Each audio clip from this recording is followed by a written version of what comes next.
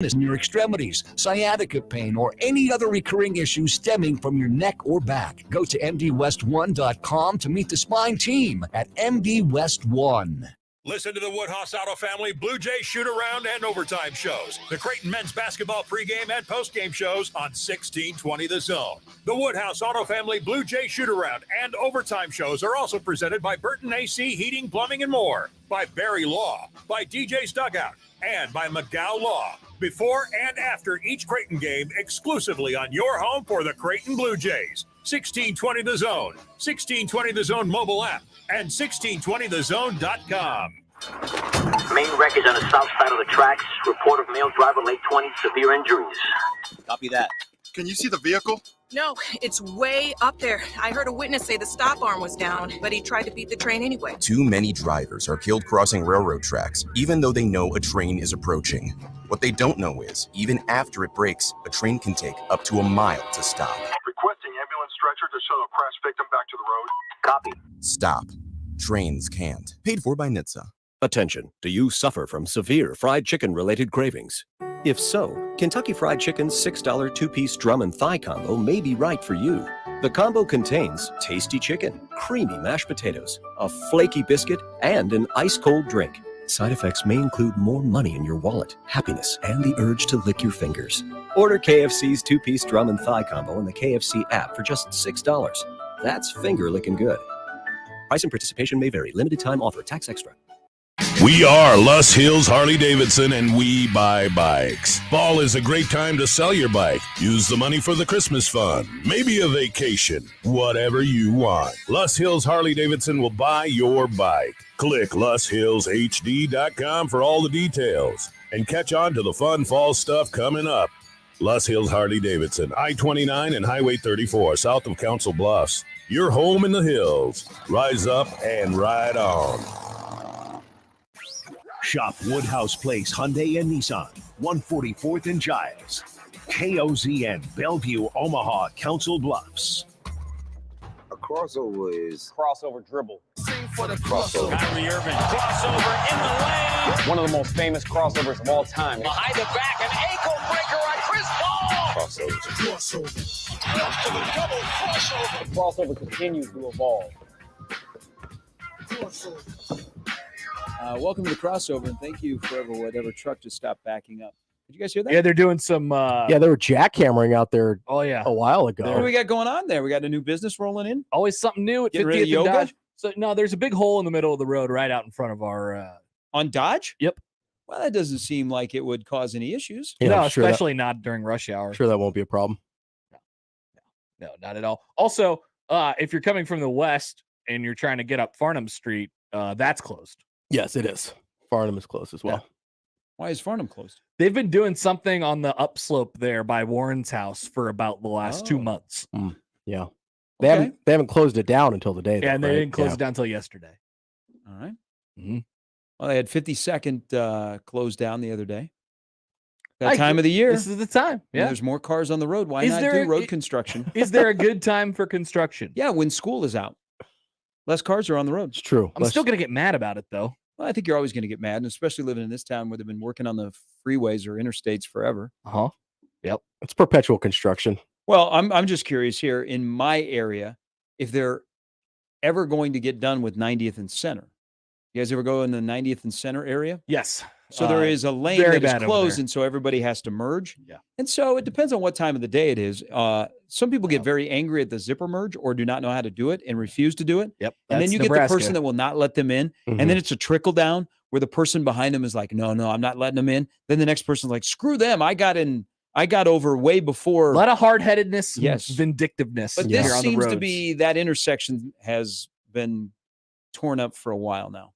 And it causes issues. They finally finished up the 168th project between Center and Pacific. Center and Pacific. Which was about a 2-year deal. At least, yeah. It was a multi-year project to, I think, just add 2 lanes. I believe so. So it used to be a 1 lane each side. Yeah, now it's a 2 lane each side. I expected there to be some sort of like light show. Maybe a fountain. Or lasers. Yeah. Something, maybe like an elevated platform that transported my car. What if you're the people in that neighborhood, though, who you had to drive through their neighborhood constantly for about about the last 2 years. Yeah, Straight down the middle. I'm sure they really enjoyed it. I'm sure that was a lot of fun for them. Sure they did. But that one's wrapped up. We got it done.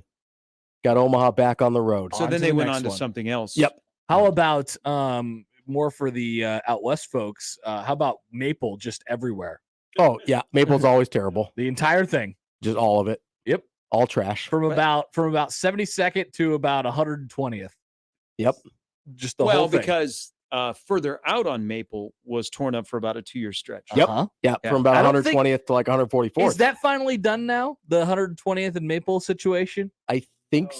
Well, so they opened up 120th north of Maple finally. That's great. That's nice. Which is 4 people use that road a day. Yes, which took about 2 years to do. I have a buddy that lives up there, and so it was always a hassle to get that direction. But I think that's finally done.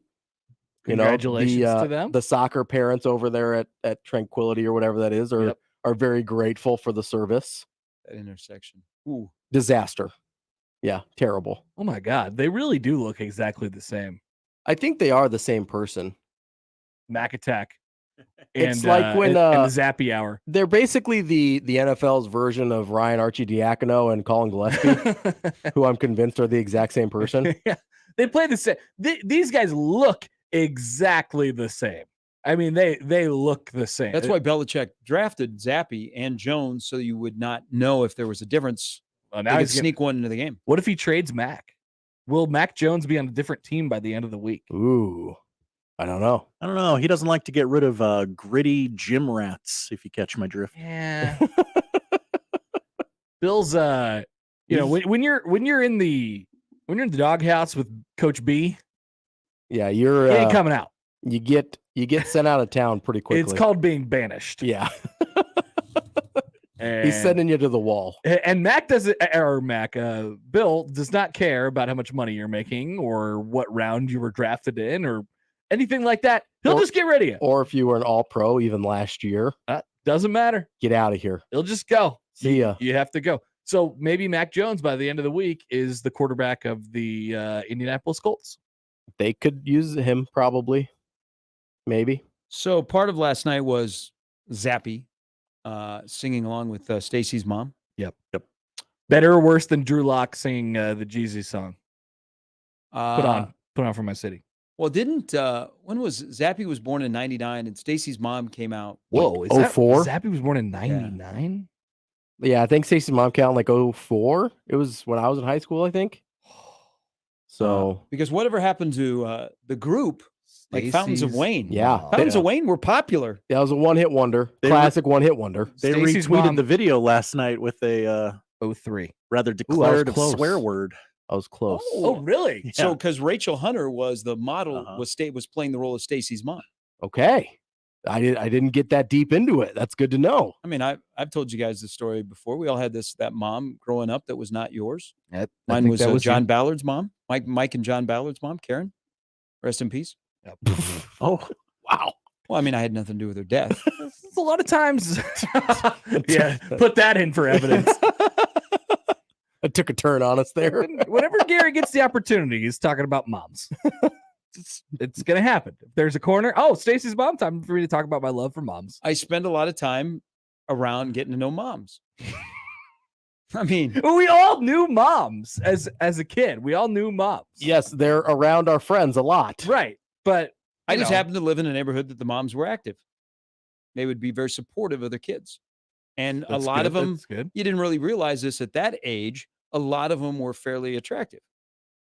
But I mean, it'd be kind of weird to, outside of Carla Vlack, Jeff and Jennifer's mom, who lived across the street, who... Name what?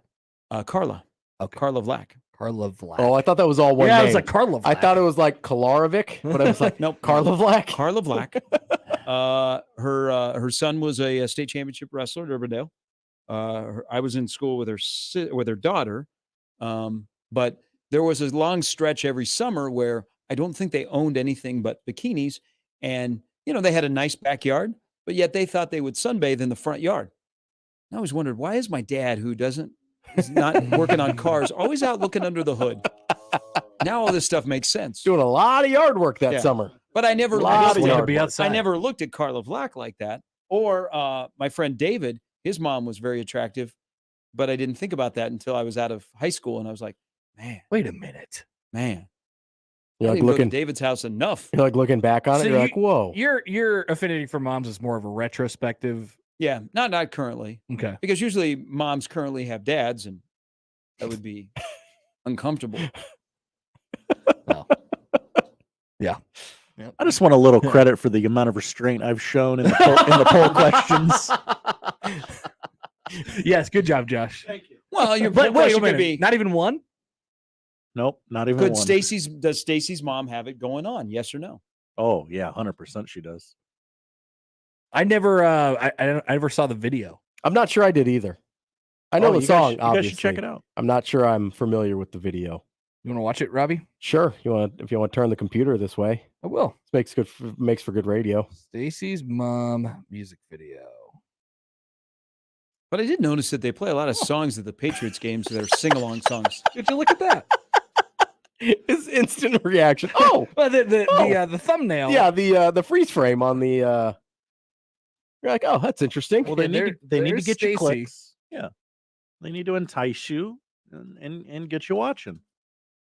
Yeah, can confirm. She does have it going on. She Can had, confirm. She had it going on. This was 20 years ago, so we can't confirm if she still has it going on. Yeah, just Google Rachel Hunter. Yeah, that's who played in the video. Okay. Happer's on this. New Zealand. Oh, I'm very good at Googling things. His research game is on point. Still got it going on. Okay, good to know. Can confirm. Age 53. Oh. All right. Okay. There you go. Good on her. I'm sure she's still making royalties off the video. What is Rachel I would say Hunter? she just made another 17 cents from Happer clicking on that just now. Yeah. What do you think? You really think that? Yeah. Well, you hear a lot of like people that have appeared in sitcoms or stuff that they'll get like once a month, like a check for like $5 or something. Jim Rome tweets out a check once a month for his like 8 seconds that he's in Space Jam. He gets a residual. I mean, it's like 17 cents. It's a check for a very paltry number. He showed up in a lot of movies. Now they started using Dan Patrick more because he was because he's Adam Sandler's guy. He was in the Community. Yeah, Dan Patrick is the Adam Sandler's guy there. But every once in a while, a sports movie, you need a sports guy to have takes. Yeah, about the situation. Yeah, I want to be that guy. Yeah, Jay Glazer was in Ballers. Yeah, he was a big feature in Ballers. I could go on a TV show and fire off takes about a fake person. Hey, so because I use our voice. You guys probably don't because I'm old. I watch CBS Sunday Morning.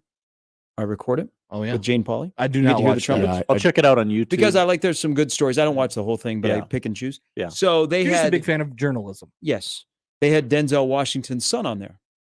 John David, who was a football player, went to Morehouse, and then actually Gary Sharp and Michael Severe did a Omaha. What are they? The Lightning? What were they called? Nighthawks. The Nighthawks. We did a Nighthawks Sacramento game, and John David Washington was playing. Denzel Washington rolls up in a Denali in the end zone, and then goes and sits in a suite. Was it a Rosenblatt? No, it was at Sacramento. Oh man! Yeah. So they're interviewing him. Look at the cast that was in Ballers. Yeah. Like they had everybody. cameos. Yeah. But from The Rock to John David Washington, they had everybody. T. Sizzle was in it. Yeah, T. Sizzle. I like Ballers. No, it was pretty good. I like the first season. Yeah, kind of after that they ran out of juice, and the ending of The Rock owning the Chiefs and all that kind of stuff was kind of because they got kicked out of. So they got kicked out of shooting in Miami. Yeah. So they had to relocate to LA, and all of a sudden, then it just kind of it went off the rails. Yeah. But the first like 2-3 seasons are pretty solid. Mm-hmm. It's not, I wouldn't call it art or anything like that, but it's an entertaining television show. Is there anything that The Rock does that has been like across the board awful? I mean, I think you probably Black Adam just had a monster weekend. Yeah, it opened really big. He did the I'm a wrestler, so I have to be a nanny in a movie. Oh, what was that? He did The Game Plan. That wasn't a nanny though. He was a unknowing father. The pacifier. The pacifier. That's the one I'm thinking No, of. But that that's was Vin Vin Diesel. Diesel. Yeah. Yeah, please get your Fast and Furious stars right. Yeah. The Rock wasn't in this? No, he wasn't the main in the pacifier. It was the game plan. The game plan. Yeah. So that's not a nanny. He was a professional football player who had a daughter that he didn't know about. But you got it. That has to come live with him. You have to do it. Which, like, if you're the mom in that situation, going back to Gary's thing for moms here. So basically, yes, I have seen it. Basically, the premise of this movie is producer Ravi's film school. Is the premise of this movie is that this mom has to go on like a trip, I think, and doesn't have anyone to watch the child, and so instead of like, I don't know, like a grandmother or a nanny or any adult that has ever met this child before, she writes a letter and drops off the kid at The Rock's house, a professional football player who doesn't know he has a daughter and now is in charge of taking care of that's like child neglect if you're the mother there. just dropping it off at a professional football player's house. BT Dubs, this is your daughter. Peace out. I'm in Papua New Guinea for 3 months. Can I play the role of Connor and read the plot line, even though Ravi just explained it to us? Yeah, I want to hear more. I hope I'm not like conflating like 3 movies. I might be, but go ahead. Bachelor football star Joe Kingman, Dwayne "The Rock" Johnson, seems to have it all. He is wealthy and carefree, and his team is on the way to capturing a championship. But suddenly, he is tackled by some unexpected news. He has a young daughter, the result of a last fling with his ex-wife. Joe must learn to balance his personal and professional lives with the needs of his child. Okay, so it's his ex-wife. I missed that part up, so that makes it a little better. Well, did they paint her out to be like she's bad? She's not a good person. I mean, she just dropped the daughter off on the Rock's doorstep. I think it was a work thing where she had to leave town or the country or something. Yeah, but to you're your point, a bad person if you just drop a child off on a doorstep. But they made her seem bad. Like she is bad. She is the villain. I mean, kind of. I mean, she's gone, but she's the villain. Yeah, I don't know. She's not present enough in the movie to be a villain. It's probably established. I haven't seen this movie, but my guess is it's established in the first 5 to 10 minutes.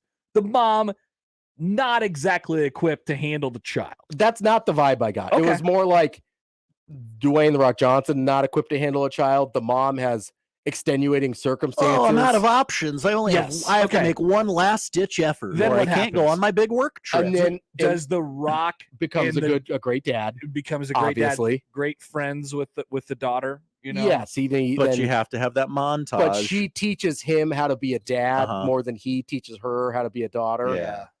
Oh my gosh, a man couldn't possibly take care of a child. What do you mean you have to brush your teeth and feed him? Huh? A lot of that. I mean, didn't Adam Sandler make a movie like this? It's called Big Daddy. Big Daddy. Yeah. Bad news, guys. The game plan might not be a good movie. 29% on Rotten Tomatoes. I'm gonna be honest. It's not as bad as other movies I've seen. Okay. It's not a good movie. Don't get me wrong, but I've seen worse. Craig writes in, a friend of mine named Stacy has a mom who is addicted to pain pills. We would sing to Stacy, Stacy's mom, what the hell is she on? Wow. Allegedly. Wow. Game plan streaming on Disney Plus right now.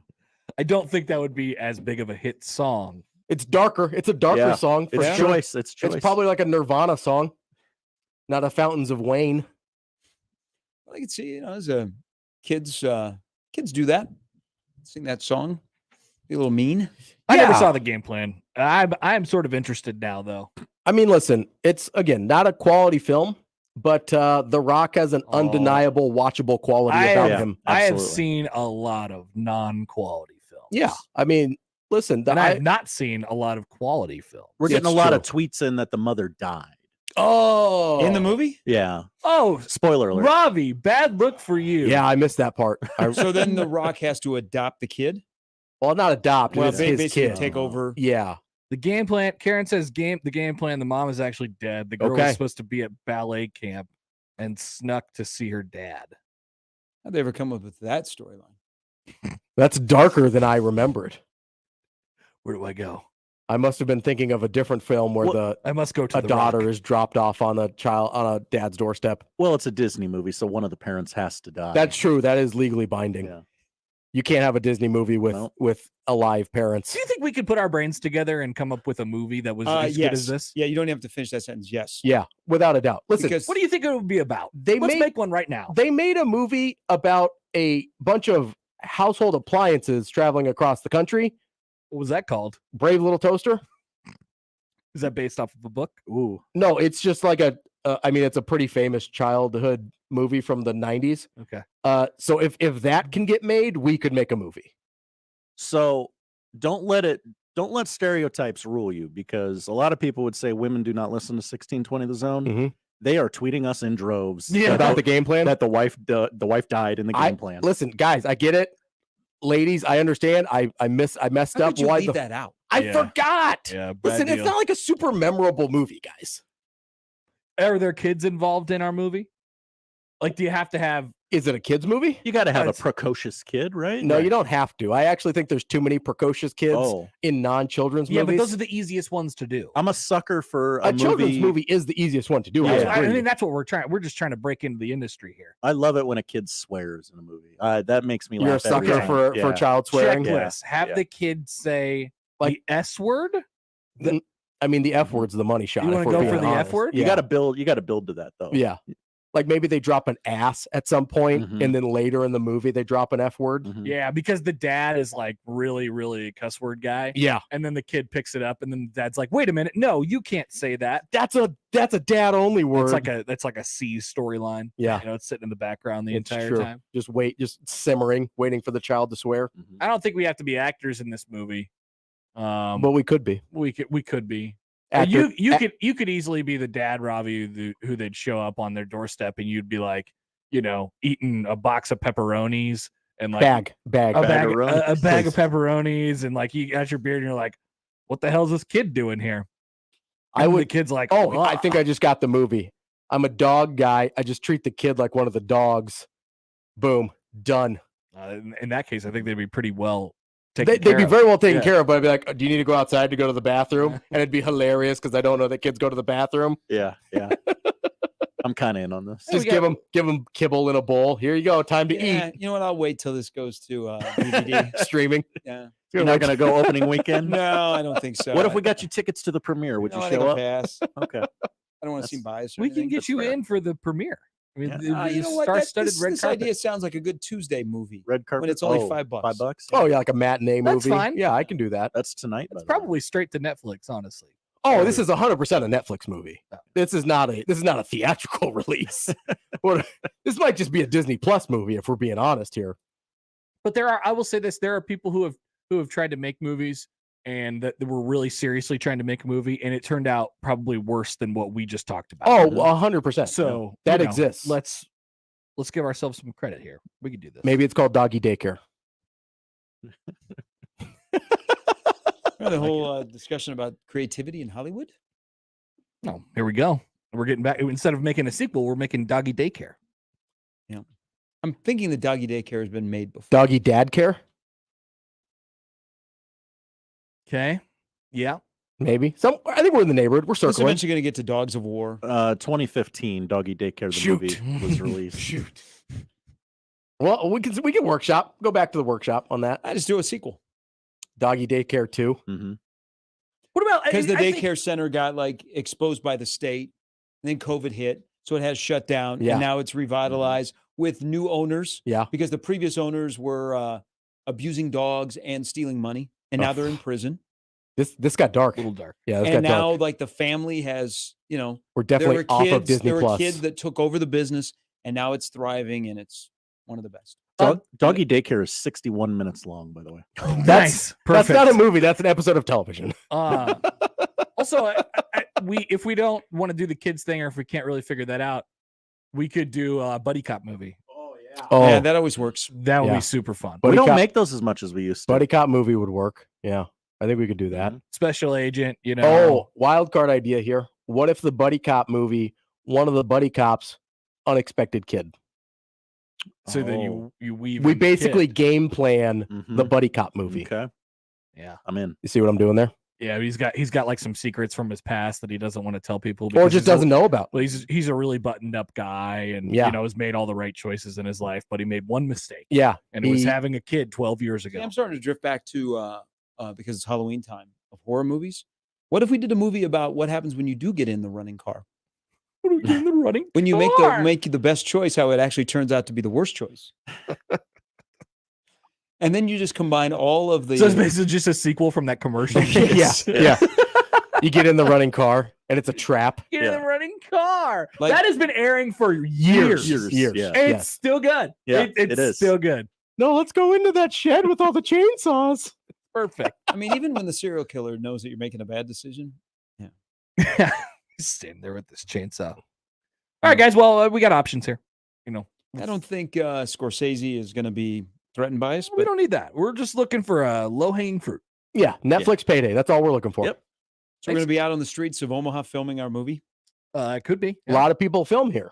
People forget. Many movies were made here. Has been made here. About Schmidt. Many good movies also.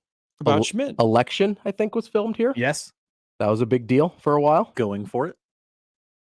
Is that a thing? Is that the name of a movie? That's the 2-point conversion movie that they're filming right now in Omaha. Oh, yeah. Oh, okay. Oh, yeah. Well, you also had whatchamacallit that didn't film here in Omaha, but filmed in Lincoln, Nebraska. Yep. Which was a really good movie. Also, Yes Man. Yeah. That's right. Okay. People forget.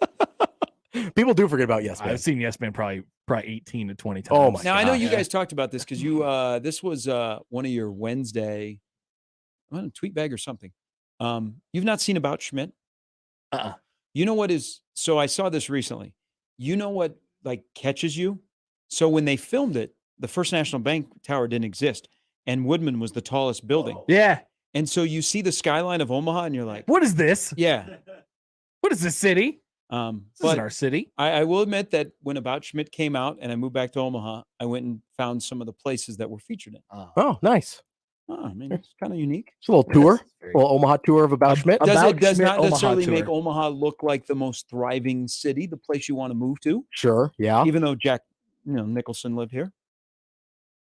Yeah. I think Nebraska or Omaha's perception has improved since then. Well, on the skyline. But Yeah. when you see the skyline of the movie, because it's like a gray day.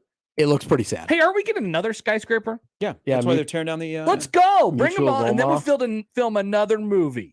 And then people are like, hey, that's a real city. Hell yeah. Look at that. 2 skyscrapers. You didn't know that we were getting another skyscraper? No, I thought we were. I just haven't seen it Once go you up drive yet. by the library, it's very sad. I know there's a big, They're gutting it. there's been a big empty lot sitting where the Civic Center used to be for about 10 years now. Yeah, that's not where it's going. Not there. It's going No. right where the library Where the is. library was? Yeah. Have they Yep. started this? I They're believe tearing just- down the library. Yeah. All right. Well, And then it's we got like- some time. Was it like 26? I think it's supposed to be the penis of Omaha will be up. That's what it looks like. We got a penis tower? Lincoln has the penis of the plains. Oh, yeah, they do. I mean, well, why can't Omaha have one? I mean, things are on the upward. I don't know if we want one. I mean, nothing says a city like upward movement.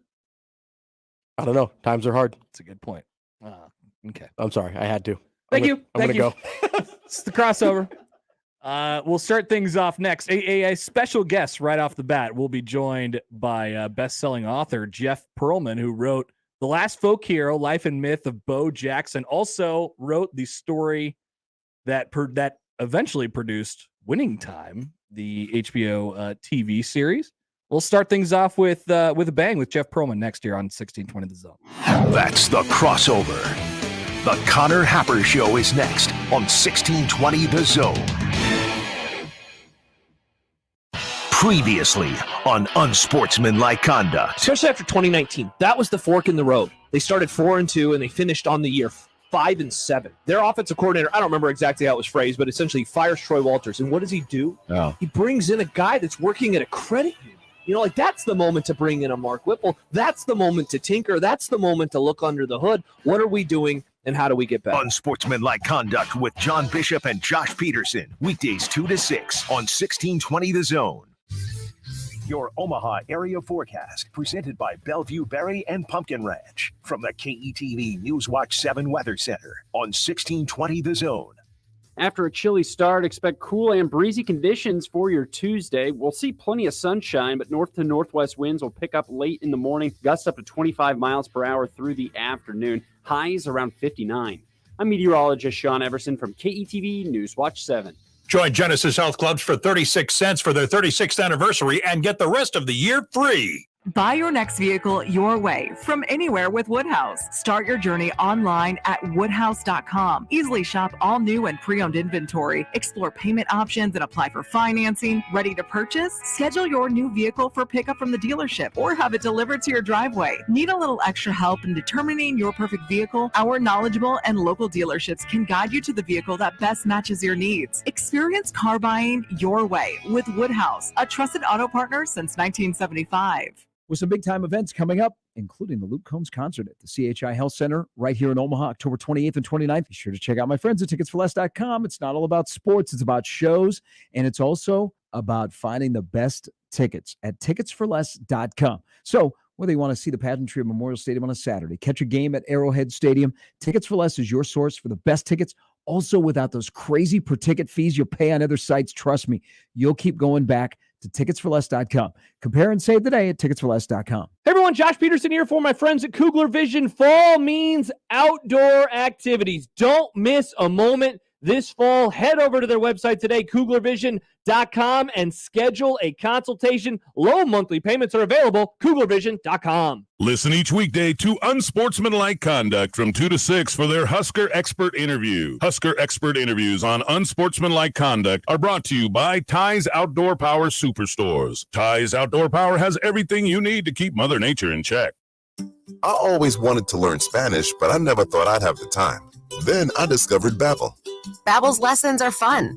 They only take like 10 or 15 minutes, and in 3 weeks, presto, you're speaking another language. Like magic. I love that Babbel's lessons aren't just robots talking. They're voiced by native speakers, so you get the pronunciation just right. And they're designed by real language teachers, so you learn how to have real-world conversations, things you'll actually use. 3 weeks. It's incredible. After 3 weeks, I'm on vacation in Paris, having a conversation in French. There's all kinds of ways to learn. Use Babbel's podcasts or games or videos. You can even join live classes with a language teacher. If you want to learn a language, there's no faster, easier, better way than Babbel. Babbel. Babbel. Babbel. Évidemment. Go to Babbel.com to try for free. That's BABBEL.com. Babbel.com. Did you know that radon is the #1 cause of lung cancer for non-smokers and that our region has some of the highest levels in the country? Radon Defense Midwest can test and fix your home. Visit radonradio.com for an exclusive offer for 1620 The Zone listeners. That's radonradio.com. Cubby's supports the PACE program with Raise Some Dough. For every large pizza sold at Cubby's in the Old Market, Cubby's gives $1 to the Police Athletic League, serving at-risk and disadvantaged inner-city children with athletic and educational programs. PACE has over 5,800 program participants. The league reaches kids that would not normally be able to participate in athletics like soccer and baseball due to financial situations and family dynamics. PACE wants to give every kid the opportunity at athletics and a healthy and safe environment. If you'd like to support PACE too, go to paceomaha.org. If COVID taught us anything, it's that local matters. Local shops, local restaurants, even locally brewed beers. October is Drink Local Month. So the Nebraska Craft Brewers Guild is challenging beer, seltzer, and cider drinkers like you to put your palate through its paces and drink local brews. Because seriously, Nebraska is really on the cutting edge when it comes to brewers who think outside the box. And besides, you really want to be drinking what they drink over in Iowa? Didn't think so. Click drinklocalnebraska.com.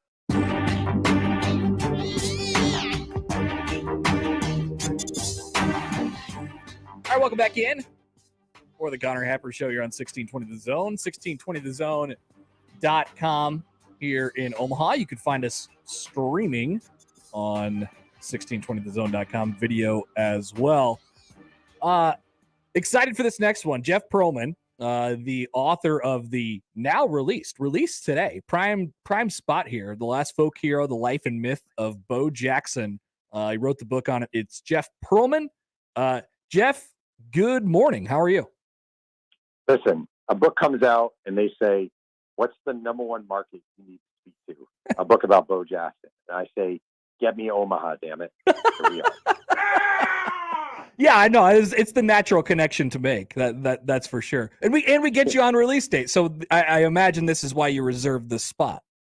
Maybe it's a bad sign for my release date, or it could be a great sign because I demanded Omaha. I said, yeah, I'm disappointed you guys didn't fly me into Omaha. I just think that was a little bit. Well, the door's open. Whenever you'd like to join. I don't know where you're at right now. You've been on about 1 million different radio shows and TV shows over the last couple of days, I think. But door's always open. All right, I'm in. All right, Jeff Pearlman is our guest. I mean, it's the perfect title for the book. He's mythical in a way that, and you said it, the life and myth and the last folk hero. I guess, in collecting the sort of stories, that was sort of the idea to write the book, right? This guy has so many different stories about him, and we got to figure out sort of what's real and what's not. How were you able to sort of get through that, or was it even really about that? It was kind of about that. I mean, you get through it by interviewing a gazillion people and, in a way, relying on memory, maybe a little tiny bit more than you normally would, because you're talking about he hit a ball this high, he hit a ball that far, it went 600 feet. No, it went 700 feet and dented a truck. No, it went, there's a lot of sort of with Bo Jackson, a lot of like, I saw it, you're not going to believe it, but you should call my buddy. He was there too. So I ended up calling a lot of buddies who were there too. And to me, the story of stories in that regard is when he was in high school, he went to McAdory High outside of Birmingham, and they played Fairfield High School. And everyone kept telling me, Bo hit this ball that went so high that by the time it came down, he was rounding third base. And I thought, that's preposterous. That doesn't make any sense. But more and more people were telling me the story, and I finally tracked down the outfielder, Eddie Scott from Fairfield High. And he said, I'm telling you, man, that is true. The ball was so high, I lost it. It came down, I picked it up, he's rounding third. So maybe if we had Twitter, it would only be he's rounding first. Yeah. But time and glory and the mythological figurine that is Bo Jackson kind of adds to it a little, and I'm okay with that. And I think it's almost added to it. And I don't know, and you can talk about this, but I mean, it was almost added to the mythical piece of it that he didn't really participate in the book. And I know he did a tweet about it a week or so ago, and I think it sort of goes along with the idea of this guy is a myth, and you wanted to teach people sort of about this guy because you've mentioned a couple of times that kids, haven't found the Bo Jackson highlights on YouTube, or they haven't come up on their TikTok yet. But like going through it and him not talking about it and not participating in the book, and it almost even like enhances the idea that this guy, is such a mythical person. Yeah, and also like the reality is, you always, when you write about people, when you write a biography on someone, they'll always be like, some guy just making money off me, blah, blah, blah, blah, blah. The truth of the matter is, number one, if you saw how much I was making, you would have laughed. Yeah. But number two, I'm just being honest about this. Like, historically speaking, number one, he is a historic figure in sports. I consider him the greatest athlete to ever exist. I truly do. And across all mediums, is Donald Trump the only one allowed to write a Donald Trump book? Is Taylor Swift the only one who can chronicle the exploits of Taylor Swift? Like, that's not how biography works. It's not how retelling things work. And I always say, like, Bo Jackson, in his own autobiography, writes at length about coming to Auburn, playing baseball, and going 0 for his first 21 with 21 strikeouts. And I talked to people about that, and they were like, yeah, it's crazy how much he struggled. Yeah, it's crazy. And I did just a little bit of research, and the one problem with that story is it's not even remotely true. His first at-bat was against Southern Illinois, and he got a single. He went 2 for 5 in his first college game. So I'm not saying he's lying. I just think, like, he has his memory, and he went with it, and he didn't check. And I think, just the other day, and I have tons of respect for Bo Jackson. Bo was on Rich Eisen's show, and Rich asked him what his greatest baseball moment was. And he said he named a date in 1990. He was playing for the Royals. They were hosting the Brewers, and he got thrown out of the game on purpose so he could go be at the hospital for the birth of his daughter. Well, the only problem with this story is they weren't playing the Brewers, and Bo Jackson was on the disabled list for that game. So it doesn't mean anyone's lying. Nobody's lying. But memory is flexible, and sometimes when you're writing about someone or when you want to know the truth about someone, it's good to have someone go back, check the facts, talk to a million different people, confirm, reconfirm. And that's kind of how I personally prefer to read about it, history. How do you think we'll ever see, not only just his athletic prowess, but the ability to play multiple sports at once and be proficient at multiple sports professionally at once. I mean, we see kids nowadays that they likely pick one before they get into high school or get into college. It's very few and far between that there's a kid who, is really, really good at a high level at multiple sports, especially, one of them being football that's so physically demanding. Like this, I don't think there's a chance really that we see anything like this again, which makes it so cool to talk about. I mean, I think the best comparison we have right now to Bo Jackson, weirdly, is Shohei Ohtani, where it's someone doing something so miraculous that we've never seen before, and it's really athletically freakish. But I don't know what it's like in Omaha, to be honest with you. I live in Southern California, and this era, and I have two teenagers, this era of sports specialization is crushing to me. Yeah. I can't stand it. I can't watch it. The idea that like a kid shows good velocity on his fastball. So you know what we should do in his off season? Have him throw more fastballs, work with a pitching coach, work with a tutor, teach him the split finger fastball, blah, blah, blah, blah. And then let's sign him up for an AAU team. It's ruinous and it's poison. And some of the best athletes I've written about, Barry Bonds, Walter Payton, Brett Favre, Bo Jackson, these were guys, they were beating the crap out of each other on their yard. They were going fishing. Then they were jumping over, ditches. They were playing baseball in their yard. They were playing pickup hoops. They were discovering diversified interests and developing their muscles in different ways. And I just think, yeah, we probably won't see a Bo Jackson because nobody raises their kids that way anymore. From a sort of reporting standpoint, is this like, where does this rank on? I mean, you've written a lot of books and you've profiled a lot of different people. Like, where does this go as far as the difficulty to just find people? And I imagine it wasn't difficult to get those people to talk about Bo when you got them, but there's just so many people that you ended up talking to for this book. So there are two, I guess, well, one thing that made it really unique is of my 10 books, it's the only one I've written during a global pandemic. So on the one hand, that was a negative because you couldn't travel as much. And I wound up going to Alabama, but I would have liked to go more. The positive is, and this is going to sound weird, but it's true, everybody was home. And people wanted to talk because everyone was just staring at the walls and you can only say so many words to a wall. So I would call people and I usually got them. And for all the negatives of social media, and there's about 70 million of them, it's much easier to reach people and find people. Facebook, Twitter, Instagram, TikTok, all those social media tools. So I was able to find people much easier than I have in the past. So that made it good. Jeff Pearlman is with us. He wrote The Last Folk Hero, The Life and Myth of Bo Jackson. He also wrote Showtime, which eventually was on, there was a little show on HBO. There is a little show on HBO called Winning Time. What is the process of getting your book turned into a TV show? You get really, really lucky. It's number one by far. If someone comes to your house, says they want to option your book, they hand you a tiny bit of money, you think to yourself, this will never happen. And then you're reading a newspaper at some point and you read an article that says, John C. Reilly agrees to star in an HBO series based on Liquor Book. And you read the paragraph 3 and it says based on the book by Jeff Pearlman. And you go, holy crap, this is me. That's honestly, I swear to God, not exaggerating, pretty much the process. It's the craziest, weirdest, most awesome, most ridiculous. And then you find yourself at a premiere party with your kids, smoking cigars that have the name of the show based on your book on it. And I don't know, it's so whirlwindy weird. Cool. So one of my favorite, and we talked about it a lot on this show as it was airing through its first season.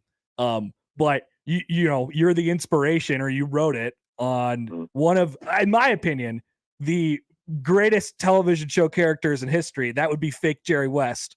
Who was insane during the TV show. Obviously hasn't taken a liking to it the real Jerry West hasn't taken a liking to it. There's a couple people in the book, but I don't know. I got to give you credit for that because that's been one of the funniest things to happen on my TV in the last few years. Oh, that makes me happy. I actually wasn't sure. People usually say either Jerry West or Larry Bird, who's also played brilliantly. Yeah. With the stoic antagonism.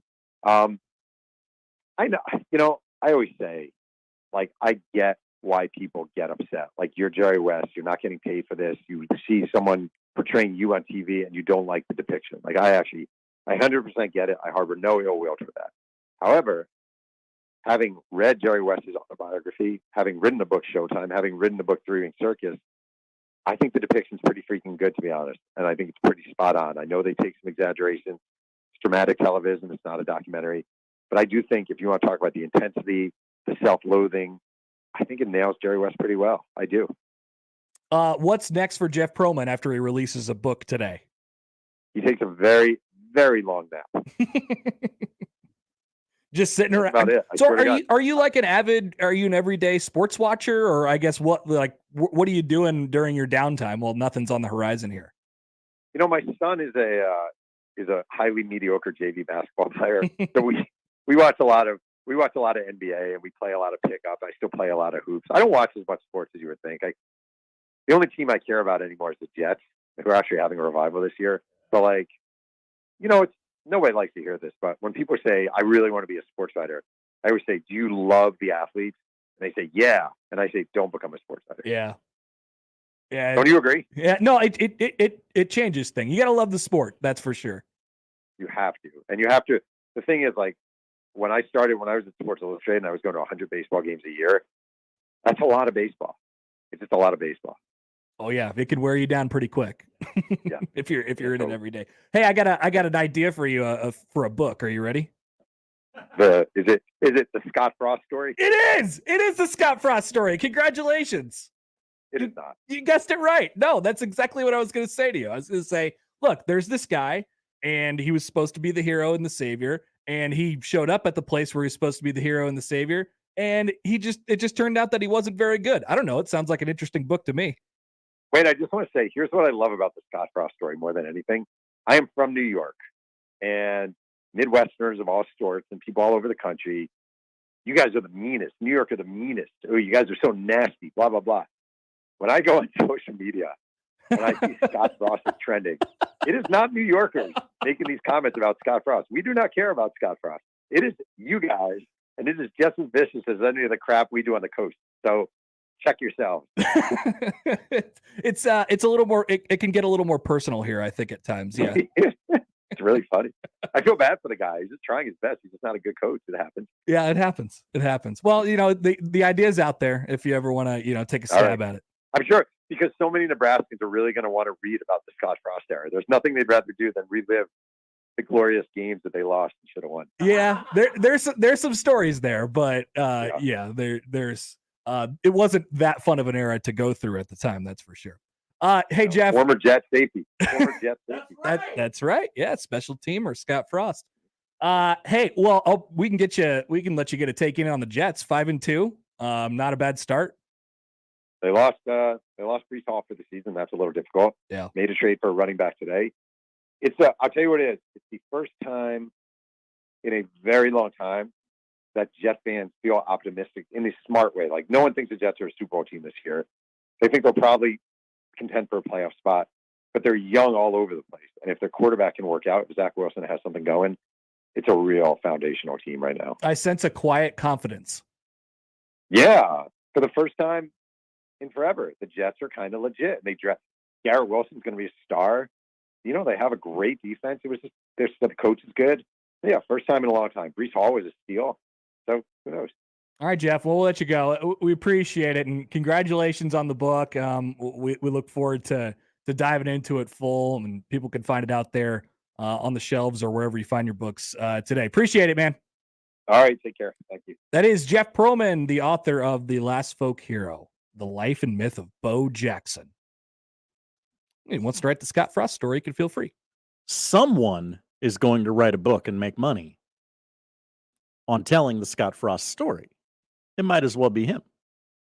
It's out there. I mean, there's people to talk to. Yep. Nobody better at tracking down people, obviously, than Jeff Pearlman. If he could track down the left fielder who, had to say, oh, yeah, no, Bo was around third by the time that I caught the ball. Round and third.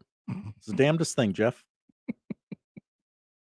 I mean, I'm telling you, no more appropriate name of the book than The Last Folk Hero, The Life and Myth of Bo Jackson. And reading some of the excerpts from the book and just reading through all the people that he talked to for this thing. It really sounds fictional in a lot of different ways.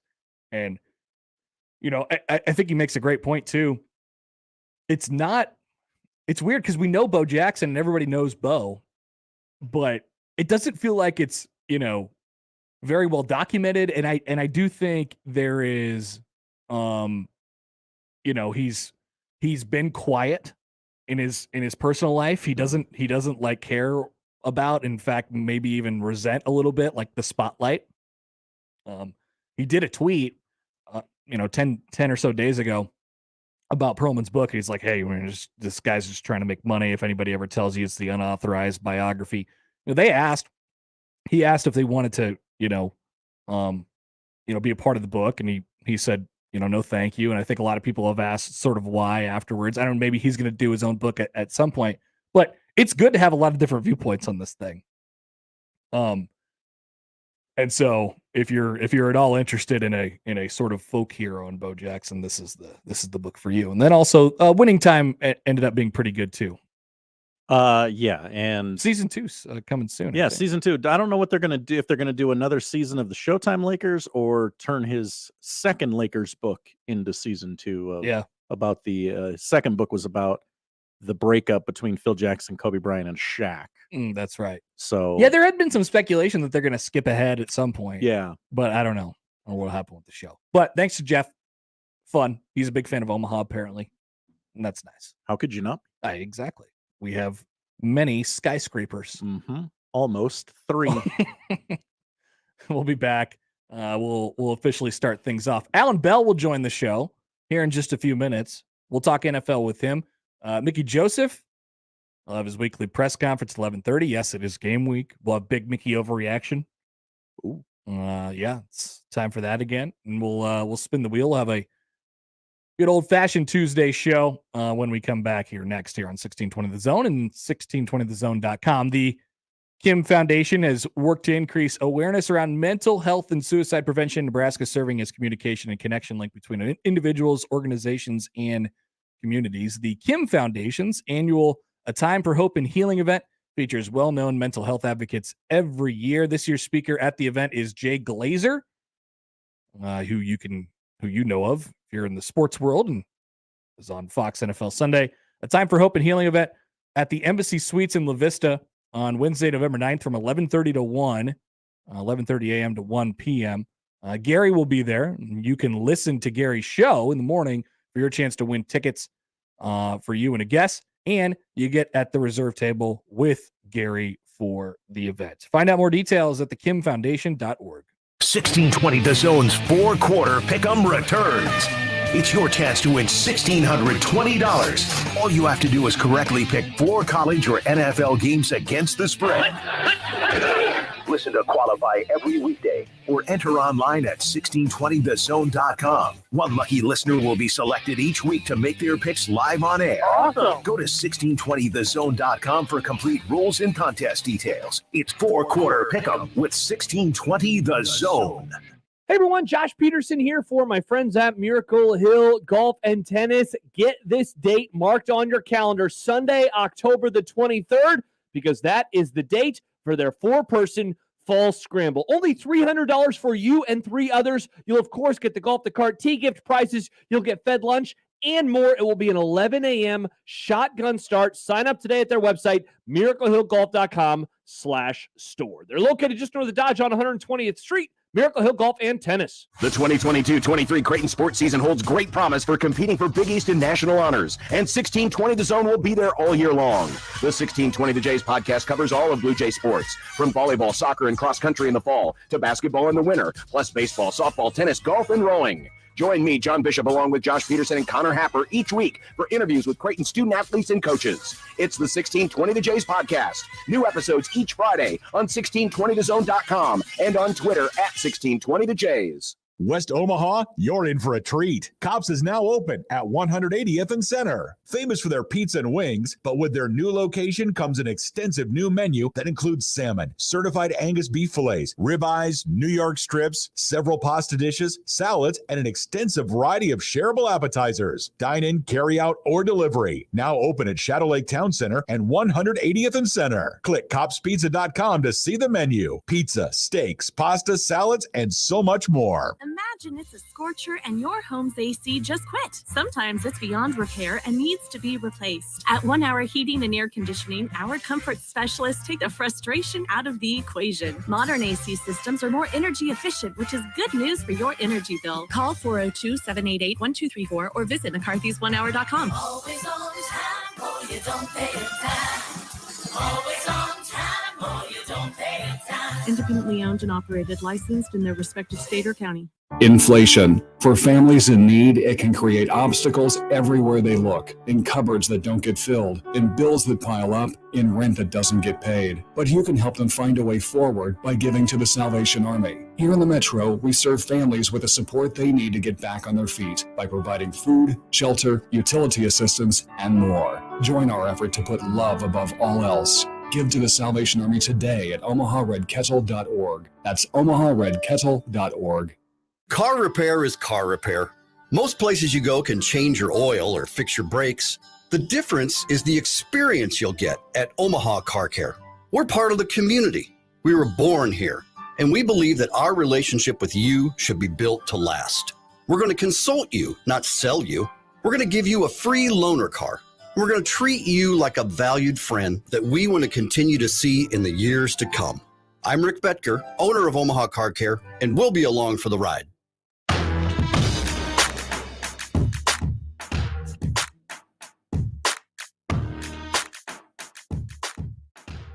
All right, two quick questions before we get to Allan Bell here. First question. This one's going to be a poll question, I think. How many text messages will I have to say stop to before the election actually happens when they text me? I receive probably 3 to 4 politically based texts a day. I do not like this. And then every time they say press, type stop to opt out, and I do that every single time. And then they don't. I like it when they send you the confirmation back, and you're like, "Oh, you have successfully unsubscribed from this." I don't know how I certainly didn't subscribe to this, but I ended up on this list. But some of these, they don't, I think they just put that in there for your comfort.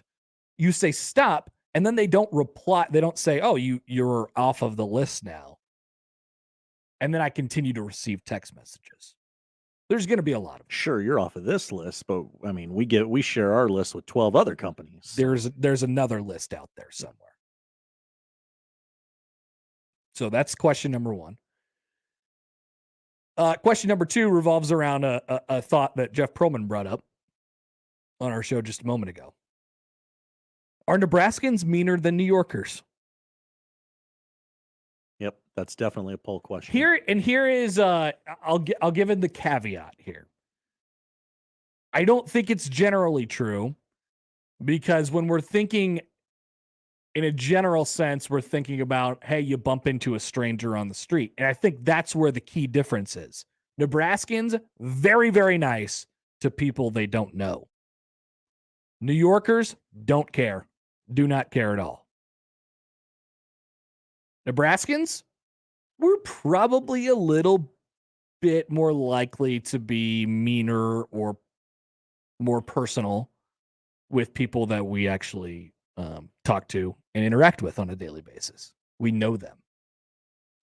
I agree with this take. On first pass, absolutely Nebraskans. Midwest nice. Once we get to know you, we make our judgment whether or not we like you or not. And if we don't, we're going to let you have it. Well, he brings, it's another entry into the point of the conversation that we asked a long time ago, which is, could you do a Yelly sports talk show in Nebraska? And now I'm thinking, you know what? We should try. Ooh. We should just try it. Are we going to be the guys? No, I'm not going to do it. I don't think I could. I don't have the energy to do it. Do you want to? Should we play Michael K's take from yesterday's show? Yeah, I could find it and play it here. Imagine being this emotional about anything, really. But this is Michael K yesterday. So the big story over the weekend was the fact that Aaron Boone showed his team highlights or clip ups or whatever it was from the 04 Red Sox, who came back and beat the Yankees in 7 after going down 3-0. They beat the Yankees. Aaron Boone is the manager of the Yankees. The Yankees were down 3-0 to the Astros. Boone felt like they needed some inspiration, and he went to the 04 Red Sox. You'd imagine that hasn't necessarily sat well with Yankee fans. And Yankee broadcaster and radio show host Michael Kay gave a bit of a comparison. I talked you out of your mind. Do you know that I talked to 3 players from the 04 team? They were outraged by the fact that their failure was being used as motivation for the 2022 team. How could you do that? It would be like somebody from Lincoln's family, and you're trying to teach them about shootings in theaters, and you use their dad as an example of how to avoid it. I mean, are you out of your mind? Gotta workshop that one a little bit more. Now, Josh. Yes, Scott. Not a poll question. Okay. Just don't think it'd be taken the right way. No. But I do have a question for you. Have you ever learned about shootings in theaters? Not really a lesson. No. That gets taught. I don't think it's a class you take. No. You might want to find another example. Now, you could have done just general, like, presidential assassinations or I don't know, something like that. Maybe you go with something a little less lethal. Like this would be like learning about business finance from Enron. There it is. Or something like that. Something a little softer. I know. I don't know. Like big tough New Yorker. I still am not sure that the parallel is exactly how he wants it to be either, because the problem with it is that it involves the Yankees' peril. It involves them losing in the previous scenario. It is not the fact, like the idea of it from Boone was, well, we need to come back in 3-0 in a series, and this is the one time ever it's happened. So he more has a problem with the fact that it's about them. Doesn't quite compute. But I like to yell occasionally, time to time. When I saw that story going around on Sunday, I was like, oh yeah, this will be taken lovely. This will be taken perfectly over there in New York City. Everyone's going to react to this in the exact appropriate way. Mm-hmm. All right. We will come back. It will be Allan Bell of Sportsline. We'll talk about the week in the NFL and the week ahead as well. Hey, by the way, Allan will join. We had Jeff Pearlman. We'll hear from Mickey Joseph. And that's the lineup powered by the Rooferees. John Higgins, weather guard today. You can always email into the show, Connor at 1620thezone.com on the Equitable Bank inbox, where we take banking personally. You can tweet at Happer Show, at Connor Happer on the J-Tech Construction Zone Twitter feed, or call 402-951-1620 on the Les Hills Harley-Davidson hotline. Allan Bell is next on 1620 The Zone. Live from the Host Coffee Studio, this is 1620 The Zone. Email us on the Equitable Bank inbox with whatever is on your mind. Zone Inbox is brought to you by Equitable Bank. We take banking personally. You can get me, Gary, at 1620thezone.com. We want to hear from you on the Equitable Bank Zone Inbox.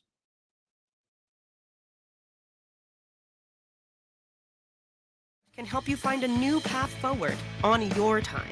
Whether you need a degree that puts you on a path to a new career or need to finish a degree you've already started, MCC makes it affordable and convenient with a flexible class schedule, online or on campus. It's your time to path forward. Let MCC show you the way. Register today. Classes start December 1st. Apply today at mccneb.edu/adults. Everyone deserves to be connected. That's why Cox has high-speed internet to fit any budget. Stream, chat, and connect at an incredible price. You're probably thinking, wait, what? But yeah, it's true. Learn more at cox.com/ACP. Non-transferable, one per household. Application and eligibility decisions are made by the FCC. Other restrictions apply. Malarkey shingles are durable, high performance, impact resistant, and beautiful.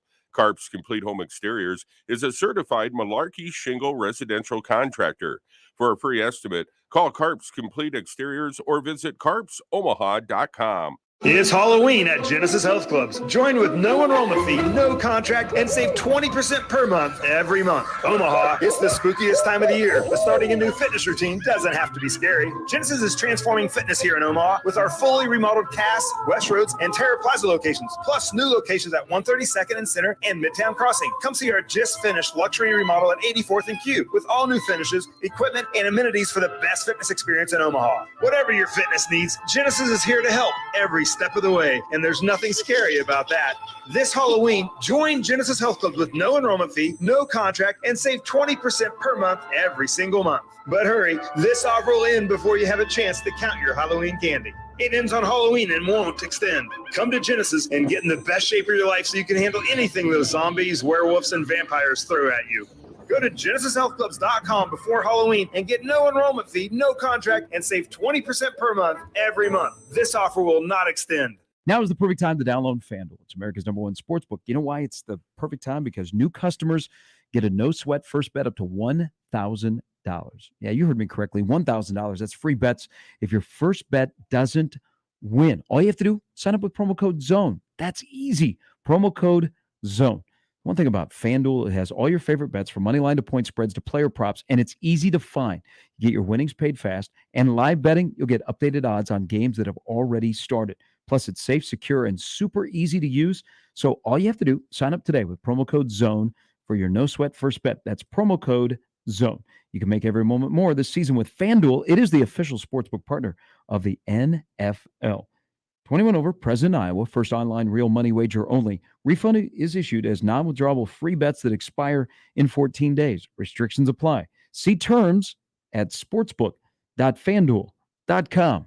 Gambling problem? Call 1-800-BETS-OFF. Your Omaha hockey team hits the road to take on the Long Island University Sharks this Friday and Saturday. Pregame is at 6:15 Friday. Puck drops at 6:45. It's UNO at Long Island on your new home for Maverick Hockey. News Talk 1290 Coil. Dancing crew, trip for two, nailed the final interview. Game with Doug, brand new mug. Come here, kid, give me a hug. The more you want to do, the more we want to do. Boosters designed for COVID-19 variants are now available. If you've had your primary series, schedule an updated COVID-19 booster appointment as soon as you're eligible. Sponsored by Pfizer and BioNTech. Shop Woodhouse Place Hyundai and Nissan, 144th and Giles. KOZN, Bellevue, Omaha, Council Bluffs. Here comes the money. Here we go. Money talk. Here comes the money. Allan Bell. Sportsline. On the Connor Happer Show on 1620 The Zone.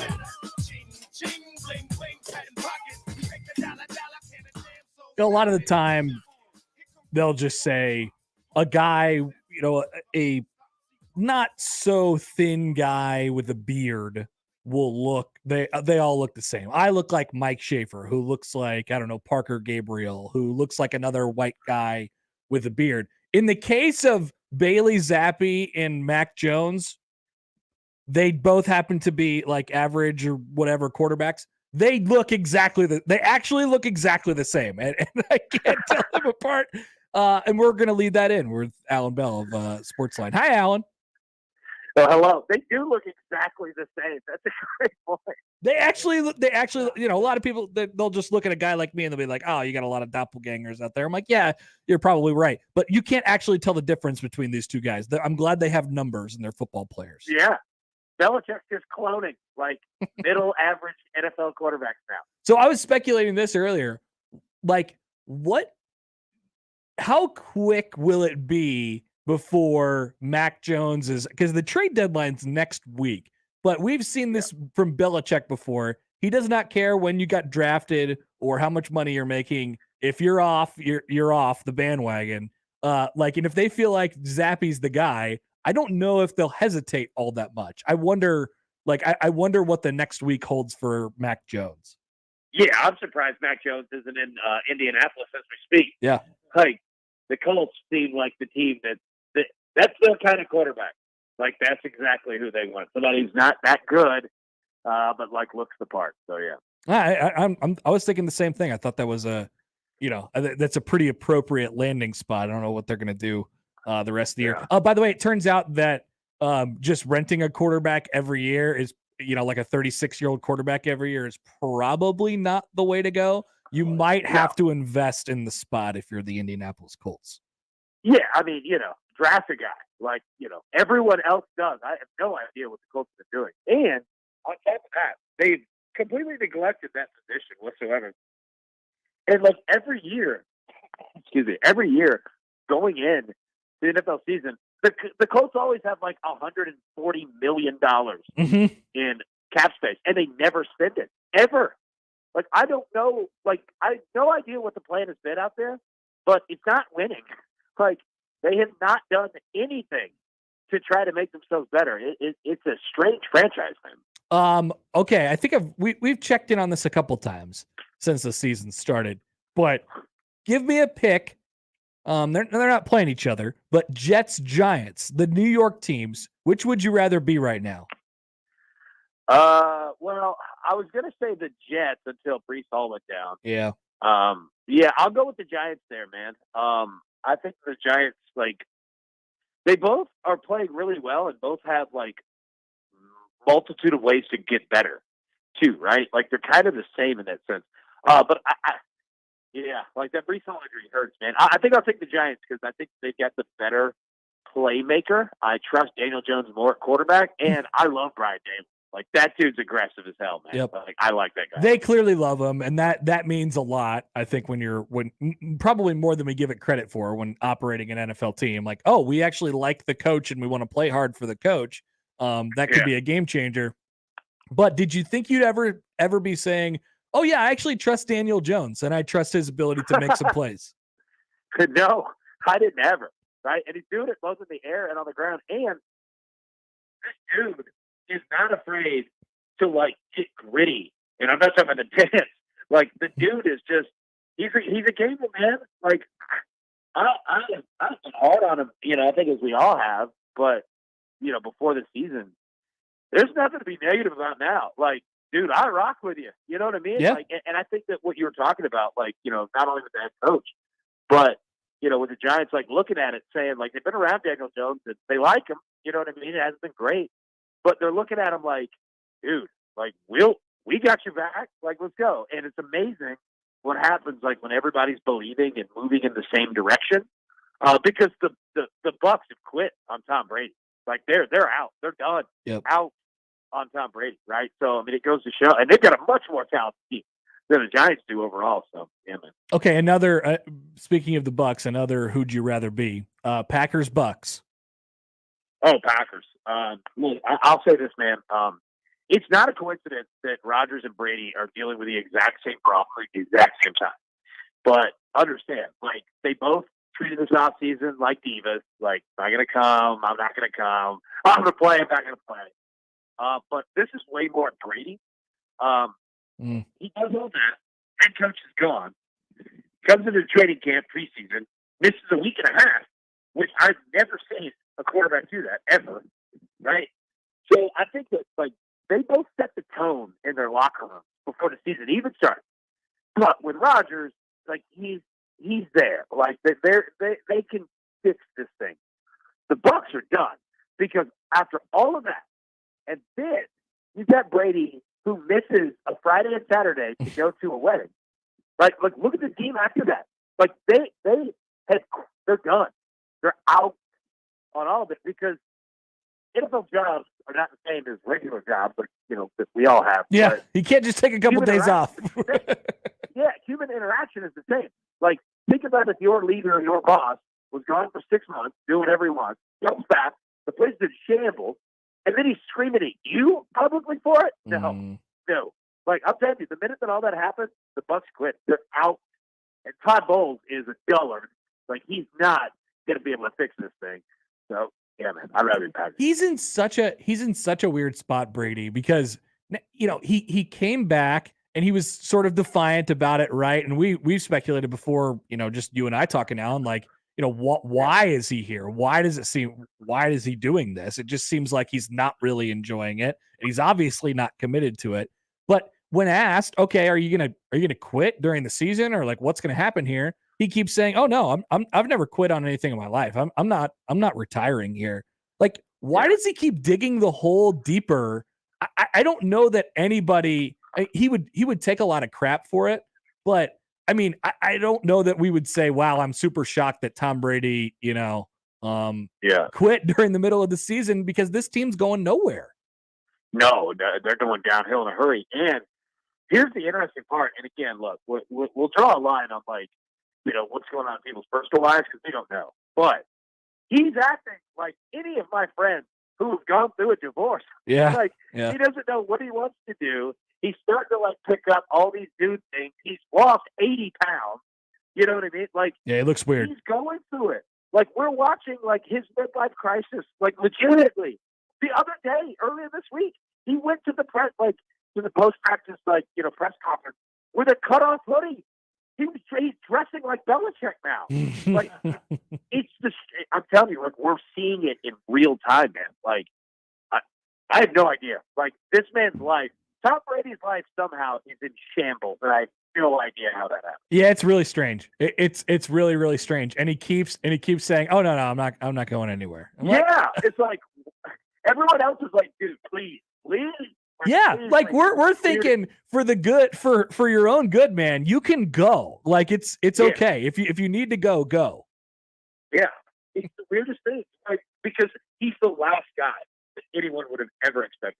The last one, it's weird, man. Allan, what do you think? We didn't talk about this because it happened later in the week, obviously last week. We saw a little bit of Christian McCaffrey for the 49ers. What does that do, if anything, to that team and the sort of look of the division out there with the Christian McCaffrey trade? Well, here's another reason why the NFL is drunk this year. Apparently, that move is going to help them take the reins from the Seahawks, who we all thought were going to be horrible, right? I think it's a good move, man. I've said on here before, I'm not the biggest believer in draft picks because when I look at that Raiders team, they had 8 billion first-round picks, and everyone's gone. Yep. Everyone was fired. It didn't help. Draft picks are only as valuable as the people that are making the pick. Now, they also gave up second and third round picks too. And Christian McCaffrey is different in San Francisco than he is in Carolina. And what I mean by that is this: if you took 50 random people, just 50 regular United States citizens, put them in a room, and you handed a $100 bill to each one of them, a $100 bill is different to everybody, right? Might be super valuable, might not be valuable at all. Who knows? McCaffrey, he doesn't have to play 100% of the snaps. They've got talent out there. So, long story short, I think it's going to be a good move. Obviously, he's got to stay healthy, but I mean that's the whole team's problem. Yeah, I like it from a locker room perspective of, hey, fellas, we're going for it.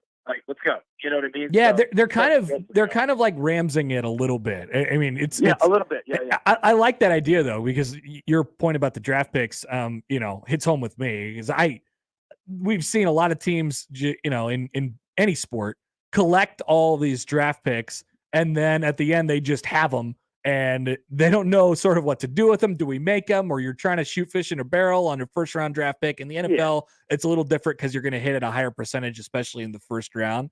But I think being selective, the draft is riskier than sports betting. Yes, the first round, maybe 25% of players hit. Yeah. It's horrible risk. I'm not the biggest fan of the draft.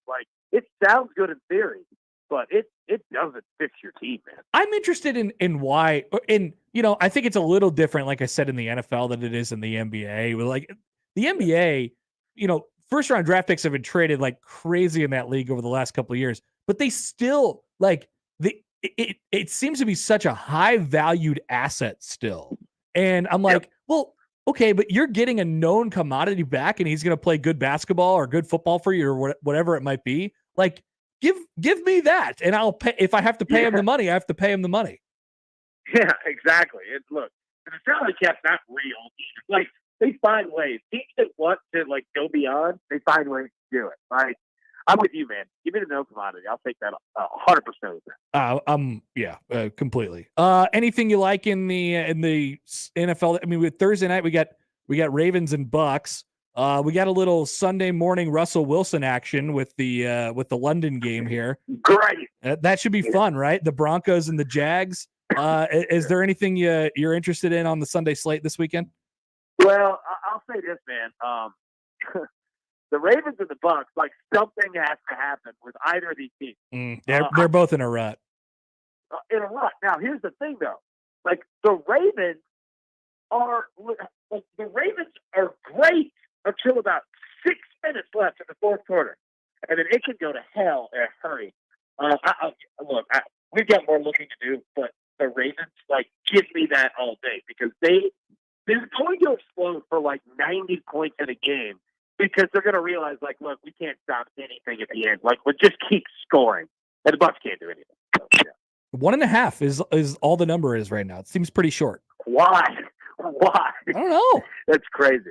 Yeah, people are very slow to jump off this Bucs bandwagon, and I got to say, I mean, we were talking about this all summer long about how they were a weird team, and then they started pretty well, like they started 2-0, right, and it sort of scared me off a little bit, but yeah, I'm gonna take a victory lap, I think, on this one. It's they look pretty questionable.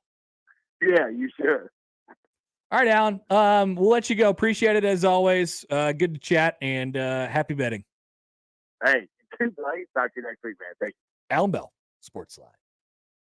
We should. Do we have to? Should we send Allan a phone? He's got a different phone. He's got something going on every week on. Yeah. I think he's just that busy. I think he's probably doing some other work, and there are two phones near him, and they're scrambling each other. Oh, you think Allan's a two phones guy? Should we ask? Yeah, let's ask. Whole question? You two phones guy? Does he seem like a two phones guy? Yeah, that's a better way to word it. Okay. Does Allan Bell seem like a two phones guy? Does Allan Bell seem like a two phones guy? Well, we should get a quick response there in our searching. All right, we'll come back. Mickey Joseph will be speaking on the other side. We'll have a reaction to that. Should get some news today on the status of one Nick Henrich. Spoiler alert, probably won't be good news.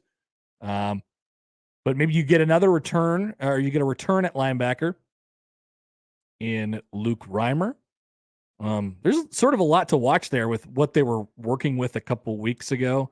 And hope that picture gets a little bit better. And just the health in general. What will the bye week do? And I think this question will be asked. What will the bye week do for the health of one Casey Thompson? How fresh will he look on Saturday afternoon? And what should be a pretty charged up environment for a top 20 Illinois team. Brett Bielema talking about the verticality of Memorial Stadium yesterday at his press conference. Verticality. It's a very vertical. I can't do a Bielema impression. I really got to work on it though. But he sort of talks in really short sentences. He said that one time he's got an incredible ass. It's a very vertical stadium. Okay. You know, given the way he looks, that makes sense. He would talk that way. Yes. He's a football coach. Yeah. He's a football coach. Gamer. All right, we'll have Mickey and more next here on 1620 The Zone.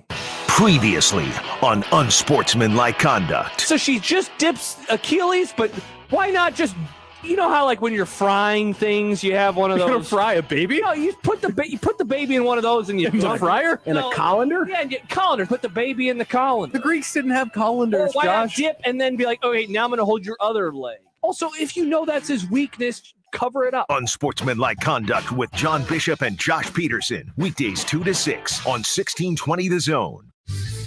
Your Omaha area forecast presented by Bellevue Berry and Pumpkin Ranch from the KETV Newswatch 7 Weather Center on 1620 The Zone. After a chilly start, expect cool and breezy conditions for your Tuesday. We'll see plenty of sunshine, but north to northwest winds will pick up late in the morning, gust up to 25 miles per hour through the afternoon. Highs around 59. I'm meteorologist Sean Everson from KETV Newswatch 7.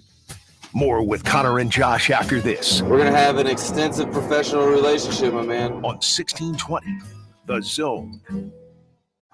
Many people go back to the dealership out of habit or because they think the dealer is the only one who knows how to fix their car. At Omaha Car Care, we offer a better option. We have ASE certified technicians, the technology to service any vehicle, and free loaner cars. The dealer will sell you a package of services. We'll provide the service you want for your car as your trusted partner. I'm Rick Betker, owner of Omaha Car Care, and we'll be along for the ride. Make the right call, fans. The Rooferees at John Higgins Weather Guard. Rooferees.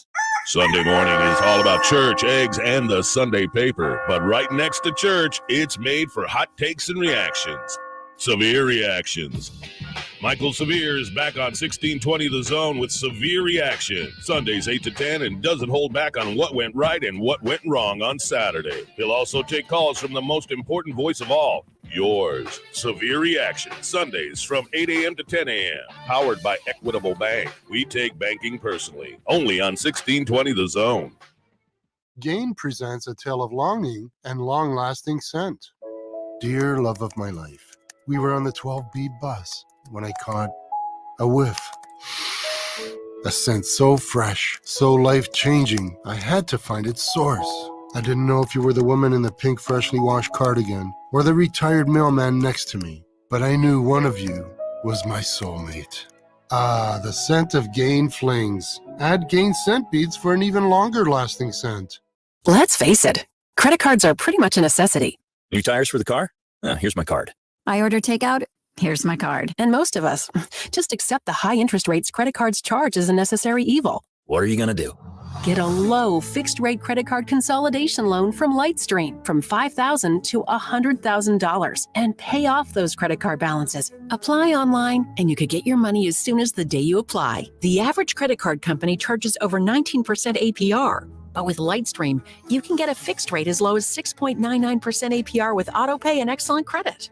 Now I can pay off my high-interest credit cards and save money with a much lower rate. Apply today at lightstream.com/radio and get an additional interest rate discount. That's lightstream.com/radio. Lightstream.com/radio. Subject to credit approval. Rates range from 6.99% APR to 21.49% APR and include a 0.5% autopay discount. Lowest rate requires excellent credit. Terms and conditions apply and offers are subject to change without notice. Visit lightstream.com/radio for more information. This is Scott Schultz from Host Coffee. 2022 marks our 50th year and business has never been better. We are rapidly growing and adding new customers, which means we need new route drivers and service technicians. We have new jobs for those new to the industry with little or no experience and new careers that require knowledge in the coffee and vending world. There's a good chance we have just what you need in a new job. Host Coffee offers competitive pay and understands the work-life balance. Apply today at hostcoffee.net/careers and join our team. Hey everyone, Josh Peterson here for my friends at Miracle Hill Golf and Tennis. Get this date marked on your calendar, Sunday, October the 23rd, because that is the date for their 4-person fall scramble. Only $300 for you and 3 others. You'll, of course, get the Golf the Cart tee gift prizes. You'll get fed lunch and more. It will be an 11 a.m. shotgun start. Sign up today at their website, miraclehillgolf.com/store. They're located just north of Dodge on 120th Street. Miracle Hill Golf and Tennis. Gain presents a tale of longing and long-lasting scent. Dear love of my life, we were on the 12B bus when I caught a whiff. A scent so fresh, so life-changing, I had to find its source. I didn't know if you were the woman in the pink freshly washed cardigan or the retired mailman next to me, but I knew one of you was my soulmate. Ah, the scent of Gain Flings. Add Gain scent beads for an even longer-lasting scent. Equitable Bank. We take banking personally. EquitableOnline.com. Let's get back to the Connor Happer Show on 1620 The Zone.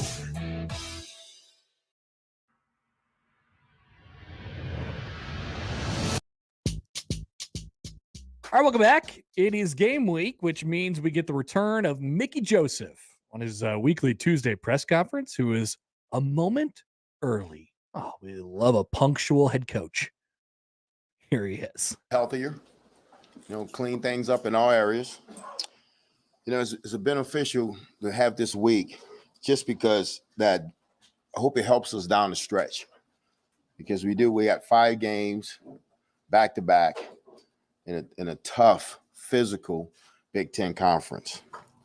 So my thing is talking to the team that we gotta match our opponent physicality. and starting this week with Illinois. Illinois 17 ranked team is a well-deserved ranking. They have a really physical rushing game with Chase Kidd. Chase Brown Kidd. He's a really good runner, but they're really good on defense. You know, they top in the country in every category. They have a really good scheme. They're well coached and they stick to their guns. So this week, you know, we're going to need our fans on this one. We're going to need our fans to be loud and help us out a little bit. Questions? Mickey, can you give an update on Nick Henry? Nick's going to be out. Nick's going to be out. He's out for the year. What kind of was it? A knee, ankle, leg, or what injury? Knee. With injuries, real quick too, will you get a Brock Bando back and Kevin Williams situation? I know it's time. Kevin's rehabbing right now, and so is Bando. But Bando's closer than Kevin. Mickey, the last time you guys had a bye, you were going into the bye off of a loss to Oklahoma, and now you're coming in off 2 good performances and almost winning on the road in the Big Ten. I mean, did it feel different? Did it change how you guys kind of worked during the bye now that you're finding the success? Well, we had to get him healthy. We had to get him some rest. I understand what Casey said in his presser after the game. He needed to rest his body. So what we try to do is be smart with him, you know, during the bye week, you know, and get him out there, but also, you know, take the pads off and take the hitting off him. Okay, I'm done. What makes their pass defense so good? Why are they so? Well, my dad always said men and women lie, numbers don't. So their number proved that they're pretty good. They're top 5 in every category, and it's a really sound defense. They don't do much, but what they do it very well. Very well. They do it good. Because they've got both sacks and they've intercepted, I think, 12 passes, which means they're kind of doing both things. That can sometimes be rare. Is there something that they're doing well to get all the interceptions? Well, like I said, they don't do much.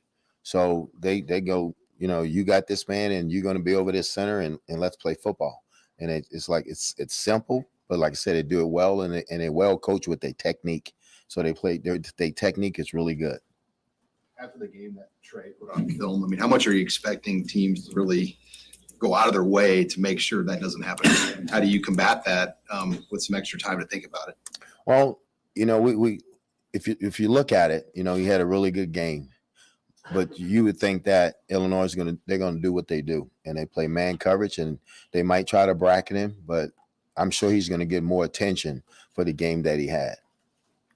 Anthony Grant's numbers have been down the last couple of games, but is that more of a concern about blocking in front of him and just sort of how those games have played out? Or what do you feel about Anthony and kind of getting him going down? Well, we got to get him going. We got to do a better job up front, you know, blocking and finding plays that we're comfortable blocking and finding plays that he's comfortable running. So we got to do a better job as a coaching staff to get that done. And we worked on that. The coordinator stayed in this week off the road from recruiting. So they worked on that. So maybe we can get this thing going this week. We got to get him going. You're right. How do you feel about the offensive line after the bye week? Do they get a chance to regroup a little bit, and are you feeling a little better about them? Well, we beat up front. You know, we down a couple of starters, but I feel good about them. I feel good about the bye week they had, and I felt good about their practice this morning. So they still giving us really good effort, and they really practicing really hard. Mickey, what's the opportunity with some of your other receiving options to exploit that situation if opponents do start paying extra attention to what Trey does? Well, it's probably a situation what I went through at LSU. You know, about the 4th game of the season, they started doubling Jefferson, and then Chase went off, then Terrence Marshall went off, then Clyde Allaire went off. So we're going to have options if they take Trey away. If they try to take Trey away, it's nothing we can do about it. But the other guys know they got to play football if that happens. Nick, you say Illinois does a good job of sticking to its guns. If you make that a Nebraska discussion, what's that mean? If you're sticking to your guns, what's that mean? Well, we got to try to score points. We got to try to score points fast. I know everybody want to talk about the time of possession, but the offense scored 37 points, and I can't go to the offense and say don't score in a minute. You know, I gotta let them score. You know, and the defense understands that. You know, so the time of possession was a little off, but I think sticking to our guns, do what we do. You know, we want to throw the football. We want to throw the football, but we got to get Anthony going this week. We got to get him going. We got to get a running game going this week. What was the week like for you guys in recruiting and getting out there, and I made a lot of offers. You just talk about sort of where that's going, and your staff just continually hitting it, even in the situation. Well, like I said before, you know, when I first took this thing over, is that we're going to do things the right way. We're not going to sabotage the program. We're going to go out and work like we're going to be here. So we send our coaches out. I think in California, in Massachusetts. You know, I was in Atlanta. I was in Arizona. Fisher's in Florida, Dallas. So we went out. We went out as a staff. We kept the coordinators in. You know, the offensive defense coordinators in. But we're going to recruit and, you know, find the pieces that we need. You know, and so we're going to go heavy JUCO when it comes to the offensive line. You know, How big can the JUCO angle be? You know, with the portal era, sometimes if people didn't know exactly what was going to happen with junior college recruiting, but how useful is that still and important that part? I think the JUCO part is really important because you're getting the kid coming out of system. You get a kid coming out of portal, he's transferring for a reason. JUCO kid, you're recruiting him just like a high school kid. But a portal kid, he's transferring. He's a reason he's transferring. So you got to do more homework on a portal kid than you have to do a JUCO kid. JUCO kid, you can go to the coach and say, hey, you've been having it for 2 years. Tell me about him. But when a portal kid, now we got to go all the way back to high school to see what's the problem with this kid. Why is he transferring? Did you get a chance to see Vance in Arizona? I did. I had a chance to see Vance and listen to him about his 2 pick 6. So he did a good job. He did a good job Thursday night. I told him he did. How much have you relied on outside people like him? I don't know if you've talked to Coach O, but obviously he's been in this situation as an interim coach multiple times. What kind of value do those 2 in particular have they had in these 5 or 6 weeks for you? Coach O, you know, just speaking with Coach O, he always tells me just be myself. You know, make sure they get Mickey, and he knows there's nothing fake about me. I'm going to be Mickey. I'm not, you know, because at the end of the day, I can go back to Baton Rouge and that nice house in Baton Rouge and chill out. So I'm going to be Mickey, you know. You got Malachi Coleman this weekend. I wasn't finished answering that question. I didn't know. I'm sorry. I'm just joking with you, man. You're always uptight. But no, you're right. We got Malachi, you know.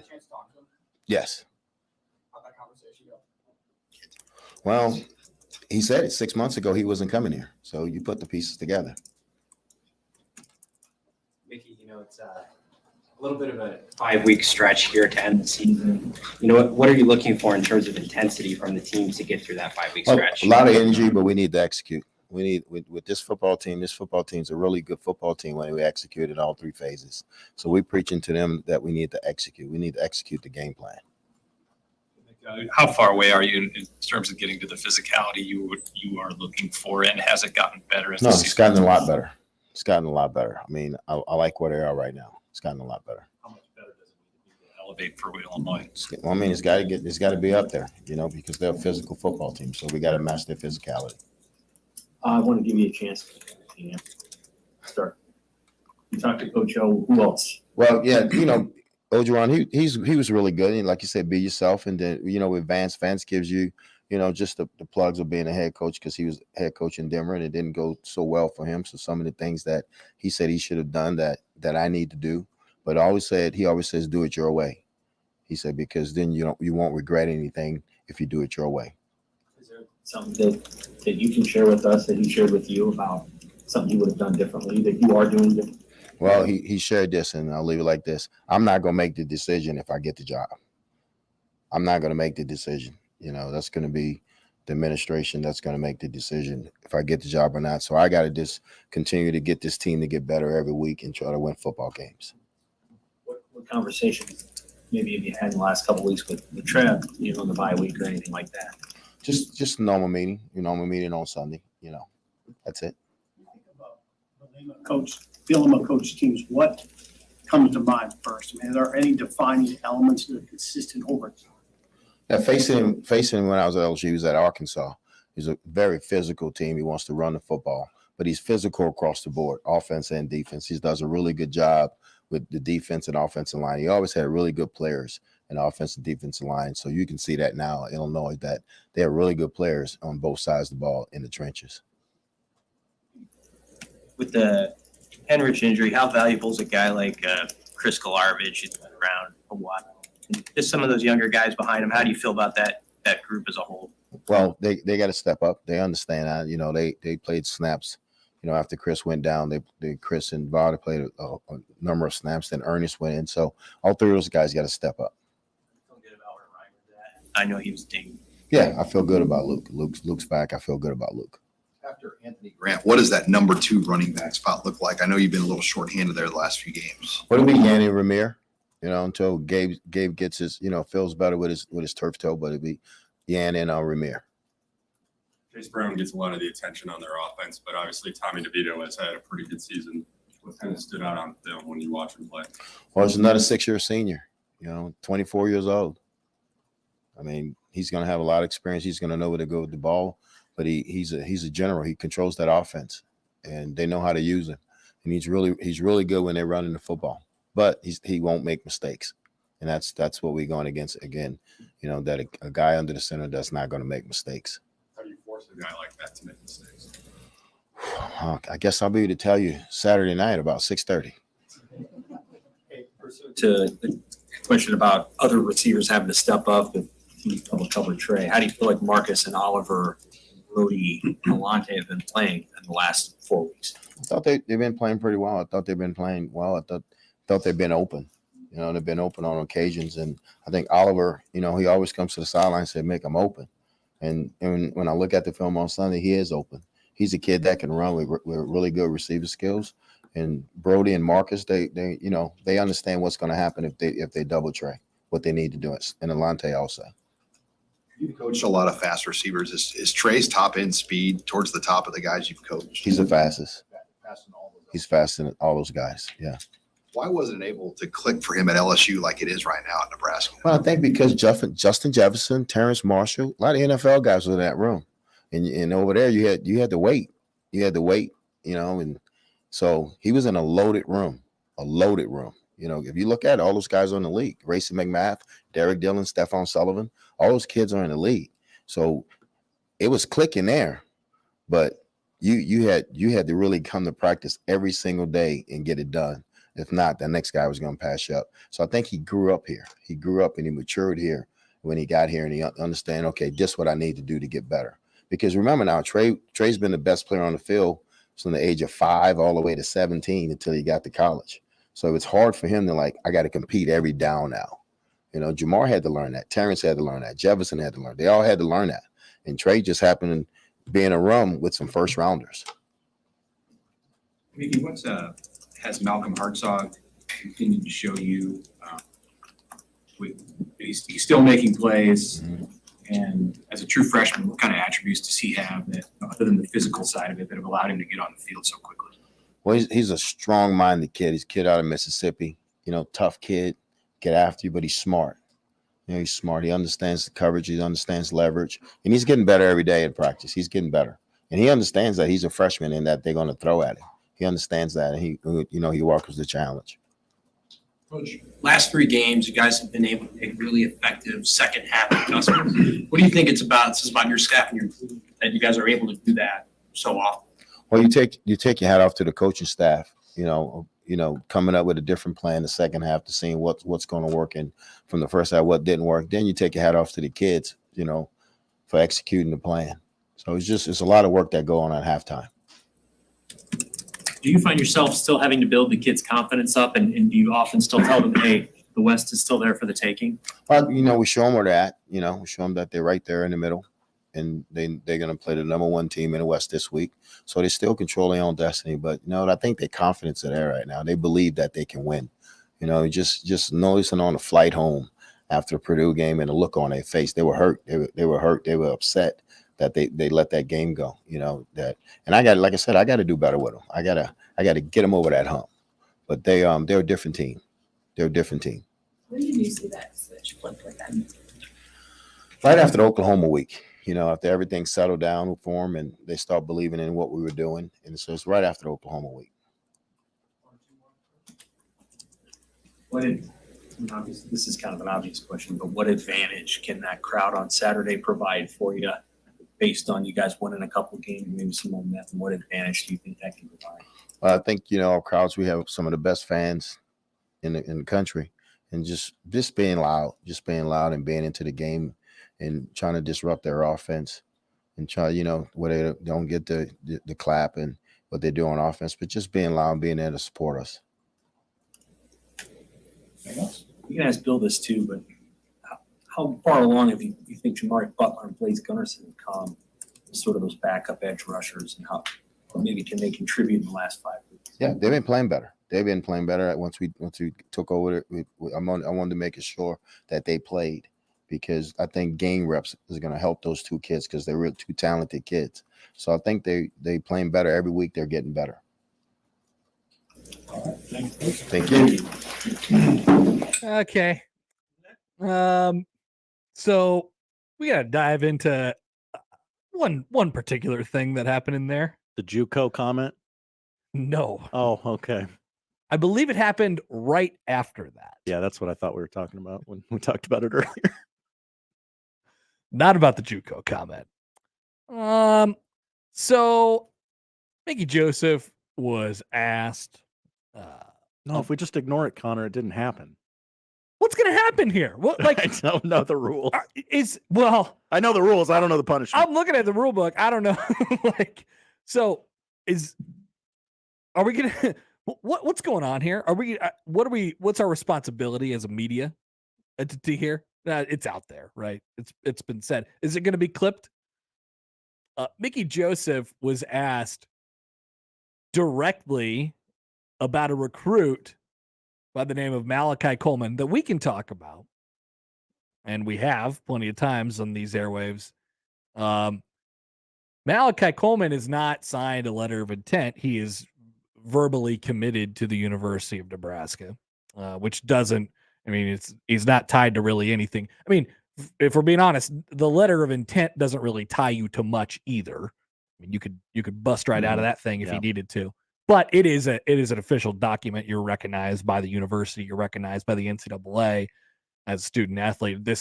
At this stage of the game for Malachi, in the eyes of the NCAA, he is a prospective student athlete. He was asked directly about Malachi Coleman in the middle of an answer to another question that I actually was intrigued about the answer to. Like, who you bouncing off of? You talking to Coach O? You talking to your brother here? Like, what's going on?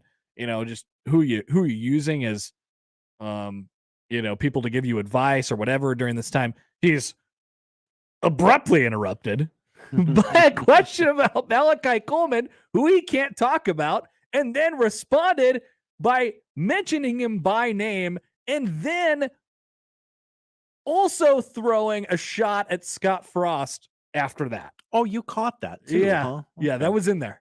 Yeah, okay. I believe the quote was, he didn't want to come here 90 days ago or something. I don't know what the exact time frame was. But the more important part is, and we can dive into that part too if you want to. On Big Mickey Overreaction Day is going to be hot, hot, hot, hot. But the first part, what do you do? Don't ask the question. That's correct. Or word it differently. That is correct. You don't ask the question. That is correct. But I will say, as the coach, you don't answer the question. You can't. Everybody should get, and everybody tensed up in the room, right? Everybody said, whoa, hold on. You can't talk about it. You can't talk about Malachi. I don't know. I mean, that's a blatant one. You've been in rooms like that one. I have. Who's the guy, who's the veteran that's going to pull that gentleman aside and say, look, you gotta phrase that differently. You gotta word that differently next time out. Well, in this case, since it's already been done, everyone. I'm more curious about it. Obviously there's the media part of it, but I'm more curious. There's nothing that precludes the media person from asking about it. It's dumb. You shouldn't do it, but there's nothing that precludes the media member from doing it. They're not tied to any of these NCAA rules. You got to help the school though. Correct. But the coach can't answer. The coach got to say, can't talk about individual recruits. Mm-hmm. Okay. Here's the deal. Yep. 5-day suspension during a bye week.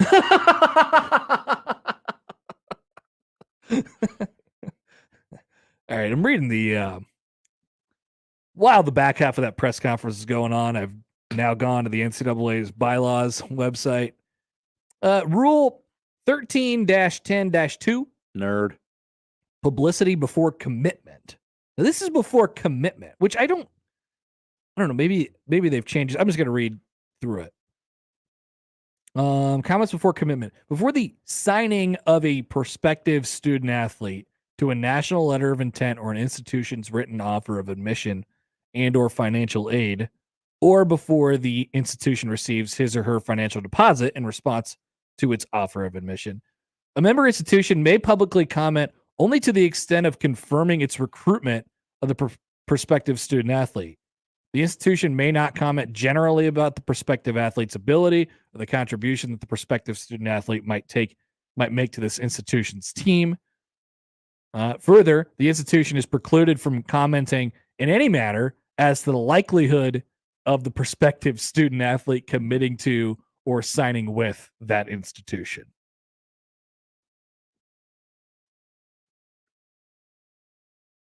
Twitter's a fun place right now. Did Mickey break a rule?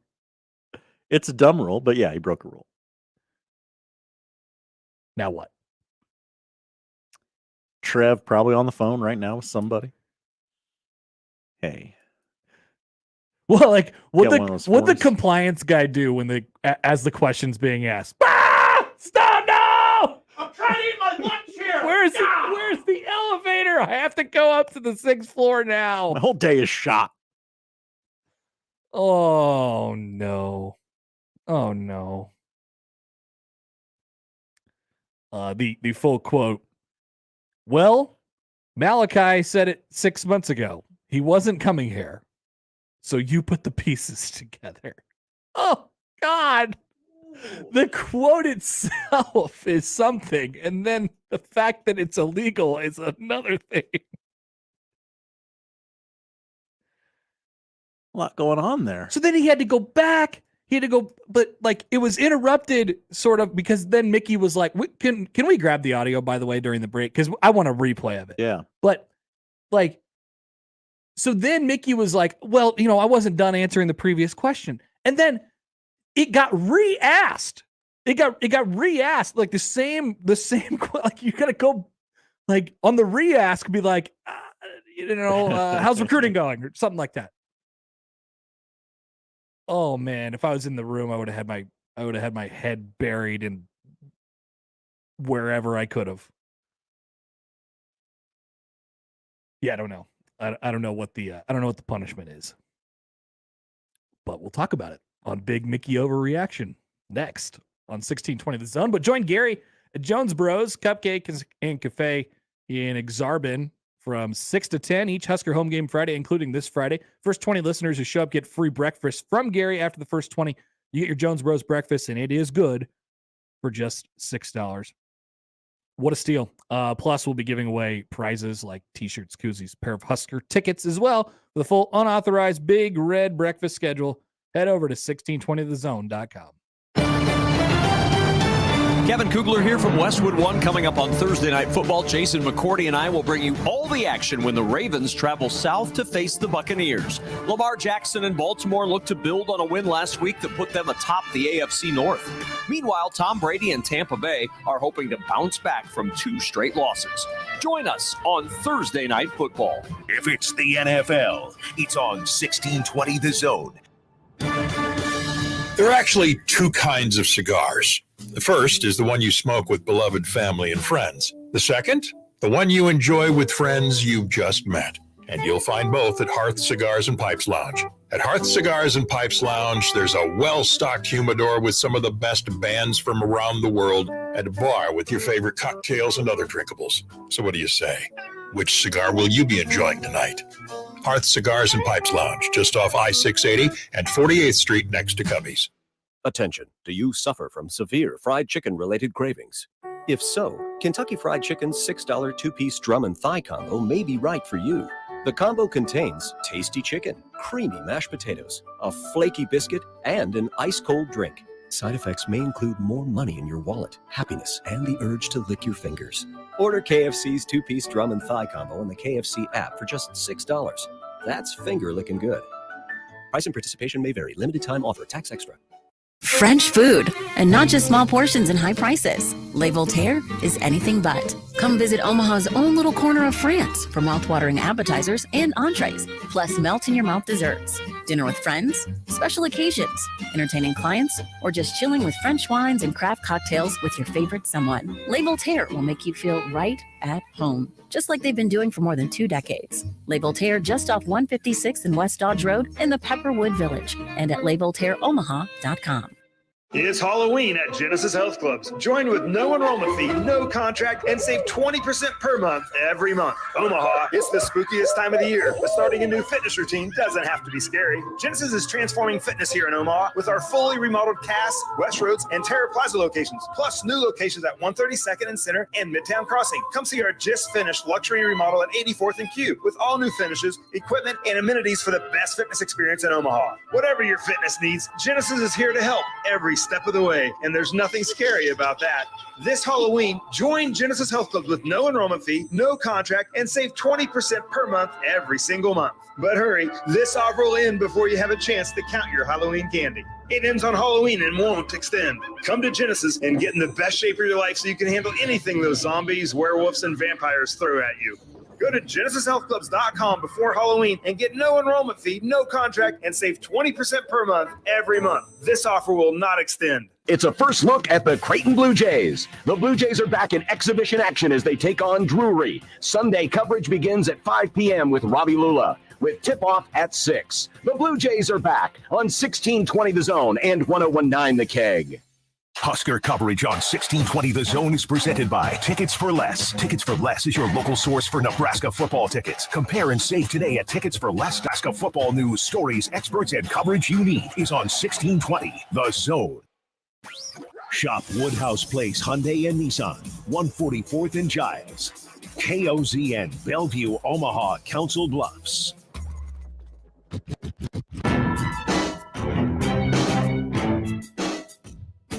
All right, Connor Happer, Josh Hodson back with you in the Connor Happer Show, 1620 The Zone, 1620thezone.com. I don't know exactly the punishment for talking about recruits publicly before they're signed. I can't imagine it's that significant. But there was a oopsie at it's about as good as I could do, right? Because it's not a serious, it's a stupid rule. It's not a serious violation. It's not like the NCAA is going to open a case on this one against an interim coach. Right. It's an oopsie. But here is said oopsie in its full glory just moments ago during the Mickey Joseph press conference. Which Coach O, just speaking with Coach O, he always tells me just be myself. Make sure they get Mickey, and he knows there's nothing fake about me. I'm gonna be Mickey. I'm not, because at the end of the day, I can go back to Baton Rouge and that nice house in Baton Rouge and chill out. So I'm gonna be Mickey. Sorry. You got Malachi Coleman this weekend. I wasn't finished answering that question. Yeah, I didn't know. I'm sorry. I'm just joking with you, man. Y'all so tight. But no, you're right. We got Malachi. Yes. Well, he said it 6 months ago he wasn't coming here. So you put the pieces together. Okay, pause. Somebody said in the background, it's very faint, you can't talk about that.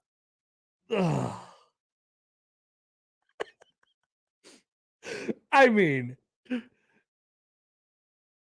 oh gosh. I mean, this is not a joke. If you're watching on 1620thezone.com right now, you could see just me holding my head. If I was in that room at that moment, I'm not sure if I would have been able to control my body. It's just hard to hear. You got to know the rules. Can we go back to the actual answer though? You want to dive into the actual answer piece of it? By the way, Mickey had some stuff today. I do think, by the way, generally, we'll get to this after Question Gate. That's right, Question Gate. But he is starting to drive home the idea of like, yeah, I want this job. I'm a full on candidate for this. I'd like it, and I want to have this job. Yes, but anyway, back to question gate. These 5 or 6 weeks for you. Which Coach O, just speaking with Coach O, he always tells me just be myself. Make sure they get Mickey, and he knows there's nothing fake about me.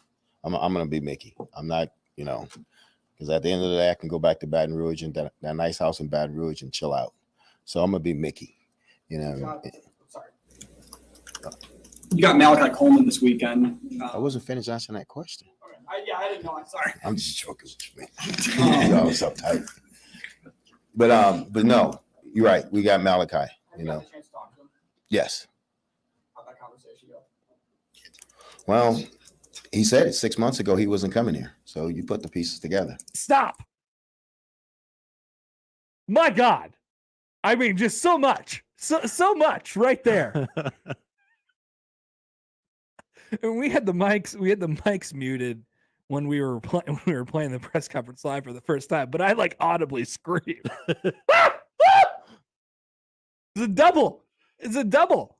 So yes, there is the piece. I don't know. It's gonna be like, I don't know whatever the slap on the wrist is. I don't know if it's even that. It's a nothing deal. Probably gonna lose a draft pick. It's a nothing deal, but yes, it's against the rules. And usually coaches are really, really touchy about that kind of stuff anyway. They're like, yeah, I'm not, even if they don't know for sure, they're like, I'm not sure I can talk about that. Let's not. This one was obvious. Can't talk about it. Mistake. Let's go past that part though. Let's go to the second part, which is he didn't want to come here 6 months ago. That would be April. Yeah. For the record. He could have really used any time in the past, but yeah. Anytime up until 6 weeks ago. I mean, we've been talking about this for a while. We've been talking about sort of the image and the feel of the program since Mickey Joseph has taken over. It's very clear to them that things have changed on the inside.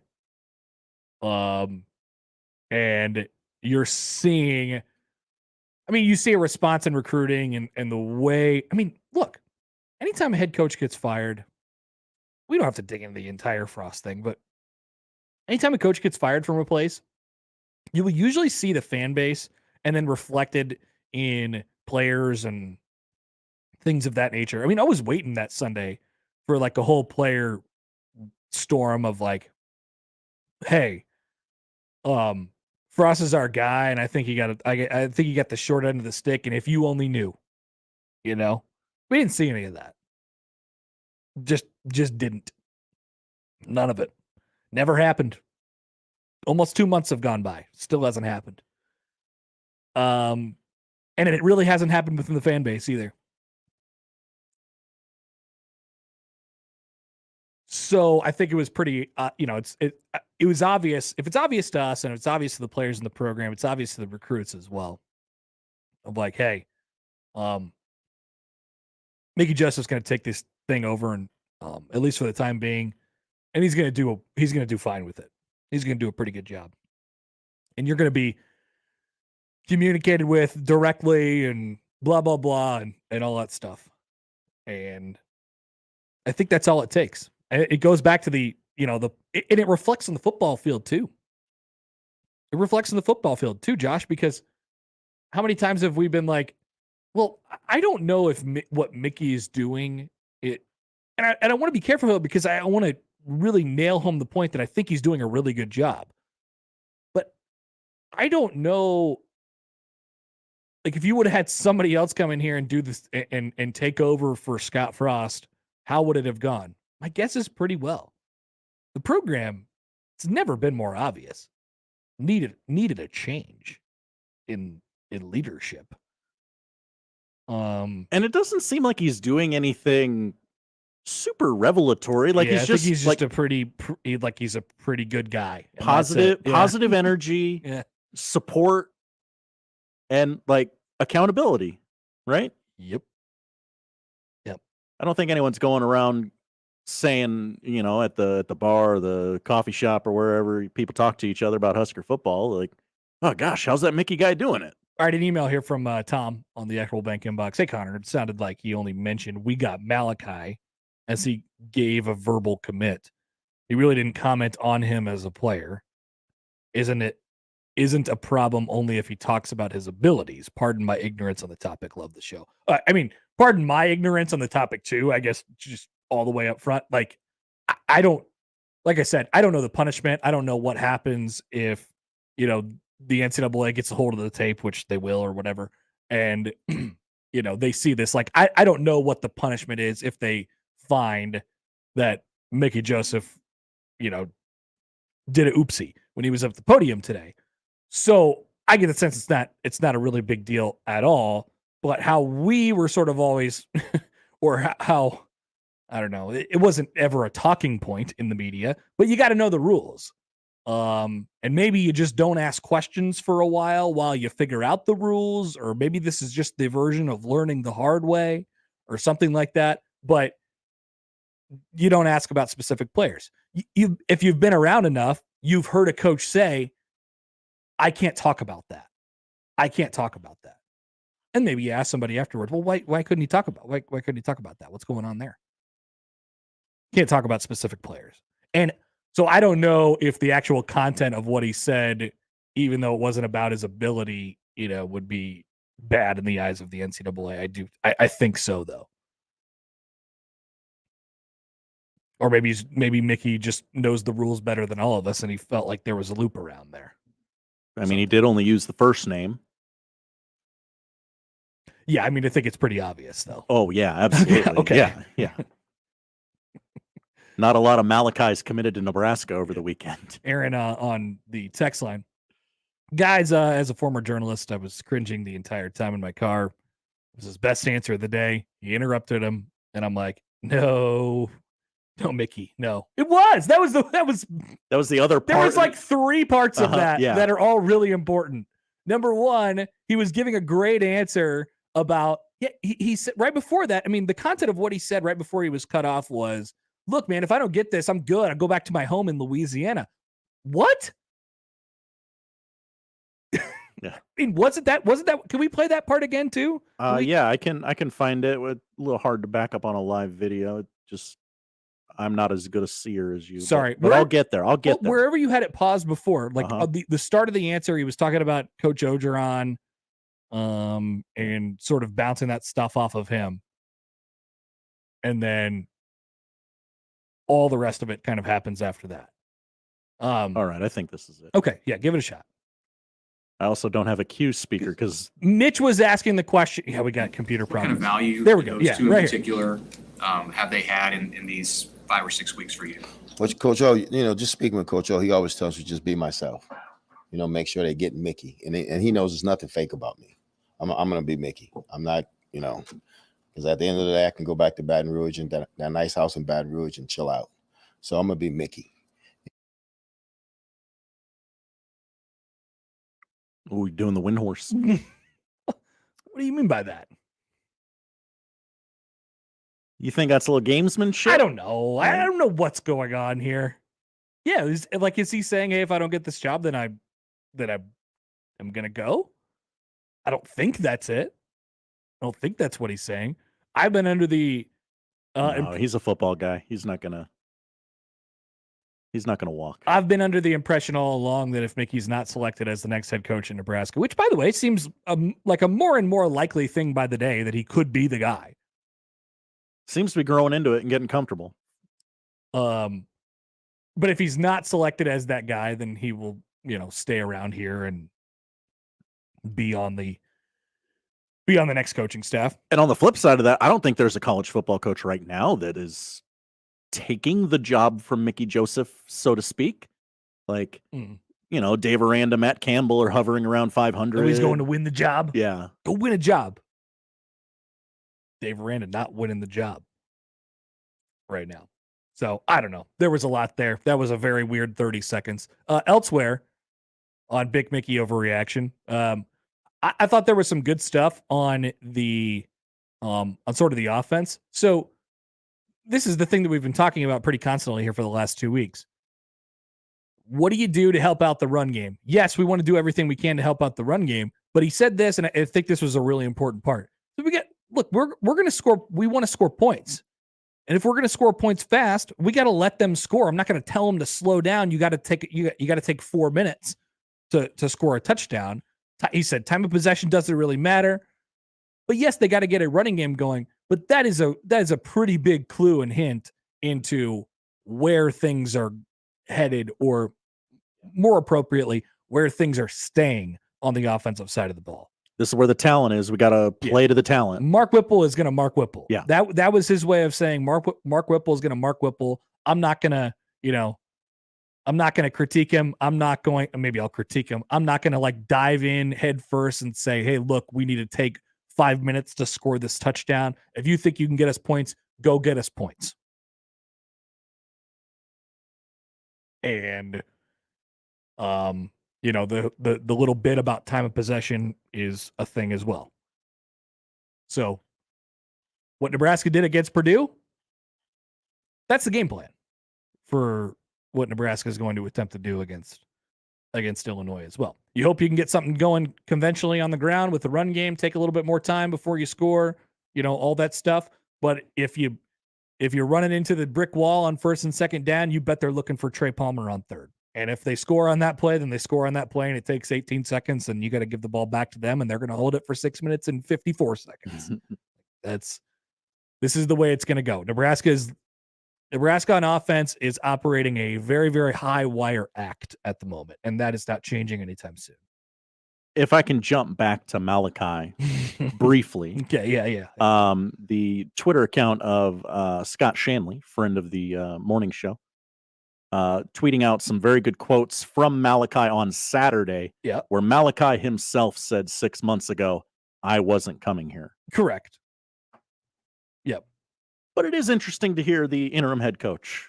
Yeah, it's a little bit different when he says it. It hits a little different, doesn't it? It's a little bit, and by the way, the recruit can talk as much as he wants about the school and the players and the coaches. They can say whatever they want. They both literally said the same exact thing 6 months ago. I wasn't coming here. He wasn't coming here. Yeah. It's all very out there. It's all very out there. The problem is one of the guys can't say it, and he said it. That wasn't the content, once again, of what he said, although it may be true. It's the fact that he was talking about it. And it's a stupid NCAA rule, but it is an NCAA rule, and you have to know your rules. Know your rules. Yeah, the Twitter audience just loves that we're talking I bet. Extremely minor NCAA infractions. You guys are always against the program. Oh, man. Oh, what's going on in the YouTube comments right now? Are people yelling at us for this? I've always loved the YouTube audience. They are. I need to pay attention to them more. Matthew says rules were meant to be broken. Hell yeah. Let's be the rebel program. Trevor, is it a recruiting rule for coaches mentioning names of commits? Please explain why this is a big deal. So I think there's been some change on this front. This is stupid. And it's not a big deal. It's a deal. It's a deal. It's something, right? But the recruiting expert. There was something brought up not that long ago where now I think that like the social media accounts can retweet a commitment or something. Like there's very specific and arbitrary rules buried in there about what you can and cannot say about a player before they have signed their letter of intent. Once you have signed and received the letter of intent, it's open. But we're still in the stage of before that. We're, less than 2 months prior to signing day here. Is a commitment. And I don't think, like I said, I don't think that means much of anything in the eyes of the NCAA. That's all. I'm not saying, oh, Mickey, come on. You got to know. It's not a big deal, but it happened. All right. We'll get off that. If you guys have anything else, 402-951-1620. We have NFL reaction, overreaction, which is coming up here shortly. Yeah. Josh will unveil his bottom 5 teams. Nobody wants to be in the bottom 5 this week. A lot of teams tried to win their way out of it. We'll spin the wheel. And plenty more on another edition of the Connor Happer Show on 1620 The Zone. The Connor Happer Show. Follow us on Twitter @Happer Show for all the latest news and views. We may even say something interesting once in a while. Unlikely. Really, guys? Live from the Host Coffee Studio, this is 1620 The Zone. J-Tech Construction, the official exterior experts of the Huskers, offers exterior solutions that help you protect your number one investment. Whether it's roofing and siding or windows and doors, they're committed to excellence, quality, and outstanding customer service in every step of the process. When it's time to protect the exterior of your home, your choice is simple. Turn to who the Huskers turn to, J-Tech Construction. Check them out online and schedule a free estimate today. J-Tech Construction, the official exterior experts of the Huskers. Hi, this is Doug Nodgard with Equitable Bank. Great service never goes out of style. When the digital age dawned, many said computers would be able to handle many of the interactions that used to take a person. Boy, were they wrong. How many times have you called your bank and gotten a recording to press 1 or 2? Not at Equitable. Not only does Equitable answer your call in the first ring, it's answered by a human being. That's because Equitable Bank values its customers. Equitable Bank, we take banking personally. Member FDIC. Get a full breakdown of what went right and what went wrong immediately after every Nebraska game with Big Red Overreaction. Presented by Equitable Bank. We take banking personally. And by Coors Light, keeping Nebraska chill. Also brought to you by Burton AC Heating, Plumbing, and more.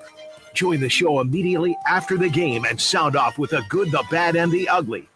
Big Red Overreaction on 1019 The Keg and 1620 The Zone. Don't miss this week's Zone Deal. This week's half-off deal is $50 worth of vouchers to Le Voltaire French Restaurant for only $25. Le Voltaire Pepperwood Village is a locally owned, unpretentious French restaurant serving down-home cooking with an extensive wine list and great handcrafted cocktails for decades. Whether dining with friends, clients, or that special someone, Le Voltaire will make you feel right at home. Zone Deals go fast. 9 a.m. Friday, 1620thezone.com. Finding great candidates to hire can be like, well, trying to find a needle in a haystack, but not with ZipRecruiter. Its powerful technology actively finds and invites qualified candidates to apply to your job. So while other companies might deliver a lot of hay, ZipRecruiter finds you the needle in the haystack. See why 4 out of 5 employers who post a job on ZipRecruiter get a quality candidate within the first day. Try ZipRecruiter for free at ZipRecruiter.com/free. That's ZipRecruiter.com/free. I always wanted to learn Spanish, but I never thought I'd have the time. Then I discovered Babbel. Babbel's lessons are fun. They only take like 10 or 15 minutes, and in 3 weeks, presto, you're speaking another language. Like magic. I love that Babbel's lessons aren't just robots talking. They're voiced by native speakers, so you get the pronunciation just right. And they're designed by real language teachers, so you learn how to have real-world conversations, things you'll actually use. 3 weeks. It's incredible. After 3 weeks, I'm on vacation in Paris, having a conversation in French. There's all kinds of ways to learn. Use Babbel's podcasts or games or videos. You can even join live classes with a language teacher. If you want to learn a language, there's no faster, easier, better way than Babbel. Babbel. Babbel. Babbel. Évidemment. Go to Babbel.com to try for free. That's BABBEL.com. Babbel.com. Hey, everybody, it's Gary Sharp. Join me for We Got a Podcast, driven by Woodhouse Auto Family. We get more in depth, have a guest or two, and drop nuggets of info you haven't heard anywhere else. Join us for We Got a Podcast, driven by Woodhouse Auto Family, every Friday in the show page on 1620thezone.com or wherever you listen to your podcasts.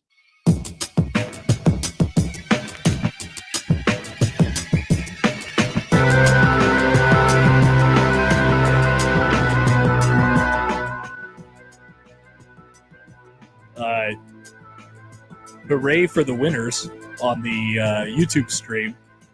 Last game of the chunk. Can't hold anything back now. People are speculating online that Mickey Joseph mentioned Malachi Coleman's name on purpose because he knows that the punishment for mentioning the name will be so small and that he wanted to throw some shade at Scott Frost that bad and this was the opportunity to do it. Oh, I don't care if that's true or not. I love it. Bree Baby tweets at us at Happer Show on the J Tech Constructions on Twitter. If you want to get to a phone call here in a second. Is everyone really that naive about Malachi Coleman's recruitment? This has nothing to do with the school or the coach and everything to do with the NIL deal. 6 months ago, he wasn't coming here because he wasn't getting a 6-figure NIL deal.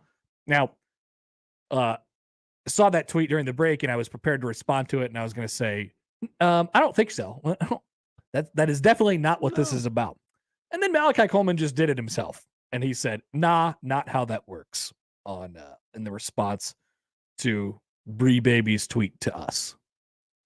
So that's thank you to Malachi for cleaning that one up. Thanks for clearing it up direct from the source. I do happen to think that this has to do with Mickey Joseph and not so much. Oh, wait. Bree Baby has responded. And I quote, dude. I do want to, we can have a bigger conversation about the shift that has seemed to happen where, like I said, I think, the status quo for me over the last month has been, I think Mickey's going to do a really good job as the interim coach. And at the end of it, he will not be hired as the head coach. And he will go back to being an associate head coach or an assistant, to the coach and resume his role as the wide receiver coach. I am now significantly less sure about that. On basically all fronts. I think Mickey's more likely to get the job now than he was several weeks ago. And from just reading between the lines on some of these quotes, I am now a little bit more skeptical that he would return to the staff. I don't know. I think that's where I'm still at. Return to the staff just as the wide receiver coach. Did you see Casey Thompson's quote? Ended his press conference with this quote: "No matter what happens next year, Mickey Joseph will always have my respect and appreciation." No matter what happens. No matter what, huh? To the phones. The Les Hills Harley Davidson hotline. We have Mike. Random Mike. Hi, Mike. Yeah. What did he actually say about Malachi? He said he wasn't going to come here 6 months ago and mentioned him by name. Oh, that's what Mickey said at the press conference? Correct. Oh, okay. I love the bit about really your interview with Pearlman. He's done books on all kinds of significant sports field, hasn't he? Well, yeah. I mean, us and First Take and the Today Show and all the other shows, just the major national shows like us. And I love what he said about kids playing multiple sports, and how that develops. John Cook says the same thing all the time. No, I totally agree. Yeah. And hey, you're doing women's basketball this year, right? I sure am. I'll be there on Sunday for the first exhibition. Okay, what do you know about the volleyball player that's going to play? Maggie Mendelson.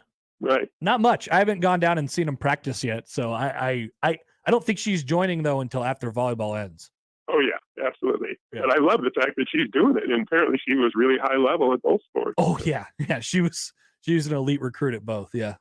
Yeah, and you follow women's basketball. We were so close to having volleyball players play when they were done with their volleyball career. The last one was the Big O. Remember her?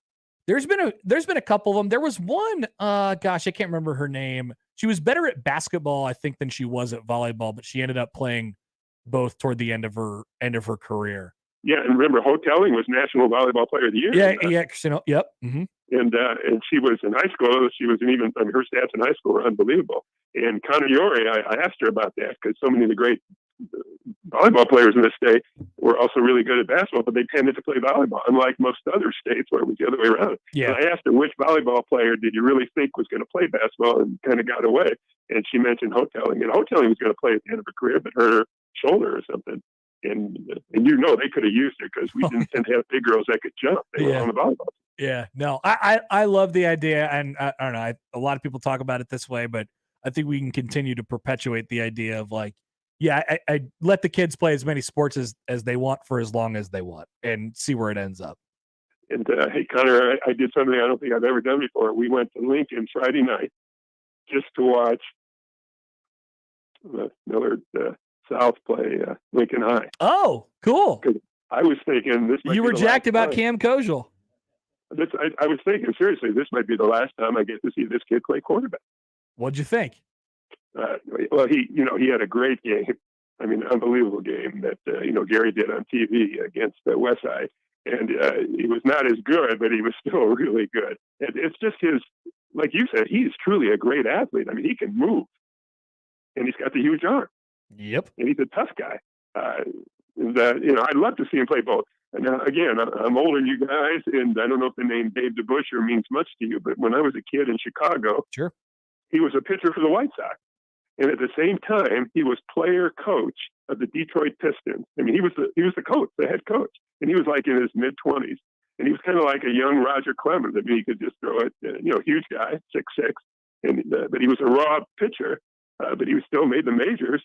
And then he played basketball full-time, went to the Knicks, and he was the missing link for the Knicks and one of the 50 greatest players ever. Again, playing two sports, Bo Jackson and Deion Sanders, but I love it when they do that. Oh yeah, it's great. I do too, and I think it only sharpens your athleticism in the other ones too. It only helps, especially at that young of an age. Hey, are these high school games going to be on the internet this Friday? I mean, yeah, great games. the schools usually do a good job of streaming them now, and they usually have pretty good setups, but. I always wonder why, they don't get picked up for more TV in the earlier rounds before the state finals. But I don't know. Are you doing any of those games? No, on the radio? No, sadly, no. That's too bad because the one in Lincoln was on 1240 in Lincoln. Yeah, Moats did it. Yep. But I was getting in and out reception. But this kid Kosa was so much fun to watch. Yeah, man. Well, you probably get to see him a couple more times here in the playoffs. I hope so. All right, take care, buddy. There's Random Mike. Yeah, I figured we probably tripped his trigger there on the two sport athletes. Yeah. In hindsight, probably rang that bell a little bit. Yeah, for sure. Looks like Malachi Coleman has followed up again. Oh yeah. So okay, what do we have here, Josh? He has responded to the dude tweet. This is it on Malachi Coleman, by the way. We're done. I'm going to make fun of it some more, but we're not talking about it as if it's question gate anymore. Yeah. I've made it very clear that I'm not going to pick a school off of NIL. Many people know that. Relationships and education are what have always been important to me because I know I won't be able to play football forever. Yeah. Yeah, I think Malachi, I've said this all along, and people talk about him. I think the one thing that sort of endures is that he's a really good kid, regardless of who he gets involved with or what the sort of image of him is or whatever it might be. I do think overall he's a good kid with a good heart, right? So that's going to endure. And he's smart and he knows what he's doing, and there you go. So I think you could have faith in that idea rather than, he's just going to whatever school because of NIL deal, because he's got a lot of value from an NIL perspective. Well, he's found a good way to capitalize off of that locally. He's one of the few high school athletes that's been able to do so. That is not a result of Malachi Coleman not being in it for him being in it for the wrong reasons. That's not the result of that. He's in it for the right reasons. That's for sure. And Nebraska got a good kid. We'll be back with more NFL reaction, overreaction next here on 1620 The Zone. The Connor Happer Show. Connie Mack only won 9 pennants in his 55 years as a manager. What a bum. Could you imagine sports radio in the time of Connie Mack? Boy, I tell you, this Connie Mack guy just can't get it done. Can't win the big one. Can't get over the hump. Only 5 World Series. Connie Mack, more like Connie Hack. Am I right? That's exactly how they talked. The Connor Happer Show. Weekdays from 10 to 2 on 1620 The Zone. Your Omaha area forecast presented by Bellevue Berry and Pumpkin Ranch from the KETV Newswatch 7 Weather Center on 1620 The Zone. The bright sunny skies will continue throughout the afternoon with temperatures topping in the mid to upper 50s. I'm tracking a high temperature of 58 degrees. For tonight, clear skies. That's going to allow the temperatures to really cool closer to the freezing mark. I'm tracking a morning glow of 32 degrees. Increasing cloud coverage for your Wednesday with a high temperature of 61. I'm meteorologist Anthony Copeland for KETV News Watch 7. At Dingman's Collision Center, you voted them first place in Best in Omaha for the past 17 years. So they want to say thank you for choosing the Dingman family and their incredible technicians to repair your vehicles. At Dingman's, they'd rather be the best than apologize for anything less. The Zone Inbox is brought to you by Equitable Bank. We take banking personally. Email me, Connor Happer, with the Connor Happer Show at Connor, CONNOR, at 1620thezone.com. Send me your love, your hate, and maybe a few hot takes. The Zone Inbox, presented by Equitable Bank. It's Halloween at Genesis Health Clubs. Join with no enrollment fee, no contract, and save 20% per month every month. Omaha, it's the spookiest time of the year, but starting a new fitness routine doesn't have to be scary. Genesis is transforming fitness here in Omaha with our fully remodeled Cass, West Roads, and Terra Plaza locations, plus new locations at 132nd and Center and Midtown Crossing. Come see our just finished luxury remodel at 84th and Q with all new finishes, equipment, and amenities for the best fitness experience in Omaha. Whatever your fitness needs, Genesis is here to help every step of the way, and there's nothing scary about that. This Halloween, join Genesis Health Clubs with no enrollment fee, no contract, and save 20% per month every single month. But hurry, this offer will end before you have a chance to count your Halloween candy. It ends on Halloween and won't extend. Come to Genesis and get in the best shape of your life so you can handle anything those zombies, werewolves, and vampires throw at you. Go to GenesisHealthClubs.com before Halloween and get no enrollment fee, no contract, and save 20% per month every month. This offer will not extend. Hey everyone, Josh Peterson here for my friends at Miracle Hill Golf and Tennis. Get this date marked on your calendar, Sunday, October the 23rd, because that is the date for their 4-person fall scramble. Only $300 for you and 3 others. You'll, of course, get the golf, the cart, tee gift prizes. You'll get fed lunch and more. It will be an 11 a.m. shotgun start. Sign up today at their website, miraclehillgolf.com/store. They're located just north of Dodge on 120th Street. Miracle Hill Golf and Tennis. Your Omaha hockey team hits the road to take on the Long Island University Sharks this Friday and Saturday. Pregame is at 6:15 Friday. Puck drops at 6:45. It's UNO at Long Island on your new home for Maverick Hockey. News Talk 1290 Coil. When it's hot, the last thing you want is your home's AC to quit on you. At 1 Hour Heating and Air Conditioning, our team of comfort specialists take the frustration out of the equation. From simple repairs to more complex fixes, we'll get you cool and comfortable quickly. Call 402-788-1234 or visit McCarthy's1hour.com for $50 off any repair. Always on time, or you don't pay time. Terms and conditions may apply. Independently owned and operated, licensed in their respective state or county. Can I get the sales projections for the Springfield, Bristol, and Fairview stores? Val's Froyo Palace is dishing out 3 more locations. Jody, have you lined up interviews? They need 3 new store managers before they have a meltdown. And remember, they need at least 5 years experience. Indeed can help them hire great people fast. I need Indeed. Indeed you do. We instantly connect you with quality candidates whose resumes on Indeed match your job description. Visit Indeed.com/credit and get $75 towards your first sponsored job. Terms and conditions apply. Here's an opportunity for business-to-business salespeople. NRG Media is looking for someone who gets excited about helping local businesses grow. Are you an idea person who can create and execute a plan? We should talk. At NRG Media, we create local marketing campaigns designed to meet a key challenge. On air, online, on-site, audio, video. It's all part of what you could do. A sales career with NRG lets you make a real difference. Business-to-business salespeople? Apply online at nrgmedia.com. NRG Media is an equal opportunity employer.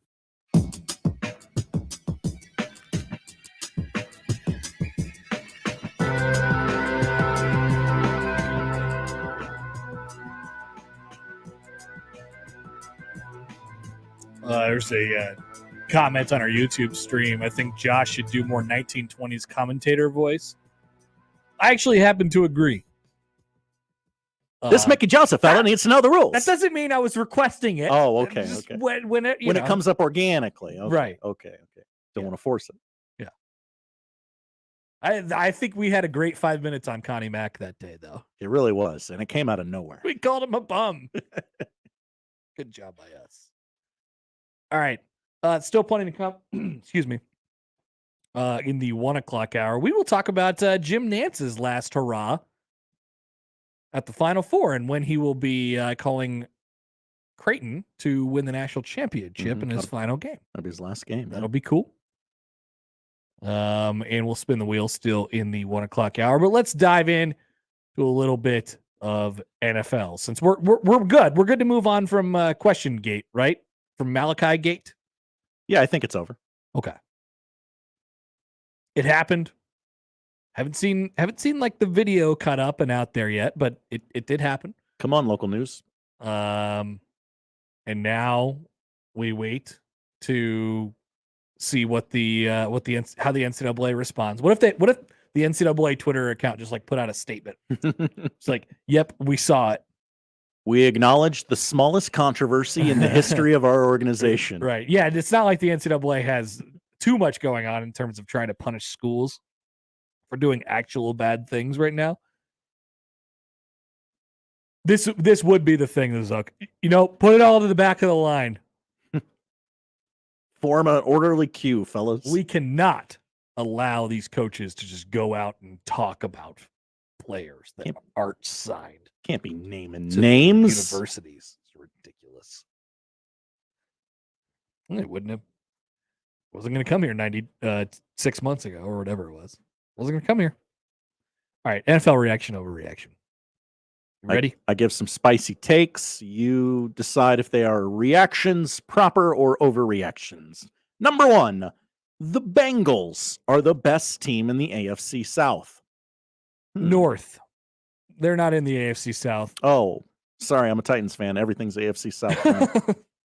I think they are the best team in the AFC North, though. They would definitely be the best team in the AFC South. Well, I mean, let's pump the brakes on that. You think the Titans are good? I think the Titans are 4-2. Well, they have a better record, but that doesn't mean. Come on, we can have some nuanced conversation here. Okay, yeah, probably. Yeah. So the Bears. If only we had some sort of sample size between the Bengals and the Titans. The Bears are 3-4, and they still suck. They do. They won a game by several touchdowns last night. Still suck. The Patriots made the Bears look good. Think about that. Anyway, the Bengals are this is a moment to moment thing, and I think it's going to stay that way kind of between the Ravens and the Bengals all season long. But the Ravens seem like a vastly different team than they were a few weeks ago. They're running the ball well. Jamar Chase is blowing up now all of a sudden. Burrow almost had 500 yards passing over the weekend. Baltimore looks a little shaky right now, and maybe more than a little. Can't beat anyone by more than 3 points. Yeah, it's just the Bengals look like the best team in that division. That is not an overreaction. Bengals have the largest win differential in the division. Oh yeah, point differential. Yeah, yeah, plus 41, plus 41, which is third best in the AFC behind Buffalo and Kansas City. That's a good spot to be. It is. Take number 2. The Colts will make a quarterback trade or acquisition before the deadline next week from today. Yeah, a week from today. Yeah. So I don't know. I don't know the answer to that question. It feels like they're really in on these short-term rental guys. But you at some point you have to have the conversation with yourself as a franchise of like, okay, you know what? We got away with it for 3 or 4 straight years. Of just renting 1 year 36-year-old quarterbacks and just pretending that it might be an actual formula that we can use to win football games. And it didn't really work. It worked with Phillip Rivers. You flirted with the playoffs. It worked with Phillip Rivers one time. Yeah. It didn't really work. It definitely hasn't worked with Matt Ryan. And now your backup quarterback, or the guy you trust most after Matt Ryan, is Sam Ehlinger. Yeah, might be happy for the guy. Good kid, Texas, right? Had a redemption story in there. Yeah, I don't know how that's going to work out. But you gotta invest in a quarterback, man. I'm sorry. This is kind of part of the gig. You got to invest in a quarterback. You can't just have a different one every year. And I don't think from everyone's talking about Mac Jones to Indy. I don't think that's enough time for the Patriots to decide, do we want to cut bait on our high draft pick guy right now? Are we? Hold on. Or can we coach him up? Well, like I said, Belichick don't care. I mean, that is true. If anyone would, they would, right? If he feels like, nope, this is the way we're going, I'm sure about it. It's the Zappy hour, and we're moving forward in that direction. By the way, and this, I don't think Belichick cares about this, but man, the way the crowd respond to Zappy. Everyone loves the backup quarterback. I had never seen a guy lose his job in 5 minutes as an NFL quarterback. But Mac, he threw a horrible pick, and then Zappy comes in, gets him down the field instantly, scores a touchdown with the guy crawling into the end zone, and it's like, oh yeah, this is Zappy's team now. That happened in 5 minutes. So can I take you through my viewing experience of this game last night? Yeah, I'd love to have you do that. I decided, you know what? I don't really care about Bears, Patriots. I know it's Monday Night Football. It's important. I'll get to it in the second half. But I want to watch a little basketball. I wanted to kind of learn about, who looks a certain way. You had KD versus Ja. I was kind of in on that last night. So I'm watching that, and I keep seeing on Twitter, like, oh, Zappy. It's all Zappy. Oh, my gosh, Zappy's doing great stuff for the Patriots. And then I finally, about 20 minutes after that, get to the Monday Night Football game, and the Bears are winning by a lot. Yeah, by the time you got there, he probably sucked. Yeah, I'm like, what was everyone freaking out about? Well, he threw a couple picks in the game as well. A lot of stuff tipped at the line of scrimmage. Like, he wasn't that good outside of that first drive. But looked confident, and the fans loved him in that entire thing. Also, Mac Jones can't kick the guy in the below the belt sliding. They suspend you for that in baseball. If you go into second base with your cleat up in the air, it's called spiking somebody. You can't do that. Nope. They will suspend you for that. Mac Jones did that sliding as a quarterback last night and kicked Jaquan Brisker where the sun don't shine. You can't do that. He went in and slid with his legs straight up in the air. Why are we not talking about that Why are we more not today? talking about this? I feel like this should be all that they're talking about on like First Take right now. This is the Did he only do it way on purpose. This is the only way baseball gets talked about on a show like Is First Mac Take. Jones a nut kicker? I mean, look what happened when Draymond Green did it. Right. Yeah. We still won't shut up about it. Went off and punched the guy, Yeah. And then made a social media video about it, which kind of was like, did he do it for the whole video thing? No kicking, guys. New media. No kicking. No kicking. Next take. Tom Brady is now in too deep to quit mid-season. Oh, that sounds accurate to me. This is an appropriate reaction. He's tripled down. Why? Why does he keep doing this? Every day he goes up there, and every day people ask him, "Hey, Tom, it's cool. You can retire. Yeah, legacy is cemented. We don't want you to ruin your life here. There was no reason for you to come back this year. Everybody knows that. We don't know why you're here. Your team is horrible. Your marriage is crushed, and you can leave now, and nothing really changes. You get a lot of crap on the internet for probably about 3 months. Yeah, and then it goes away. But Tom Brady doesn't have to care about what people are saying on the internet or on First Take. Tom Brady can quit right now, and he's the greatest quarterback of all time. But every time he gets up there and he says, he gets up there yesterday, he says, I've never quit on anything in my life. I'm not going to quit. There's no retirement in my future. And meanwhile, he looks like a skeleton. He is rail thin. Yes. He must have lost 30 to 40 pounds. Yeah. He's not having a good time. He's having outbursts at everybody on his team. Antonio Brown is on Twitter. Have you seen Antonio Brown on Twitter recently? He is reveling in this. This is not good. He deep faked himself into Tom Brady's face, hugging Giselle after they won the Super Bowl.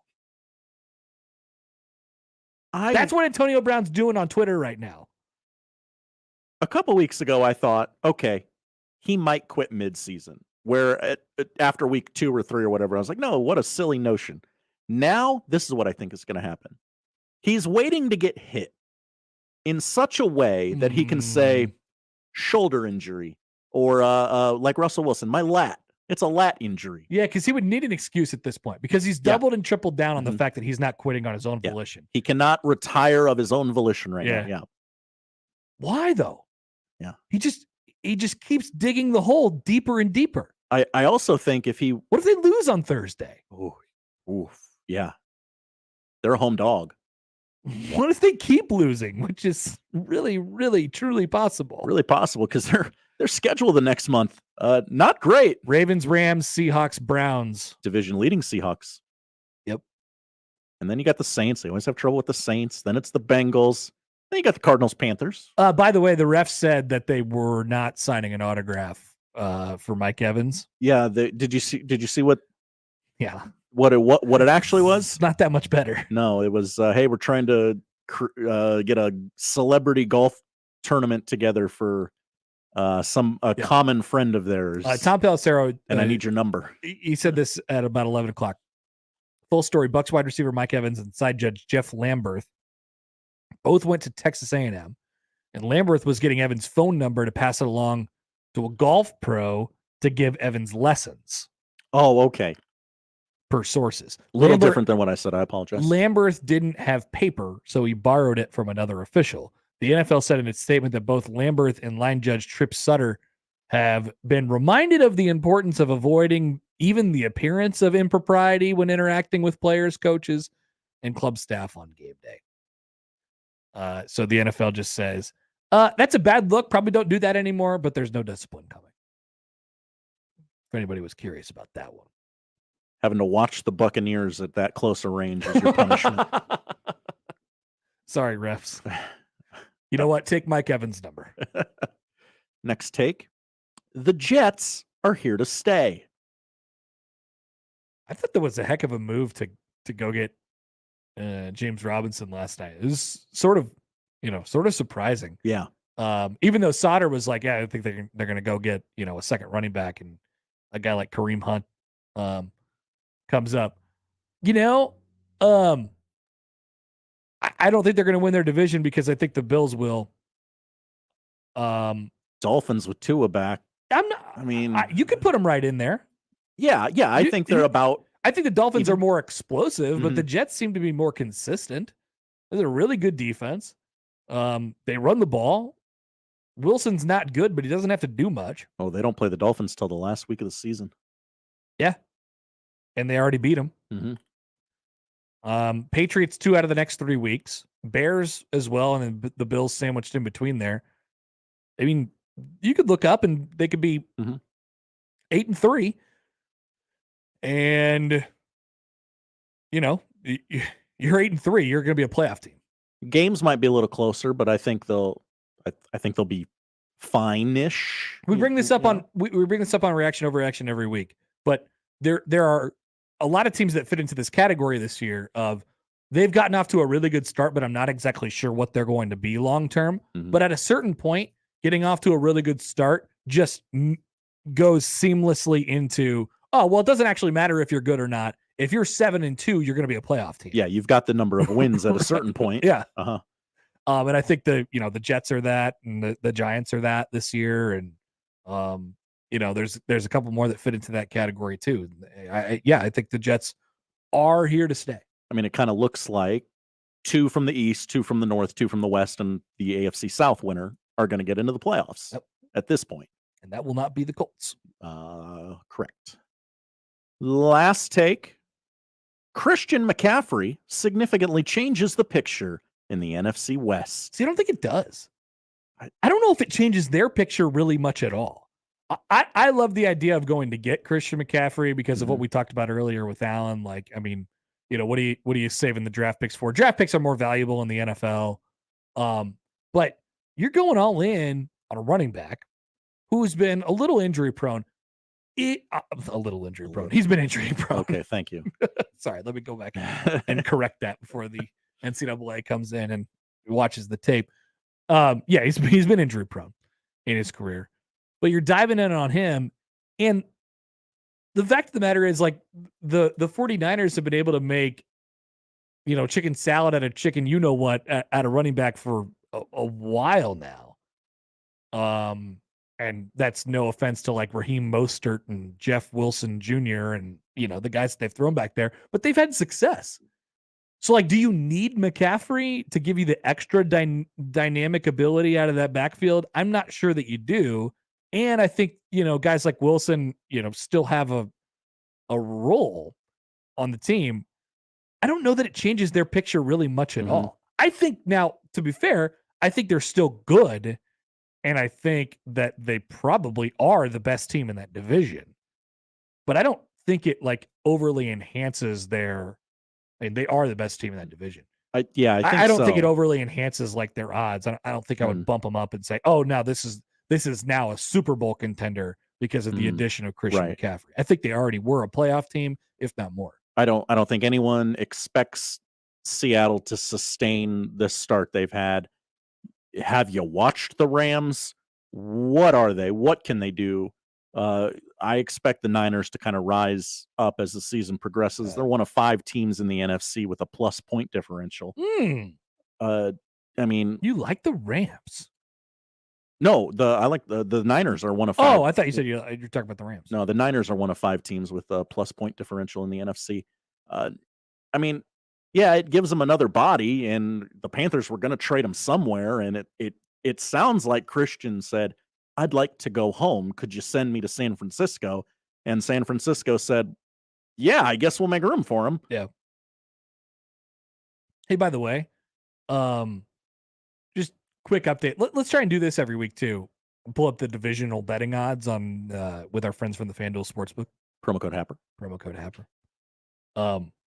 Just let me know if anything hits you weird here. Ooh, okay. The Niners are the betting favorite to win the NFC West, plus 130, in front of the Rams, plus 160. The Buccaneers are still minus 230 to win the NFC South. Wow, a heavy favorite. Heavy favorite still.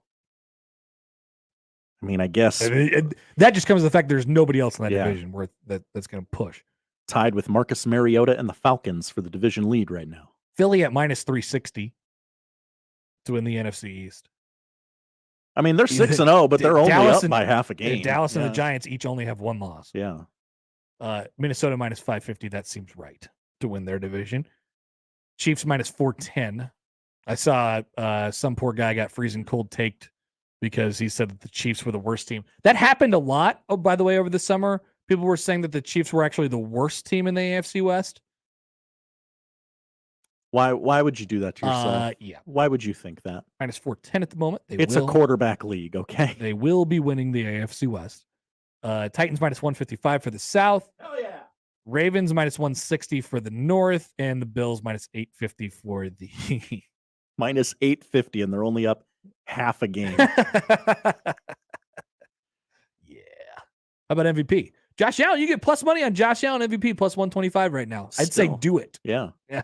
I mean, some of us got him plus. Oh, we forgot about Josh Allen because he had a bye week. Yeah. Yeah. He's going to win the MVP. Sorry, guys. Yeah. I saw a video going around yesterday. It's like, who's your NFL MVP right now? And people were like, oh, man, I think you got to go with, like Daniel Jones or Oh, let me go to the quote here. I got the quote right in front of me. Allan Bell, quote, I trust Daniel Jones. I trust Daniel Jones. End quote. I do not want to bet on Daniel Jones to win the most valuable player in the NFL. Plus 7,500 if any of you sickos are interested. I'd go with Geno Smith right now. Look at him. He's galvanizing the city. What a hell of a story that is. Nah, guys, your MVP is Josh Allen, unless he gets hurt. That's the story. And that's the way the cookie crumbles. And that's the way the cookie crumbles. Josh's bottom 5 NFL teams. People are really, really passionate about not being on this list. The Bears, have they avoided a week where they could have been the worst team if what we expect? By the way, we both said Bears plus 8.5 last night. We did. We were defiant about it. So did Nick Grimm. Look at us. He was laughed at, mocked for picking the Bears. But if a normal result would have happened last night, the Bears could have claimed the spot of the worst team in the NFL. They will now not be. It was possible. But who will be? Find out from Josh next year on 1620 The Zone. Omaha's most listened to all sports radio station. Again and again And again, 1620 The Zone. Hey friends, Kent Pavelka here, back with John Higgins and the Rooferees at the Weather Guard showroom. I imagine there are a lot of people out there with really bad roofs waiting for the magic moment. When's the magic moment? Depends on what type of roof you have. It depends on how old your roof is. I have a customer right now talking about waiting for that hailstorm. Now it's leaking. There's a time where you can't wait for that hailstorm forever. When it comes time to replace your roof, your gutters, and siding, there's only one call to make. The Rooferees at John Higgins Weather Guard. With some big-time events coming up, including the Luke Combs concert at the CHI Health Center right here in Omaha, October 28th and 29th. Be sure to check out my friends at ticketsforless.com. It's not all about sports. It's about shows, and it's also about finding the best tickets at ticketsforless.com. So whether you want to see the pageantry at Memorial Stadium on a Saturday, catch a game at Arrowhead Stadium, Tickets for Less is your source for the best tickets. Also, without those crazy per-ticket fees you'll pay on other sites, trust me, you'll keep going back to ticketsforless.com. Compare and save today at ticketsforless.com. Since this is a radio commercial, you can't see the people standing behind me. They're the Langfeld family. Everybody wave. Oh, sorry, you can't see them because radio. Anyway, the Langfelds are the family behind Langfeld Overhead Door, where they proudly install Midland garage doors to fit any space and style, and they don't take a backseat to anyone when it comes to their service. Because if something goes wrong, it's their name on the line. So they're going to make sure it goes right every single time. Langfeld Overhead Door, 402-234-2700. Dear gas prices, go take a hike. Toyota is the #1 retail brand for electrified vehicles for 22 years. The Toyota hybrid lineup brings efficiency with power and savings with style. Not to mention top tech to help keep you connected. Plush premium interiors and the most advanced Toyota safety features. So, now you know who you're talking to. Toyota, the #1 retail brand for electrified vehicles for 22 years. With a hybrid or electric vehicle built for every driver. Seriously, dear gas prices? Do you really think you could stand in our way? Think again. Toyota hybrids. Find yours at toyota.com. Toyota, let's go places. Based on manufacturer estimates, CY 2000 through 2021 sales. See your independently owned Omaha Metro Toyota dealers. Village Point Toyota of Omaha, Baxter Toyota of La Vista, or Corwin Toyota of Bellevue. Let's face it, credit cards are pretty much a necessity. New tires for the car? Here's my card. I order takeout, here's my card. And most of us just accept the high interest rates credit cards charge as a necessary evil. What are you going to do? Get a low fixed-rate credit card consolidation loan from Lightstream from $5,000 to $100,000 and pay off those credit card balances. Apply online, and you could get your money as soon as the day you apply. The average credit card company charges over 19% APR. But with Lightstream, you can get a fixed rate as low as 6.99% APR with autopay and excellent credit. Now I can pay off my high-interest credit cards and save money with a much lower rate. Apply today at lightstream.com/radio and get an additional interest rate discount. That's lightstream.com/radio. Lightstream.com/radio. Subject to credit approval. Rates range from 6.99% APR to 21.49% APR and include a 0.5% autopay discount. Lowest rate requires excellent credit. Terms and conditions apply and offers are subject to change without notice. Visit lightstream.com/radio for more information. At Dingman's Collision Center, you voted them first place in Best in Omaha for the past 17 years. So they want to say thank you for choosing the Dingman family and their incredible technicians to repair your vehicles. At Dingman's, they'd rather be the best than apologize for anything less. Marvin Windows has long been known for their lasting value and beauty. Karp's Complete Home Exteriors is Omaha's first authorized Marvin Windows replacement contractor. For a free estimate, call Karp's Complete Home Exteriors or visit karpsomaha.com.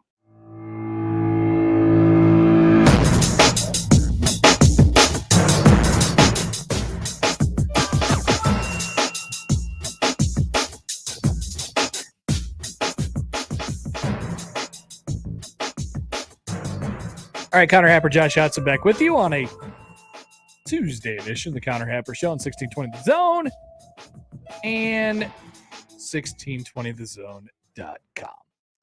Josh has his bottom 5 NFL teams, the worst of the worst. Or the worst of the best, I suppose. The best of the worst, maybe? What would the proper wording on that be? I think it's the worst of the best. Okay. Nobody wanted to be on this list this week. Everybody's trying to play their way off. I guess unless you're breaking up the NFL into like tiers, then it would be the worst of the worst. Okay. But if you're just saying football, it's the worst of the best. I do love shouting football. Just football. Yeah. Okay, but we begin. Number 5. God, come on. Take forever. Number 5. Hear me out. It's the Tampa Bay Buccaneers. All right. The vibes are bad. Yeah, they're really, truly horrible. Tom Brady doesn't want to be there. He won't say that he doesn't want to be there, which always makes it worse. They are 3-4, still leading the division, but they are the worst division leader in the sport. I don't even know that. When you look back at their wins too, they don't really look the same. I mean, they beat the Cowboys on the opening week, but Dak got hurt, and Dallas didn't quite know what to do, how to game plan it. They beat the Saints in that defensive game where I think they got a pick 6 in that game late. The Falcons were coming back on them. They just don't have much to stand on right now. They lost to another horrible team in the Packers. They did get a pick 6 in that Saints game. Yeah, that's what I thought. It was later in the game too. It was. They lost to the Steelers, who were bad, and they just got drilled by the Panthers over the weekend. Yeah. And it felt like it all came crashing down after the first play of the game when Mike Evans dropped a touchdown. That's a bad vibes team. Yeah. And then you got Ravens, Rams, Seahawks. We've been over the Bucs schedule. There's not a lot of guaranteed wins. Mm-mm. The Seahawks game is in Germany. Yeah, that's weird. That's just all around weird. Maybe Tom just stays in Germany. Oh no, I can't get back over there with you guys.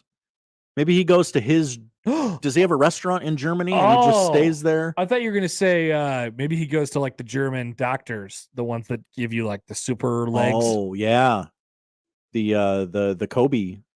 Yeah, the Kobe cell surgery. Maybe he gets a German surgery of some sort. And then bam, he's back ready for the playoff run. Mm-hmm. This was all a plan by Tom Brady. Oh my goodness. Evil mastermind. Number 4. Number 4. I haven't forgot about you, Denver Broncos. Nice. You don't have Russell Wilson, but you're still bad. Yeah. I watched 0 minutes of the Broncos-Jets game this week. Really? It's one of the very few games that I just didn't see any of. 16-9. Yep. Let's see. No touchdowns scored in the second, third, or fourth quarters. Like I said, 0 seconds. Didn't even. In fact, and even if I do miss a game, or I miss pieces of a game, there'll be highlights afterwards. I have not seen one single play that happened during this game. I saw the Breece Hall 62-yard touchdown run.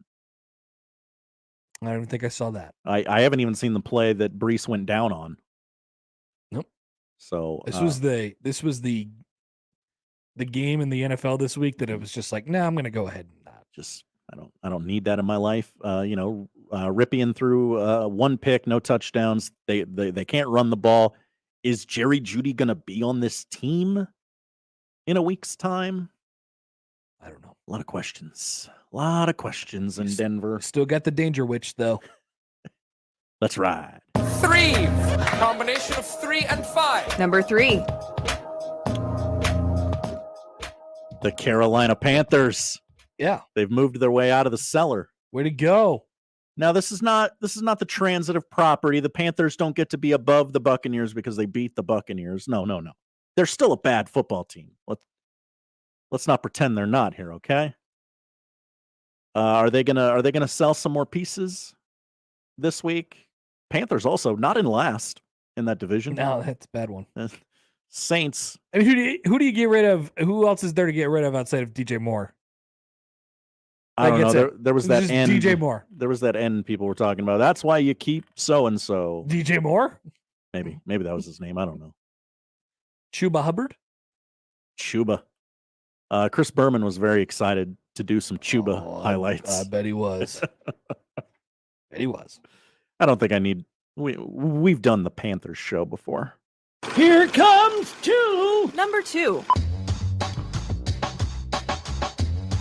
It's the Detroit Lions. They keep falling. They just keep falling. 1-5. They have the most losses of any team with one win. They've lost 4 in a row. Most losses of any team with Well, I one. mean, I like that. No, I like that. They've also got the most losses of anyone in the league, but there's a lot of teams with 5 losses. Right. They only have 1 win. They have the most losses, period. They have not. Well, how'd they get their 6? I forgot. Yeah, okay. They have not scored a touchdown in 2 games, 2 road games. No. After having the number 1 offense in the league that has suddenly just evaporated out of thin air.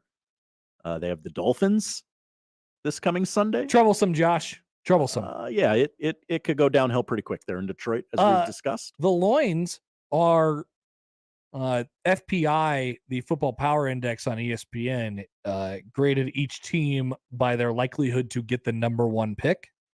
Ooh. The Lions are scheduled to be the worst team in the NFL. Really? A 34.8% chance to earn, they say, the number 1 pick. Well, maybe I should have readjusted because my number 1 team, Yeah, you're missing one here. also has 1 win, but they have a better win percentage. Yeah, that tie. That tie might save them, or I guess they maybe want the number 1 pick. So, number 1.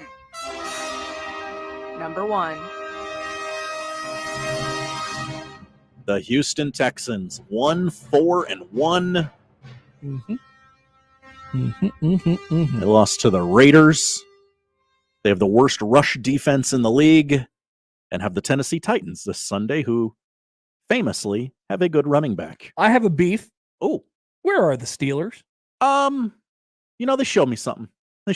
Sunday. Here were my choices at the end. Do I want to make fun of the Buccaneers? Yes. Or do I want to put the Steelers or Saints on this list? Okay. I had a little fun at the Buccaneers' expense. All right. That's fair. No, it's all on. I just want to know the backstory. You got to put a little hot take in there just to get the people talking, Connor. So I was looking at this draft FPI story that they did. So the Eagles have the Saints first round pick this year. Oh no. Yeah. Oh no. Yeah, the Eagles are going to be picking about in the top 5. Yeah. With that pick. Oh my goodness. On top of that, the Seahawks have Denver's pick from the Russ thing. Okay. I don't think either of those teams really thought that they were going to be that bad. It's going to be a mid one. It's going to be a mid first round pick. But this is yet another reason why. I mean, you trade for first round draft. Like we were making the argument against it before, but the team that got Russell Wilson is now 2-5, and they're probably staring down the barrel of about 4-13 or something like that. That's like that's pretty much a guaranteed top 10 pick that the Seahawks are going to get back from this. I don't know if they expected that. And no, they couldn't have. No. Like worst case scenario when they make that deal, what did they think was going to happen? Not this. No. The Texans also have Cleveland's first pick. Oh, okay. So the Texans could get pretty good. Yeah, I mean, the Texans are going to have their pick. They have a lot of holes to fill, though. They're probably going to have 2 top 10s. In what many are saying is a good draft class. Yeah. Not like last year's. Ooh. All right. There you go. That's Josh's bottom 5 NFL teams. Thank you, Josh. Thank you, Connor. I have a basketball tweet here from out of the Big East. Ooh. New Seton Hall basketball coach Shaheen Holloway says he has 7 healthy players right now. Quote, I'm very concerned. That's a proper reaction for that sort of thing. Yeah, you know what? It's October 25th, and this is supposed to be the time where you're not beat up. Yeah, you should be your healthiest right now. So you're gonna go into the season. You're gonna go into exhibition season here with not full health, and Shaheen Holloway is quote very concerned. All right. I love when quotes are just isolated like that. Hey, coach, how concerned are you about this and this and this? I'm very concerned. Because you don't hear coaches express that very much. No, there's always a quiet confidence. They usually try to play off the fact that they're not concerned, but internally they're concerned about everything because they're freaks. So I appreciate when a coach just straight up says, "Oh yes, I'm very concerned about this." No, this is a big deal. This is concerning. You all in the media, you like to blow stuff out of proportion. Not this time. You did it right. Having 7 players before the season starts, not good. All right, we'll be back with more next here on 1620 The Zone. But first, we're here for FanDuel. And now is the perfect time to download FanDuel, America's #1 sportsbook. Right now, new customers get a no-sweat first bet up to $1,000. Free bets back. If your first bet doesn't win, sign up with promo code Happer. Always great options to bet on FanDuel. Love the live stuff. I mean, it's updated constantly. If you find an angle on a game that you like, player props, the same game parlays, which you can only find in the FanDuel Sportsbook. That is a beautiful thing as well. And you get paid out quickly. There is everything to love about FanDuel Sportsbook. App, safe, secure, and easy to use. Sign up today with promo code Happer for your no sweat first bet. Promo code Happer. Make every moment more this season with FanDuel, the official sportsbook partner of the NFL. 21 plus and present in Iowa. First online real money wager only. Refund issued is not withdrawable. Free bets that expire in 14 days. Restrictions apply. See terms at sportsbook.fanduel.com. Gambling problem? Call 1-800-BETS-OFF. Live from the Host Coffee Studio, this is 1620 The Zone. Creighton Sports Update. Only 2 weeks until Blue Jays basketball is back. Single game tickets for all men's and women's basketball home games are on sale now. Get your tickets online at gocreighton.com/tickets or at the Creighton ticket office. And that's your Creighton Sports Update.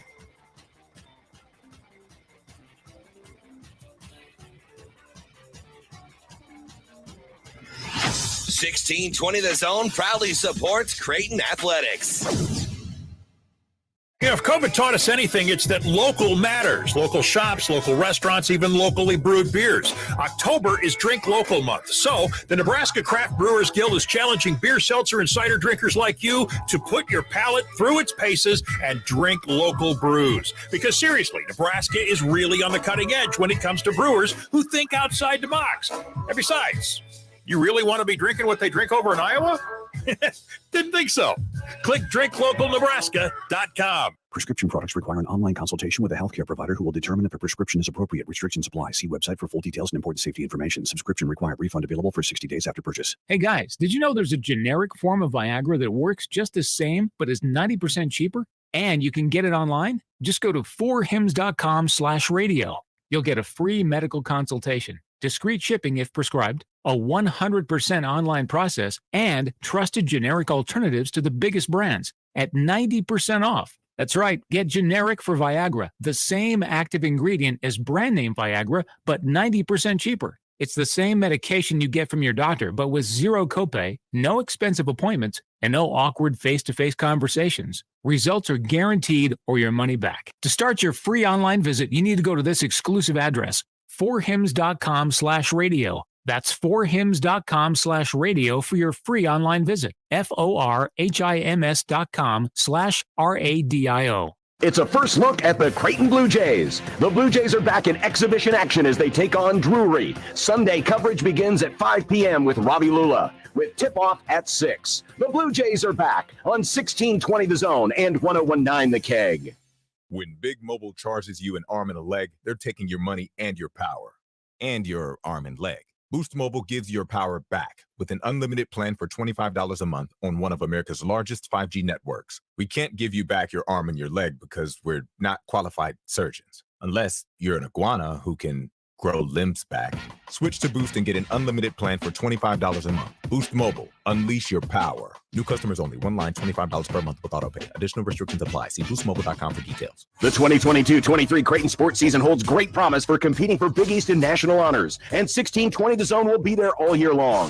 The 1620 The Jays podcast covers all of Blue Jay sports. From volleyball, soccer, and cross country in the fall to basketball in the winter, plus baseball, softball, tennis, golf, and rowing. Join me, John Bishop, along with Josh Peterson and Connor Happer each week for interviews with Creighton student athletes and coaches. It's the 1620 The Jays podcast. New episodes each Friday on 1620thezone.com and on Twitter at 1620 The Jays. Bill Jones. And Olivia. Here again for Jones Bros Cupcakes and Cafe. Jones Bros is famous here at Omaha for catering delicious breakfasts and lunches for business meetings. If I owned a business, I cater Jones Bros every day. Sounds good to me, Olivia. For breakfast, I cater French toast with warm syrup and croissant donuts. That'd be a good day at work. Go with it, Olivia. Check out our website at jonesbroscupcakes.com for catering. Jones Bros Cupcakes in Exarban Village. Shop Woodhouse Place Hyundai and Nissan, 144th and Giles. KOZN, Bellevue, Omaha, Council Bluffs.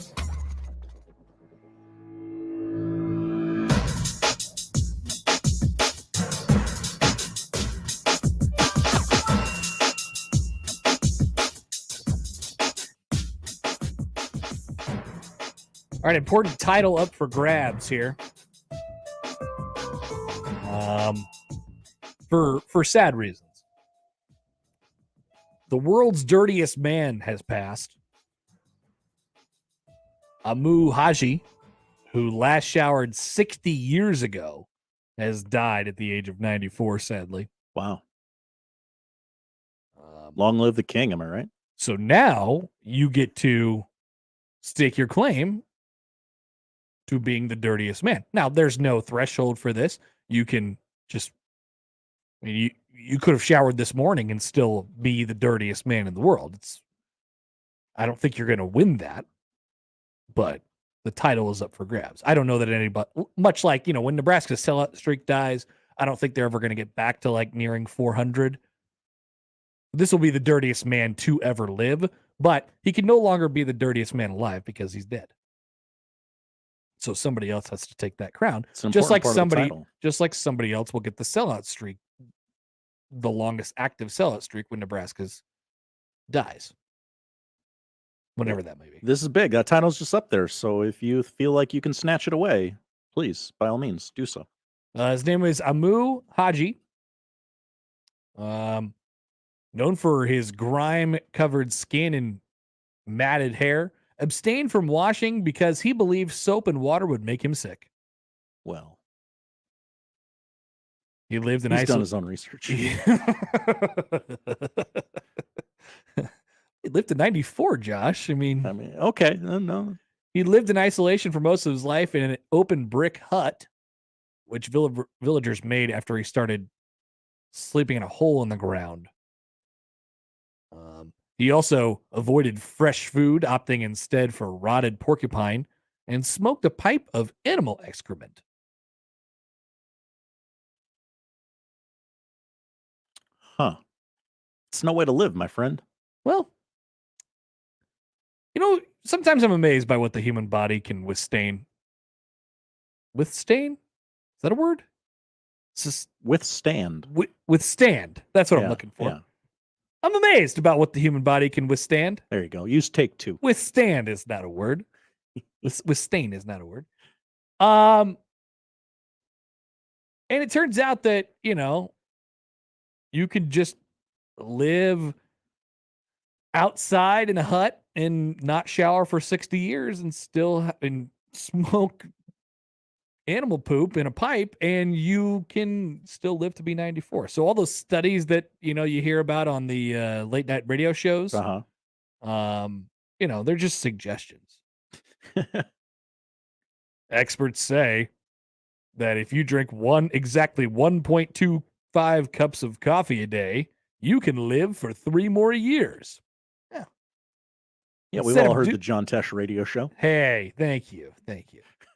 Instead of doing all of the math on the cups of coffee or bottles of wine you could drink in a week or in a day, why don't you just not shower, and then you can live to be 94? I do love John Tesh, though. It's great studies. Round ball rock. Hell yeah. So, if anybody wants to stake claim to the world's dirtiest man, they could do so. It's right there. Just take it. We'll come back and spin the wheel next year on 1620 The Zone. Caller 4 right now. 402-951-1620 qualifies for 1620 The Zone's 4-quarter pick'em.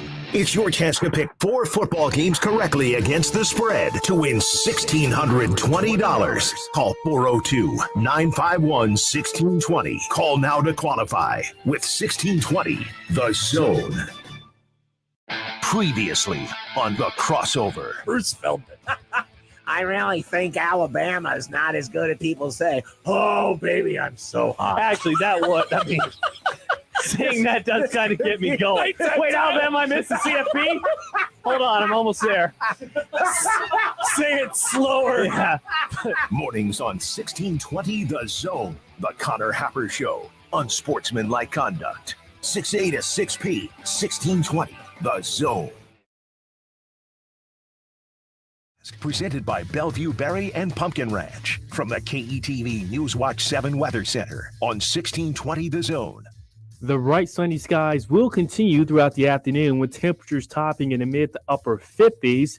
I'm tracking a high temperature of 58 degrees. For tonight, clear skies. That's going to allow the temperatures to really cool closer to the freezing mark. I'm tracking a morning glow of 32 degrees. Increasing cloud coverage for your Wednesday with a high temperature of 61. I'm meteorologist Anthony Copeland for KETV News Watch 7. Duck Defense Midwest makes your home healthier and improves the life of your HVAC system. So improve the health of your home and everyone in it. Go to cleanairradio.com for a special duct cleaning offer for Zone listeners. That's cleanairradio.com. With almost everything in life, you have choices. You can pick a lot, a little, or somewhere in the middle. So shouldn't there be an internet plan that's just as clever? One that allows you to add TV or home automation whenever. That's why Cox now offers flexible internet plans, giving you all the services you desire at nothing you don't require. Additional services can be added at then current regular rates. All services subject to residential customer service agreement and acceptable use policy found at cox.com/policies. Restrictions apply.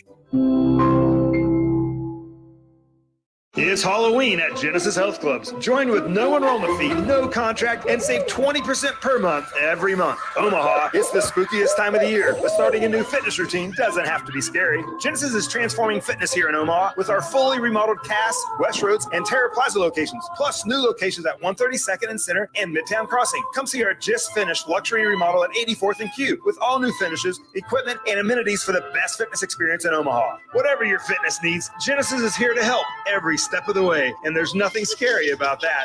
This Halloween, join Genesis Health Clubs with no enrollment fee, no contract, and save 20% per month every single month. But hurry, this offer will end before you have a chance to count your Halloween candy. It ends on Halloween and won't extend. Come to Genesis and get in the best shape of your life so you can handle anything those zombies, werewolves, and vampires throw at you. Go to GenesisHealthClubs.com before Halloween and get no enrollment fee, no contract, and save 20% per month every month. This offer will not extend. Prescription products require an online consultation with a healthcare provider who will determine if a prescription is appropriate. Restrictions apply. See website for full details and important safety information. Subscription required. Refund available for 60 days after purchase. Hey guys, did you know there's a generic form of Viagra that works just the same but is 90% cheaper? And you can get it online? Just go to 4hims.com/radio. You'll get a free medical consultation, discreet shipping if prescribed, a 100% online process, and trusted generic alternatives to the biggest brands at 90% off. That's right, get generic for Viagra, the same active ingredient as brand name Viagra, but 90% cheaper. It's the same medication you get from your doctor, but with zero copay, no expensive appointments, and no awkward face-to-face conversations. Results are guaranteed or your money back. To start your free online visit, you need to go to this exclusive address, 4hims.com/radio. That's 4hims.com/radio for your free online visit. FORHIMS.com/RADIO.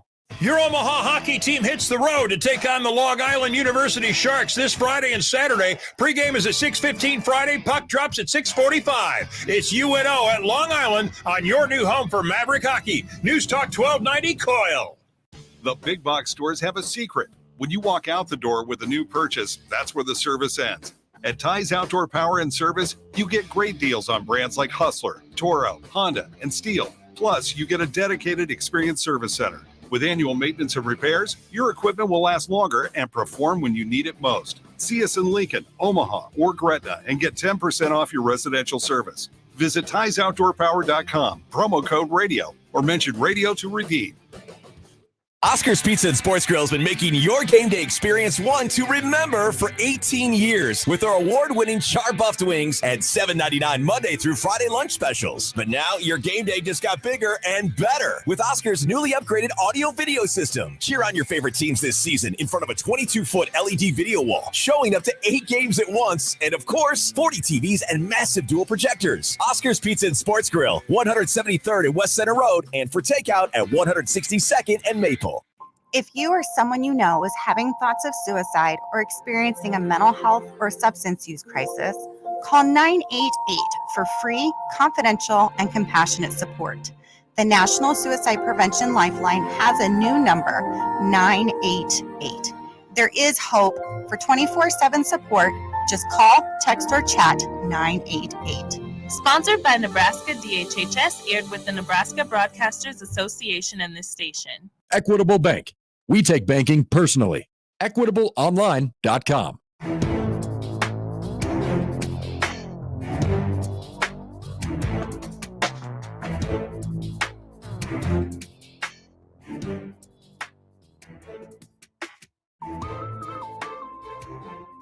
right, we're going to spin the wheel in a second. But Creighton has announced that they are going to be making a change in the song that they play just moments before Creighton's starting lineup is introduced at their basketball games. Just want to get something fresh. Any reason why? Good question, Josh. Glad you asked. That song is called Power. It is by an artist named Kanye West, who has not had a great last several years. Well, that song's 12 years old. You might want to swap it out. He's not had a great last several years. He's especially had a not so great last couple days. Oh, really? Okay. Yeah. So Creighton says that they are continuously reviewing matters to ensure a respectful campus environment and a positive fan experience. And we will not be playing Kanye West songs at our athletic events. No more Kanye at Creighton, which, to be honest with you, I mean, outside of the Kanye stuff, is that song is synonymous with Creighton basketball for me. It is. Yeah, I don't know why the tradition started, but it absolutely is ingrained in the fabric of Creighton basketball, at least as we know it. From being at the CHI Health Center, or maybe even being in the Big East, even though it was happening before that, plenty before that. It makes me think of Doug and Gregory Echenique. I loved Gregory. I did too. I loved Gregory Echenique. He was great. He was just barreling dudes over. Yeah. I love that guy for sure. Shout out. Yeah, we got to shout out Greg. But they'll need to find a new song. So let this serve as a beginning to a great Creighton basketball fan debate. What song is next? And let's all keep in mind that when we're suggesting new songs, it has to be someone with a squeaky clean record. Yeah, well, I mean, I don't know about squeaky clean, but just not that dirty. Yeah. Let's just go full 180 and do a Taylor Swift song. Yeah, you can go a lot of different ways. I mean, maybe this is a year of experimenting. Ooh. Maybe you try one game and you try another one the next, see how people react to it. But it's going to be weird, and you'll be in the arena, and you will not, good poll question, and you will not you will not say,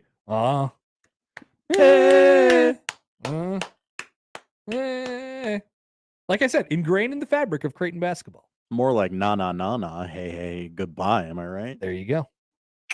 No more Kanye. No more Kanye at all. No, Kanye's got a lot of hits. He does. We're just drawing the line. No more Kanye. I'm still waiting for the announcement from the Nebraska football team that they will not be participating in Yeezy culture anymore. Interesting. They are an Adidas school. Yeah. And Adidas has parted ways with Yay.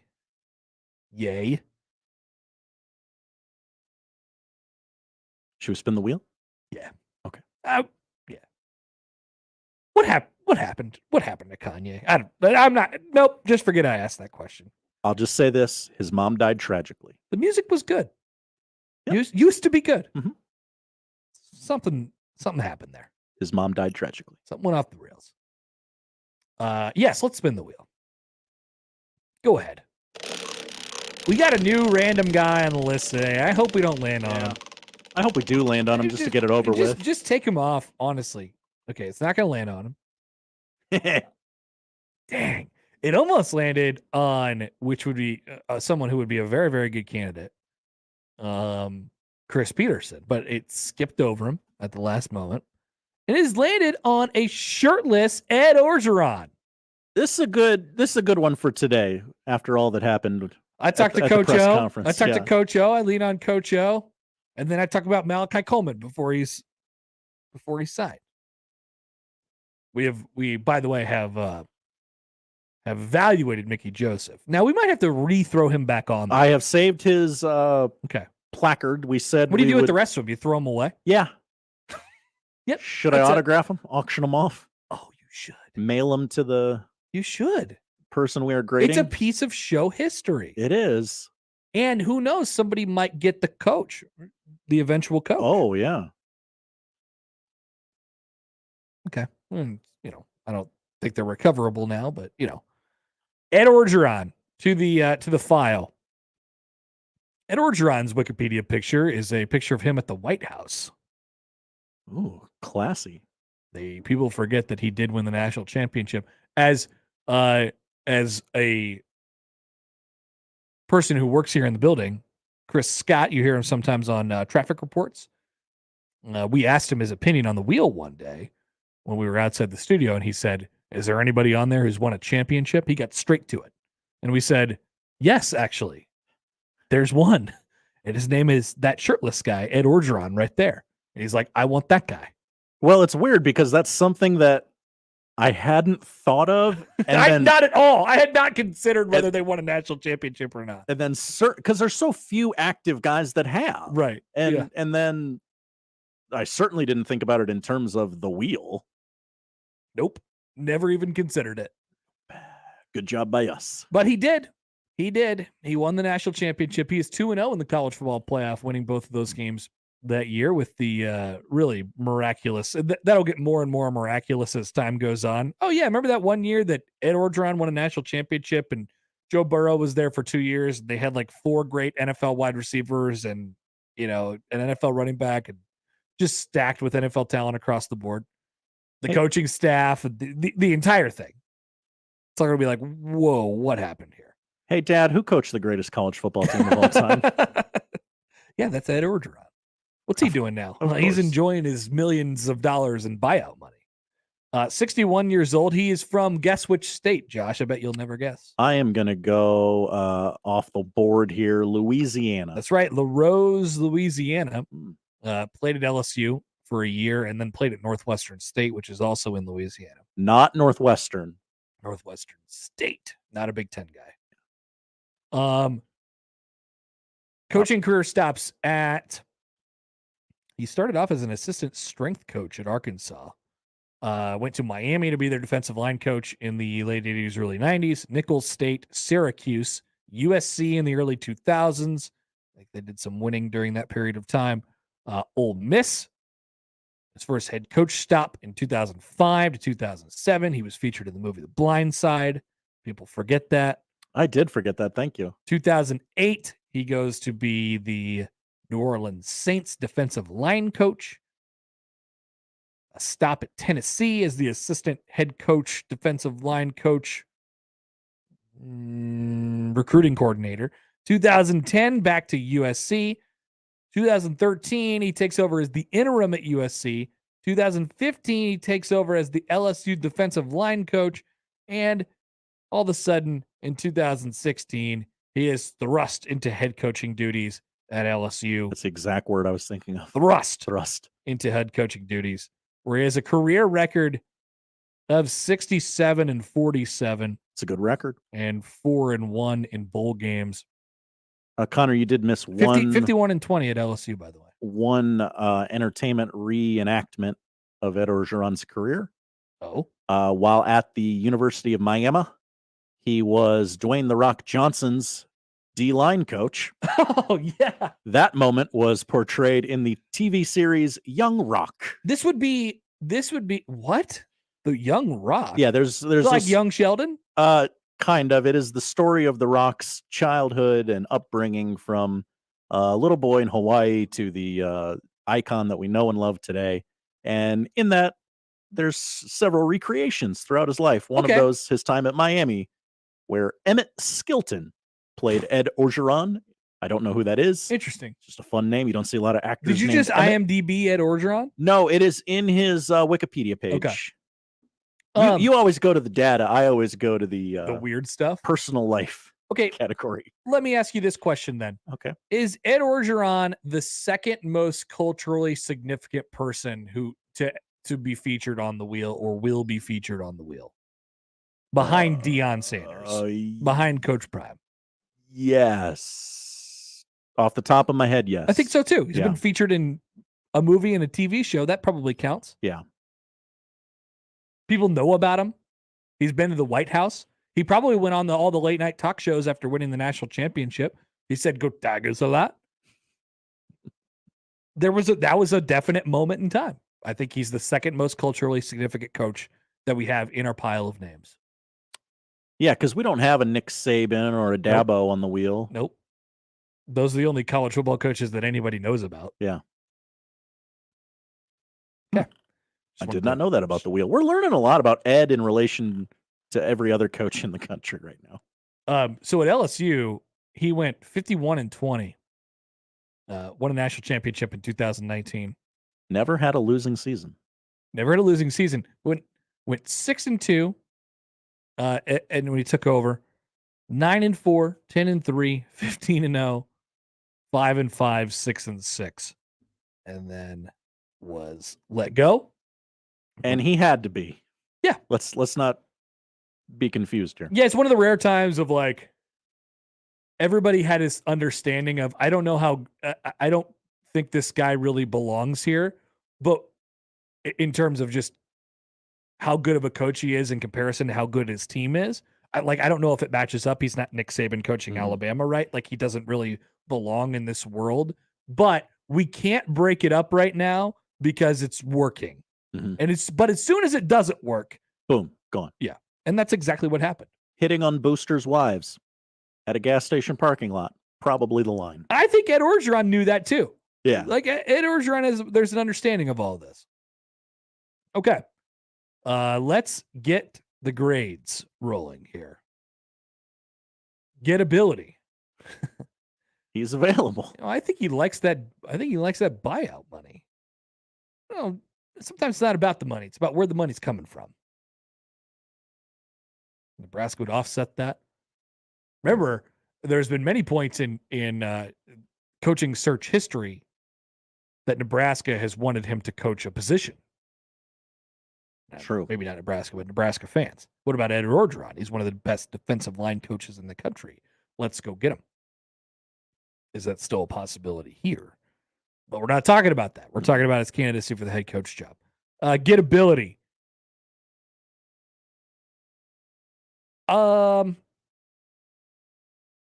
Okay, we have to put ourselves in the right frame of mind here. The search has happened. The search is complete, and Trev Alberts has landed upon Ed Orgeron as his pick. What is the likelihood that he accepts the job? I still think it's low. You think it's low? I do. I was gonna go the exact opposite. I think it's high. Really? I don't think he has any interest in.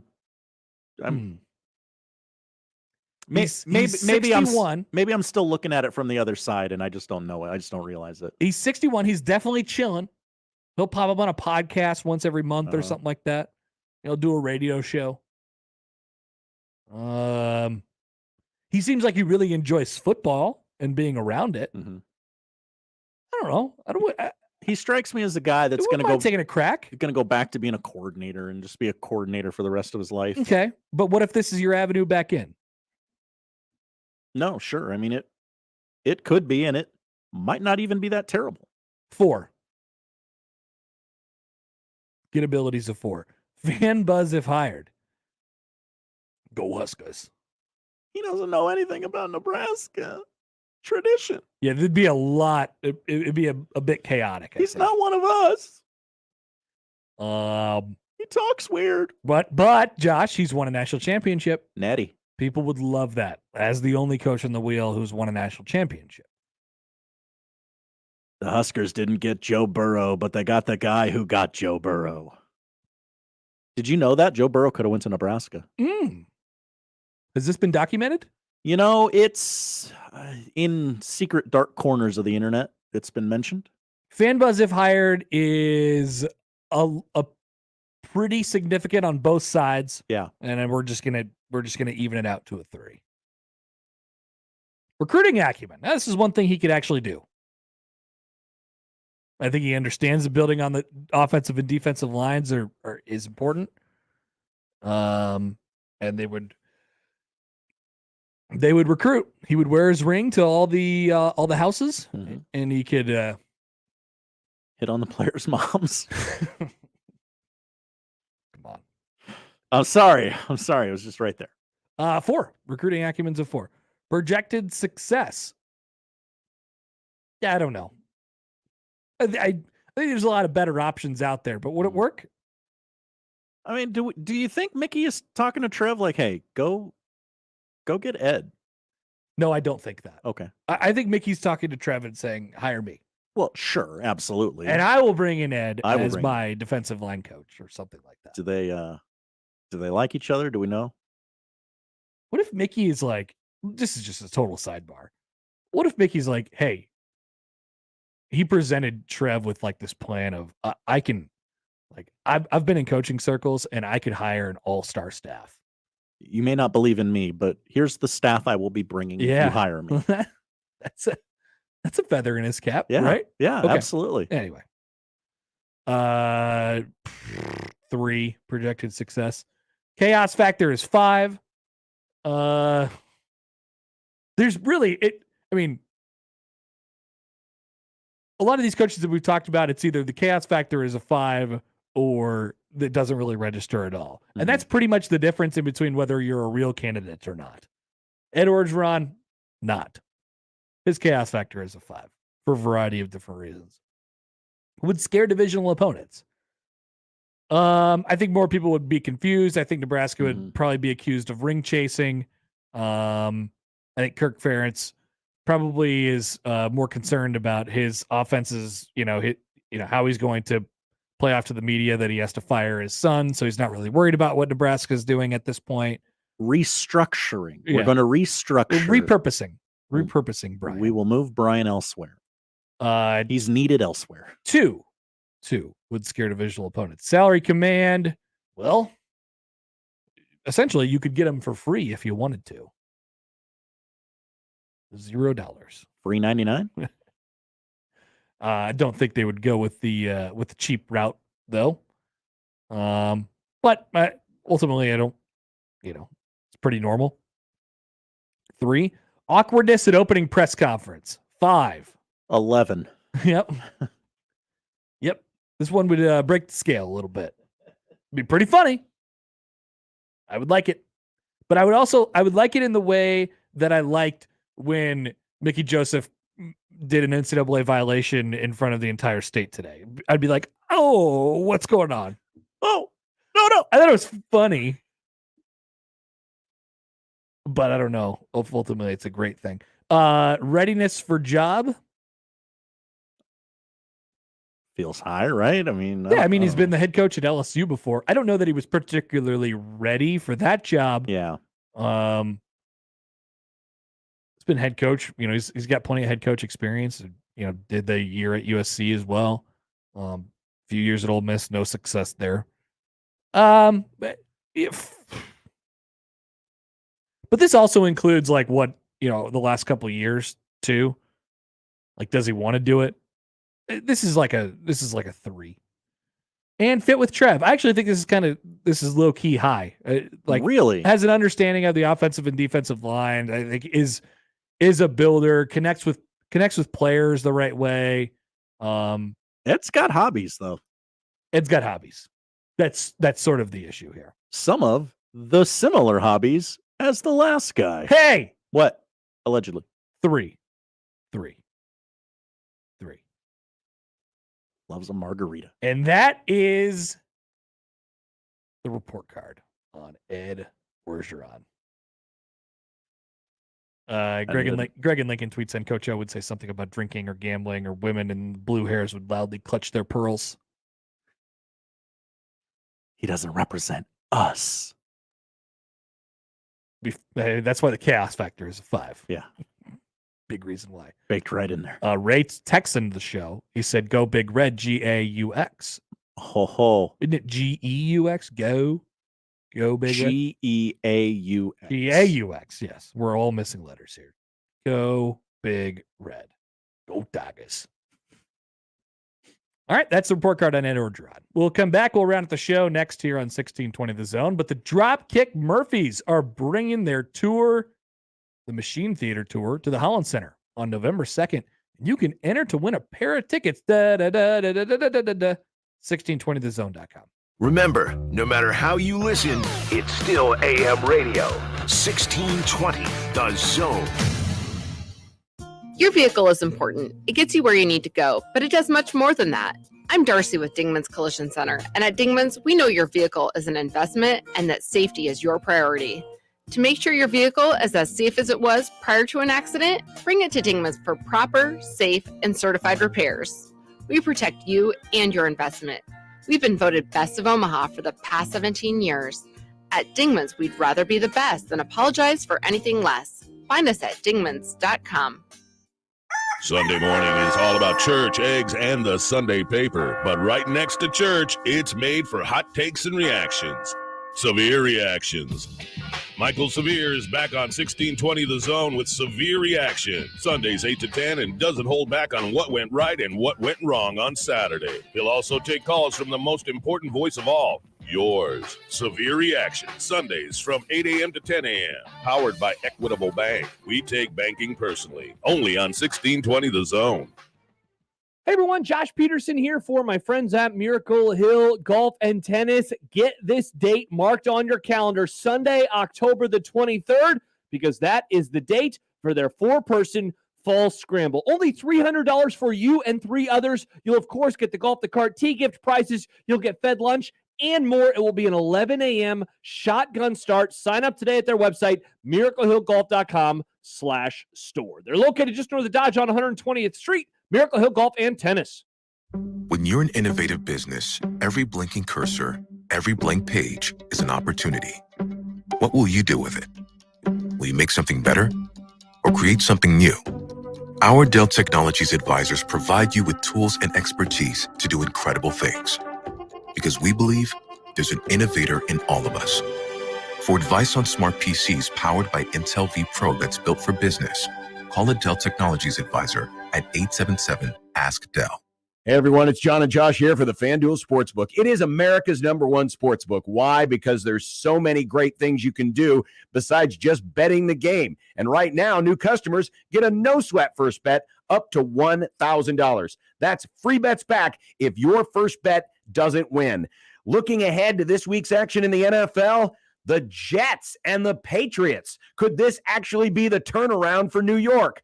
I like the Jets plus 1.5. John, a game that I have my eye on, Green Bay traveling to Buffalo. Have loved Buffalo in the big-time matchups this season. Perhaps the Bills will make Packer fans very, very sad. Download the FanDuel Sportsbook app today. Put in our promo code 1620 for your no-sweat first bet. That's the FanDuel Sportsbook promo code 1620. 21 plus and present in Iowa. First online real money wager only. Refund issued as non-withdrawable free bets that expire in 14 days. Restrictions apply. See terms at sportsbook.fanduel.com. Gambling problem? Call 1-800-BETS-OFF.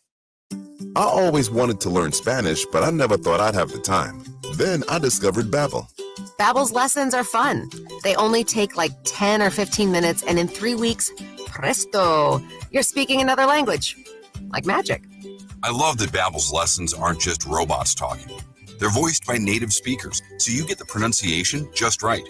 And they're designed by real language teachers, so you learn how to have real-world conversations, things you'll actually use. 3 weeks. It's incredible. After 3 weeks, I'm on vacation in Paris, having a conversation in French. There's all kinds of ways to learn. Use Babbel's podcasts or games or videos. You can even join live classes with a language teacher. If you want to learn a language, there's no faster, easier, better way than Babbel. Babbel. Babbel. Babbel, évidemment. Go to babbel.com to try for free. That's BABBEL.com. Babbel.com. We are Lus Hills Harley-Davidson, and we buy bikes. Fall is a great time to sell your bike. Use the money for the Christmas fund, maybe a vacation, whatever you want. Lus Hills Harley-Davidson will buy your bike. Click LusHillsHD.com for all the details and catch on to the fun fall stuff coming up. Lus Hills Harley-Davidson, I-29 and Highway 34, south of Council Bluffs. Your home in the hills. Rise up and ride on.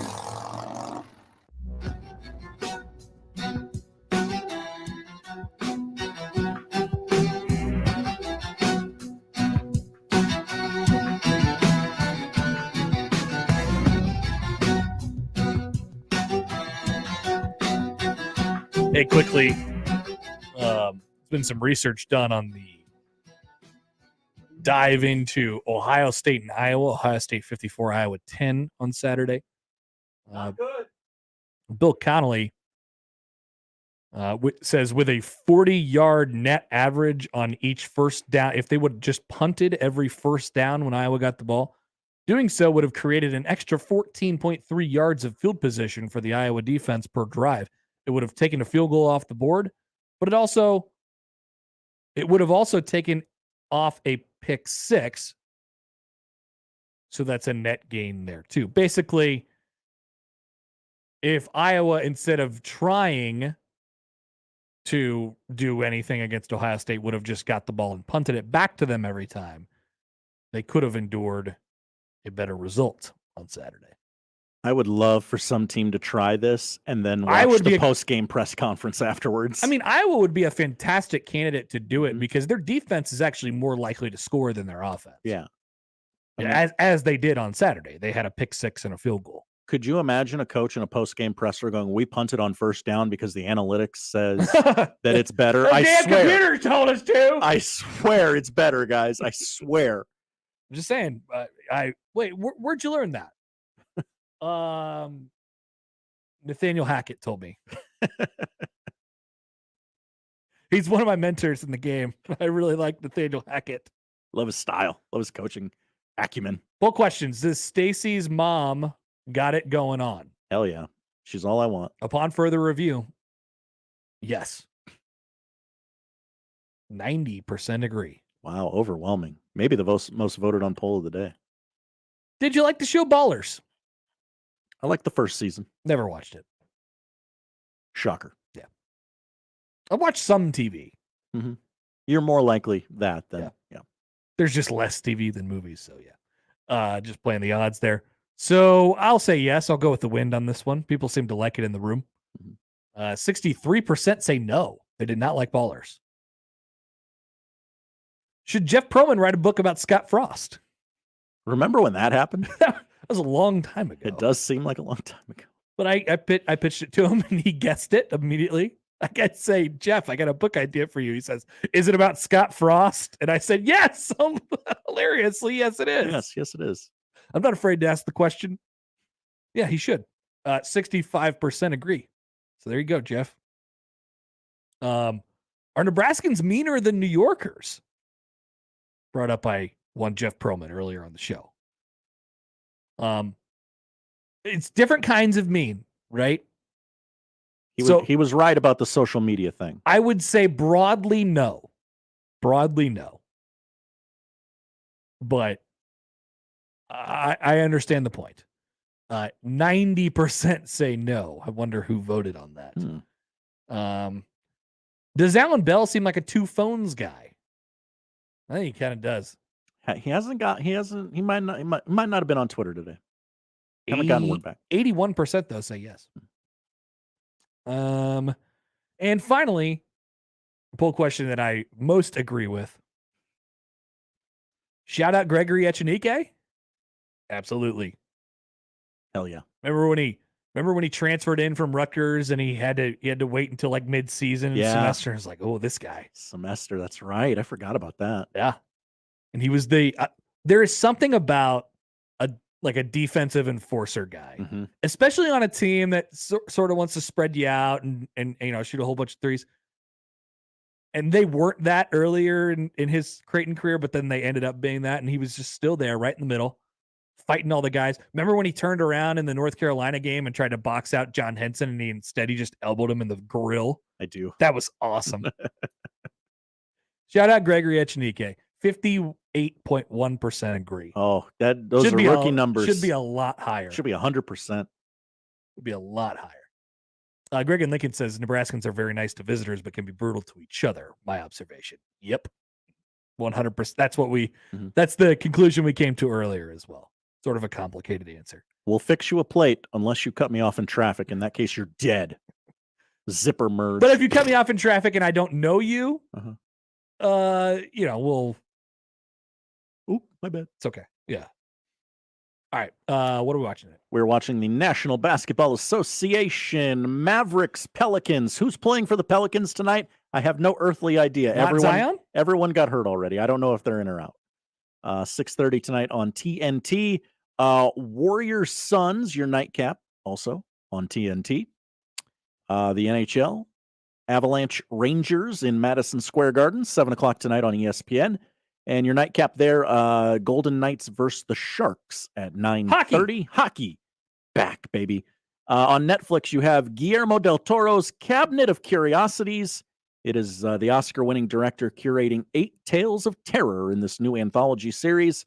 And finally, 9 o'clock on HBO tonight. Real Sports with Bryant Gumbel. Real Sports with Bryant Gumbel. They take a look at the Drew League tonight, where NBA players get a taste of the Pro-Am Basketball League and the explosion of pickleball. Okay. I'd be curious. Also, and the pickleball thing is really, really taking off. Yeah. Everybody's playing pickleball now. Everyone's buying a pickleball team. Everyone's playing it. Interesting. Also, kind of a lean night on TV. Thank you, Josh. Thank you, Connor. That is what we are watching. Yes, baseball doesn't start again until Friday. Not that anybody was watching that anyway, but I believe there's some college football tomorrow. When is MACtion? Are we ever going to find the answer to when is MACtion? I think the Sun Belt has overtaken the MAC in this realm. We have 1 second here. Let me just go to the. There is no Wednesday night game. There's an ACC game Thursday. I believe that is a Fun Belt game, and then a Pac-12 game on Thursday. So I'm showing 2 MAC games for this week, which means MACtion probably starts next week. Yeah, Tuesday, November 1st, MACtion. Oh, there it is. Wednesday, November 2nd, MACtion doubleheader. Tuesday football. Tuesday and Wednesday. So yeah, there's only 2 MAC games this weekend. That's because they're playing Tuesday and Wednesday of next week. Wow. Amazing. And then next Thursday, the 3rd, you got App State at Coastal Carolina. So that'll make your what to watch in a week. Absolutely. Next week's easy. All right, we're done for today. If you missed anything, 1620thezone.com is where you can find it. Crossovers next. Live from the Host Coffee Studio.